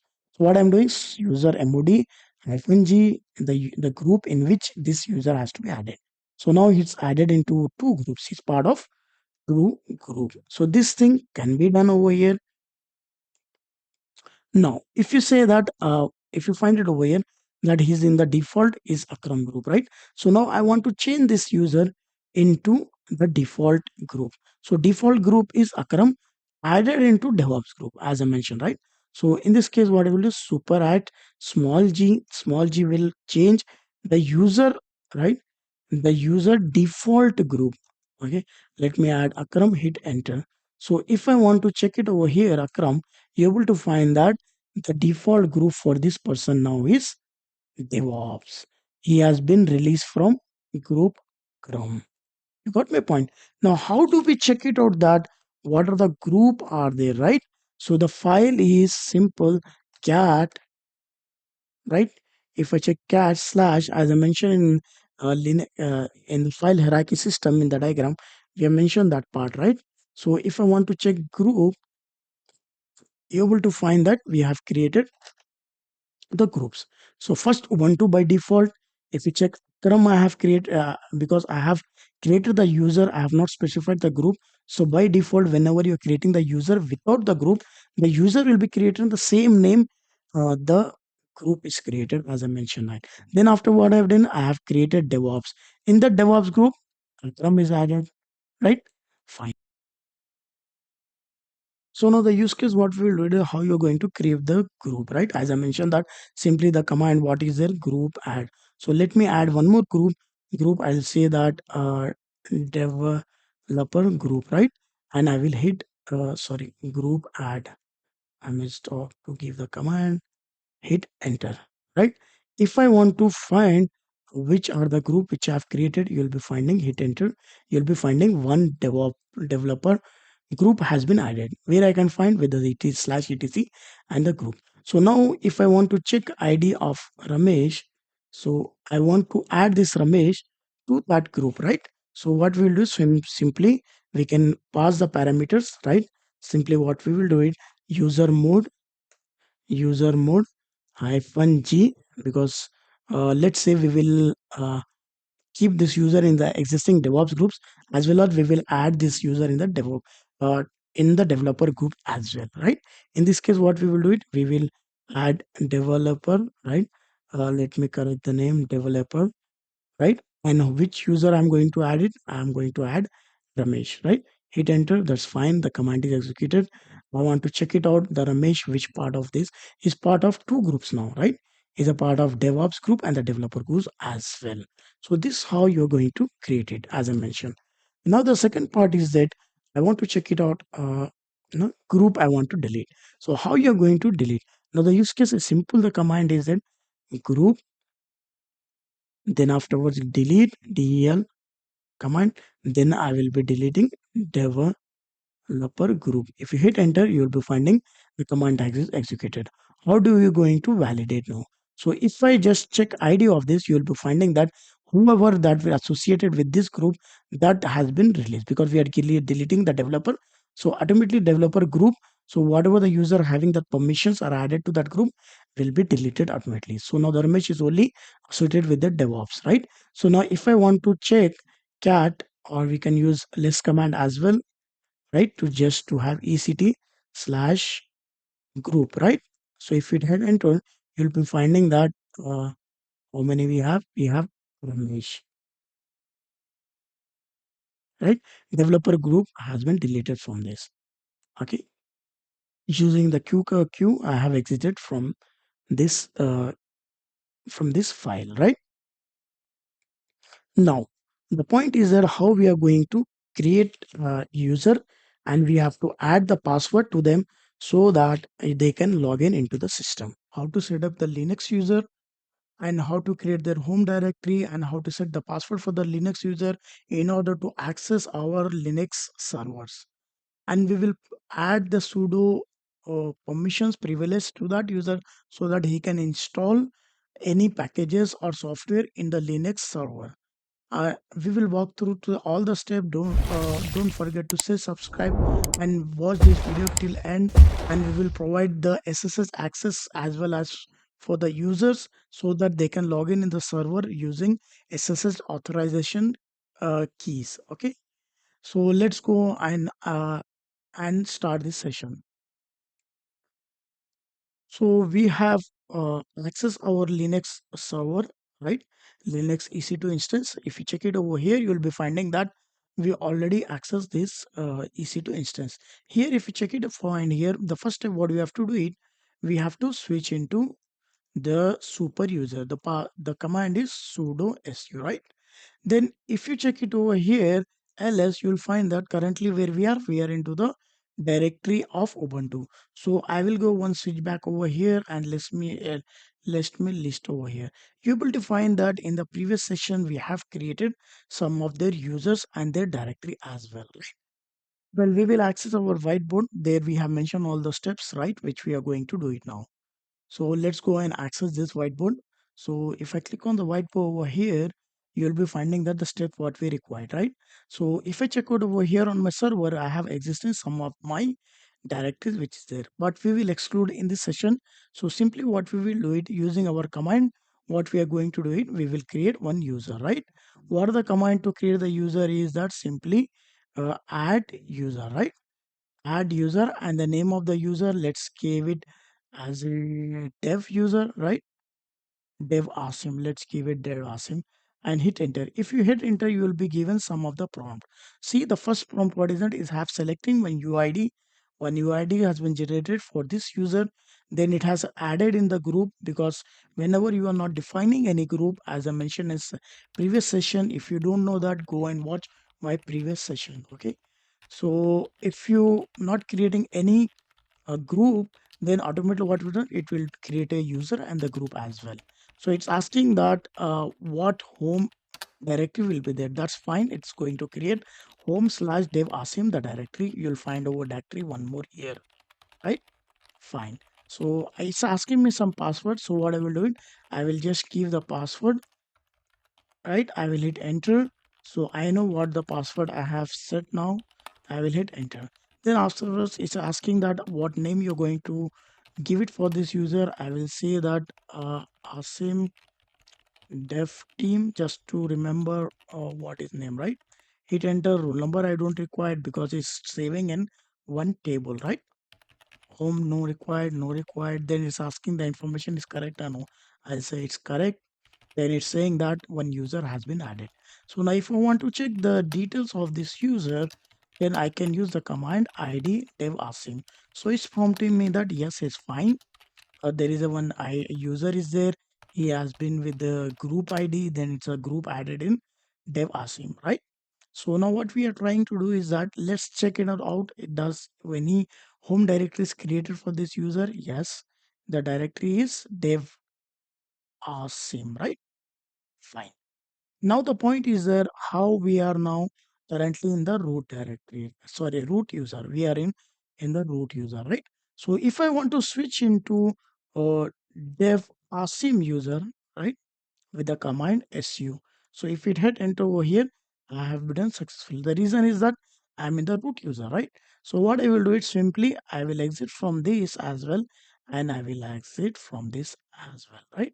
So now what we will do it, we will just simply use su dev asim. I want to switch to this asim, then it will prompt me the password, right? So what password I have said, that password I'm going to give it over here. That password will not be visible. So whenever you are typing, you should be very careful. Hit enter, though I have switched to dev users, right? So now the point is that I now the step what we have done, we have created one user, we have created the directory as well, but the point is that I have created but there is no use of this user because you don't have to permission to install or update any packages, right? Let's try that use case as well. So what I will doing going today, sudo, or let's say apt update -y. So it's saying that, see, there is no such permissions has been given.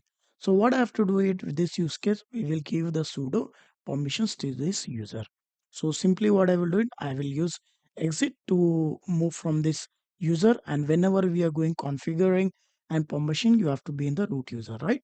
So simply what we will do it, we'll go to sudo vi sudo, right? There I'll go below down. Here what I will do it, I will add the user. So what was the username? Dev Asim, right?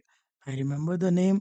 Then afterwards I'm saying that please keep everything as it is. Fine, paste it over here. Then give some prompt. What prompt? The prompt is that no password is required, right? Simply what is it? No password. All is all. Let me just check it out. Okay. No password all, right? So let me give this in the capital. no password is all, right? So after that, let me just give it over here and is L. Let me validate that because I have added the command just to make sure that no password user all no password and all. That's fine. Let me just click and save it, right? Control Y and hit enter. So it has vi sudo. We have added the permission over here. Now what we will do it, we will just make sure that we'll switch back again to the user. So simply I'll switch from the root user as well. So what was the name of that? Dev Asim, right? So dev Asim name was that. So that's fine. After doing that, what we'll do, we will try to switch this user. So just let me try apt update, right? Hit enter. So it's saying again it's not there, but we have given the sudo permissions, that sudo permission to this user. So what we can do it, we can use sudo with this one so that it can configure or update any uh, packages, right? So let me try this. See, with this command, this user is capable of using sudo command as well. Okay, so we given the permission to that. So it's what I want. We can install any application, we can install any configuration files, you can install nginx web server, you can install anything. So let me show you that as well. Sudo apt install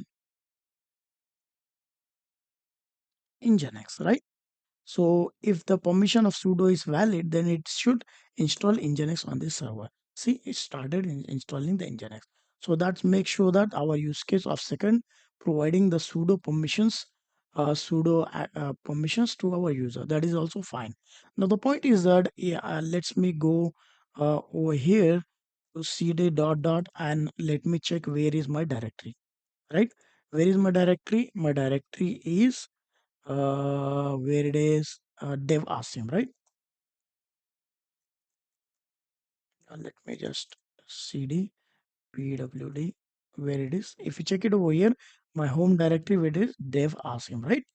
So just what I will do it, if I ls over here, right, you'll be able to find that what uh I have empty over here, right?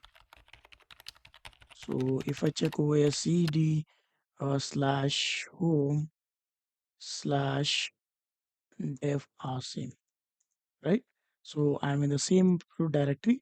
What I can do it, what I will do is simply I will just create one directory with the name of .ssh, right? The our motive, this motive is to create the one SSH files, right? Private key, and we will generate the keys, private and public key. With that key, we will keep the private key with us in the local laptop, and we will add the public key in the server so that we can access this server being a dev asim user with authentication of SSH keys. Okay, so this is a best practice where you can do in the organization as well. Instead of using the password restricted or password access of your server, you should be make sure that you have to restrict your server with SSH configuration, that SSH keys, with that SSH key validation only you can do that configuration, right? So what we will do it now, as I mentioned that we have created one directory, right? So the motive is just to create one SSH key, right? That is public and the private key. The public key we will keep in the server side, and the private key we will share with the user so that he can add in his local machine and his laptop in order to connect with this server. Okay. So what we are into the country currently into .ssh directory, that is hidden directory. So what we will do it, we will create the SSH keys. Though what is the command to create the SSH key? That is simple. That keygen, right? SSH keygen. Okay. Then afterwards, I will pass one argument. I'm saying that I want to add a comment just to know that this key is created for which user. That is dev asim, right? So let me hit enter and check it out. Is asking that, generating private and public. We check it out over here. You'll finding that there is asking generating public and private key, right? and the key name is given. I'm saying that it stores in home uh, dev, then afterward the directory dot sss. I'll say it's fine, hit enter. Then we'll keep passphrase as empty, right? And we will keep again empty, and the key has been added. So if you check it over, then SHA 256 mechanism has been used, that is encryption mechanism, to create this keys. Okay. So if you LL over here, you'll be finding that two keys has been created, right? One key name is EDD. This is a private key. This is a public key. Okay, fine. But here, what you can do it is you can, when you're configuring this, right? Then it will ask you the name, what name you're going to give it. You can give the name as well over here, right? With the same name. So that's fine. We'll go with this key Y. Now the point is that after adding this key, what you have to do, you have to create one directory over here, and you have to add this, just a second, you have to create one authorized key, or we will take the direct way which we have over here, right? What I will do it, just a second. Okay, fine. Authorized key, right? This file we have to create it in this home directory of this user. So simply I'll paste it over here, then I will hit enter, right? What I will do it, I will use touch command, so that let me create this empty, then afterwards copy the content over there, right? Simply I'll create the file. If you ls over here, you will find that one authorized key has been created. The motive is that now what we have to do it, we have to copy this public key inside this our authorized keys as well, right? No, we'd have done mistake. We're supposed to copy the public key over here, right? The private key will be in your local machine. So simply what I will do it, I will minimize this and let me copy over here. Then we have the tag, what we have given, the tag has been saved here, right? So Control X, and let me open the file again, authorize file, and I want to delete this whatever we have copied. So in this case, you can use Control K. So all the content will be deleted. Then I will paste it new whatever I have copied. Okay. So if you check it over here, you'll be finding that the key has been added. Just I will add Y here and hit enter. So if I want to check it, the content which I have given over here, you're able to find that private key has been added into authorized keys, right? So now what we have to do it, after doing that, we have to permit this SSH SSH able login into our server. For that use case, what we have to do it, we have to follow the let me just open this. You have to be into the root user, then we can do this all the changes, right? So this is a default file, in which file we have to enable, right, the configurations. So let me just switch back over here to root user. Then what I will do it, I will use nano editor to open this file, right? So if you scroll down over here, you will find one authentication, right, which will ask me that yes. See, it's mentioned that with the public key, we have to enable yes. So by default is yes, but it is committed. That means it's not readable text. Just I will delete this hash, and I will Control X and save and enter. So whenever you are changing in this file, SSH deconfiguration file, what you have to do it is that you have to restart your service. So in order to restart your service, the command is over here. Simply take this command and copy, right? So sudo systemctl restart, right? So just I'll paste it over here, and I will restart the command. Fine. So we restarted the services as well. Now the what we have to do, we have to switch back. Let me go over here. Being the root user, I can manage all this directory, right? So I'll go back to directory dev asim, and I will ll over here. Then I will find what one, right? What I will find, I will find one SSH directory where I will go inside. Then I will ll over here. Then what I required one private key, right? So with the private key, what we will do it now, we have done all the configurations like creating the key, adding the key into the server side public key. Now the key we will be sharing with the developer or the user which we have created. So simply what I will do it, I will open this key and I will copy, and assuming that I will create this key with the name, right? Let me create one folder over here, right? New folder with the name as .ssh, right? With I will go over here, then I will say that uh, just a I will click on this new file.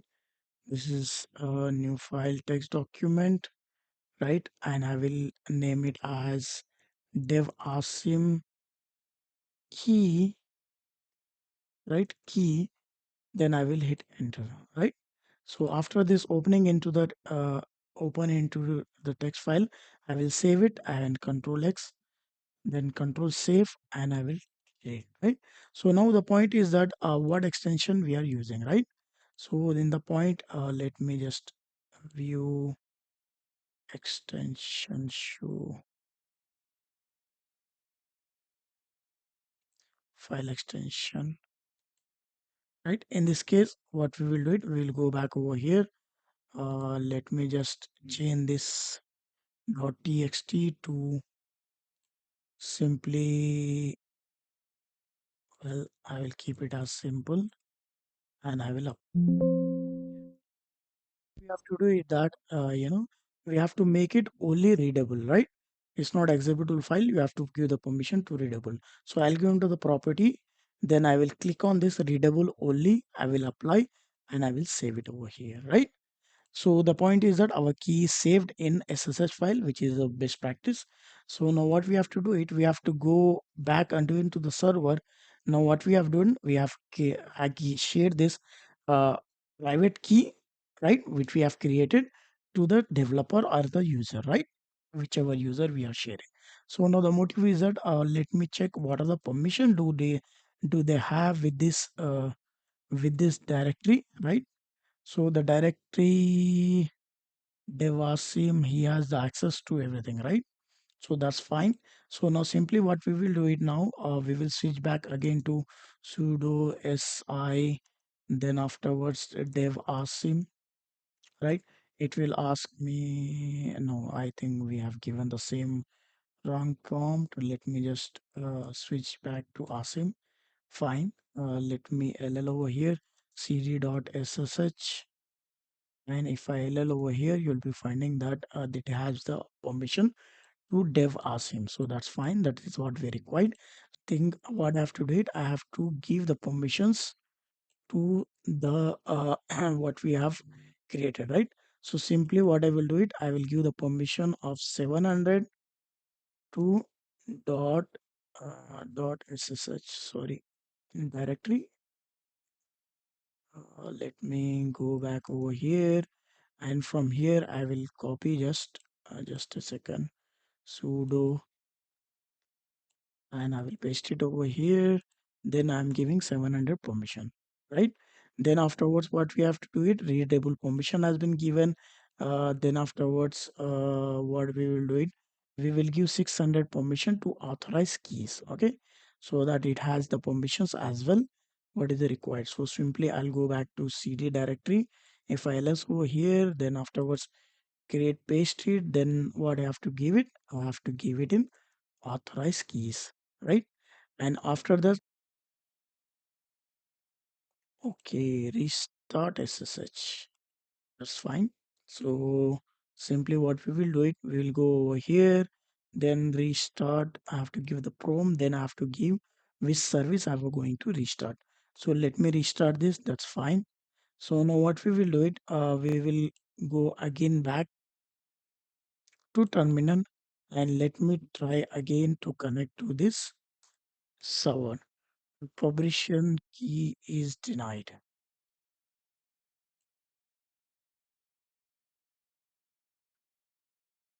Okay, so I'll go back over here and let me check which users do I have. So what I have to do it, Then I have to give this shown for complete directory as well, right? So home user complete. Okay, fine.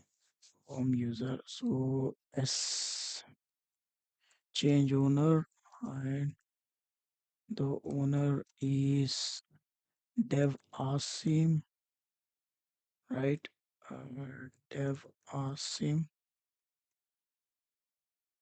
to which to complete directory as well, right?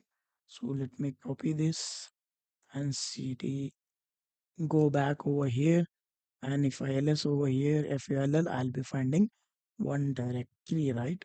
Which is asim. So simply what I will do it, I will go back to the root user, right? Let me go to sudo su root user. I have switched back, so now I'll go back see over here. Then if I ls over here, you'll be finding that dev asim directory is available. So I'll give it a paste here and I will add it. Dev asim to which directory I want to give it, the user directory as well asim, right? So just prompt, let me check it out over here. What we are trying to do it, user home dot sh. So everything we have given it, hit enter. Okay, let me restart one more time the service systemctl restart ssh, right? SSH is done, and let me just now what we will do it. We will just saved. We have saved the key in .ssh file, right? So what we will do it, we will try to access from our terminal as well. So in order to use that, what we have to do it, we have to pass some of the command. We were using SSH protocol, right? Through which we are going to connect our local system. This is local laptop, right? To our host, that is EC2 instance hosted in any remote server, right? So for that use case, I'm defining where is my uh, key, private key, which is there, which where it is stored. Okay. If you check it over here in the directory, let me show you. This is stored in where, which is stored in desktop, which is one directory .sss, right? So just I'm giving the path. So if I check it over here, so let me check it where I am currently into the user HTTP path. If I ls over here, you'll be finding one key is already exists, which is there, right? So that path I'm giving, let me just check it out. PW path is over here. Just I'm copying that path and I'm defining in this command over here. After that, I'm giving the username. So you know very well that I have created the user with name dev asim, right? So dev asim I'm giving, and the IP address, that is IP address has been uh, IP address we have taken from this public IP from our AWS account, right? So I am just passing over here. So after that, what we will do it, just we have created this command as we required. Just I will take this and I will copy over here, and we will take our IP address, right? So in this case, what we will do it, we will take the IP address of this server and we will try to connect with the local machine. Okay, in this local machine, what we will do it, we will open the terminal, right? Terminal. Okay, the terminal is here, is there. Afterwards, I'll go and I will paste it over here, right? Just a second. Control C. Let me clear the screen again. So let me zoom as well. So I'll go back over here, then I will take it and I will copy, then I will paste it over here. So what we are doing, I will hit enter. So now what we will, if we check it over here, where I'm currently now into where into my EC2 server, that is Linux server, which I have created into AWS. So if you check ls over here, you will not find anything, but because the directory is hidden. So ls hyphen al e a l. So you'll be finding that there is a one directory which is .ssh. And what is my present directory? If check it over here, my present directory is home and dev asim, right? So now what am I able to I'm able to update any packages or install. So let's check it over here. Sudo apt update. Okay. So it should update as well. Fine. Yes, fine. So now the thing is that there is one more use case. Let's discuss that also as well. Instead of creating separate user, you can create complete one user. Let's say dev team user, and you can share this all access to the development team. If you have 10 dev users, you can share this private IP to them. So they will store in one directory, which is hidden directory. From the directory, using this, as I mentioned that using the user and this command, right? Just mention their wherever they have stored their this private key. Then afterwards, user, they have to specify this user and the IP address which we will be given from their management. So using this, you can connect to your server using SSH protocol. I can connect to the server as many time, and I can exit using this exit as well. So if you check, if you hit enter, you'll be logged out to the remote server as well. Okay, it's saying the connection to this IP address has been closed. If you want to ensure again, I will hit enter over here. All this the communications goes out. This is a very important lesson. Please practice 1 to 4 times. This you will be getting an interview as well if you're doing the interview for Linux administrator or the Linux DevOps engineer or the cloud engineer. You should have the expertise in Linux administration as well. Don't forget to say subscribe and be connected so that we can continue this complete series, that is AWS and DevOps. Okay, thank you very much. See you guys for the next episode.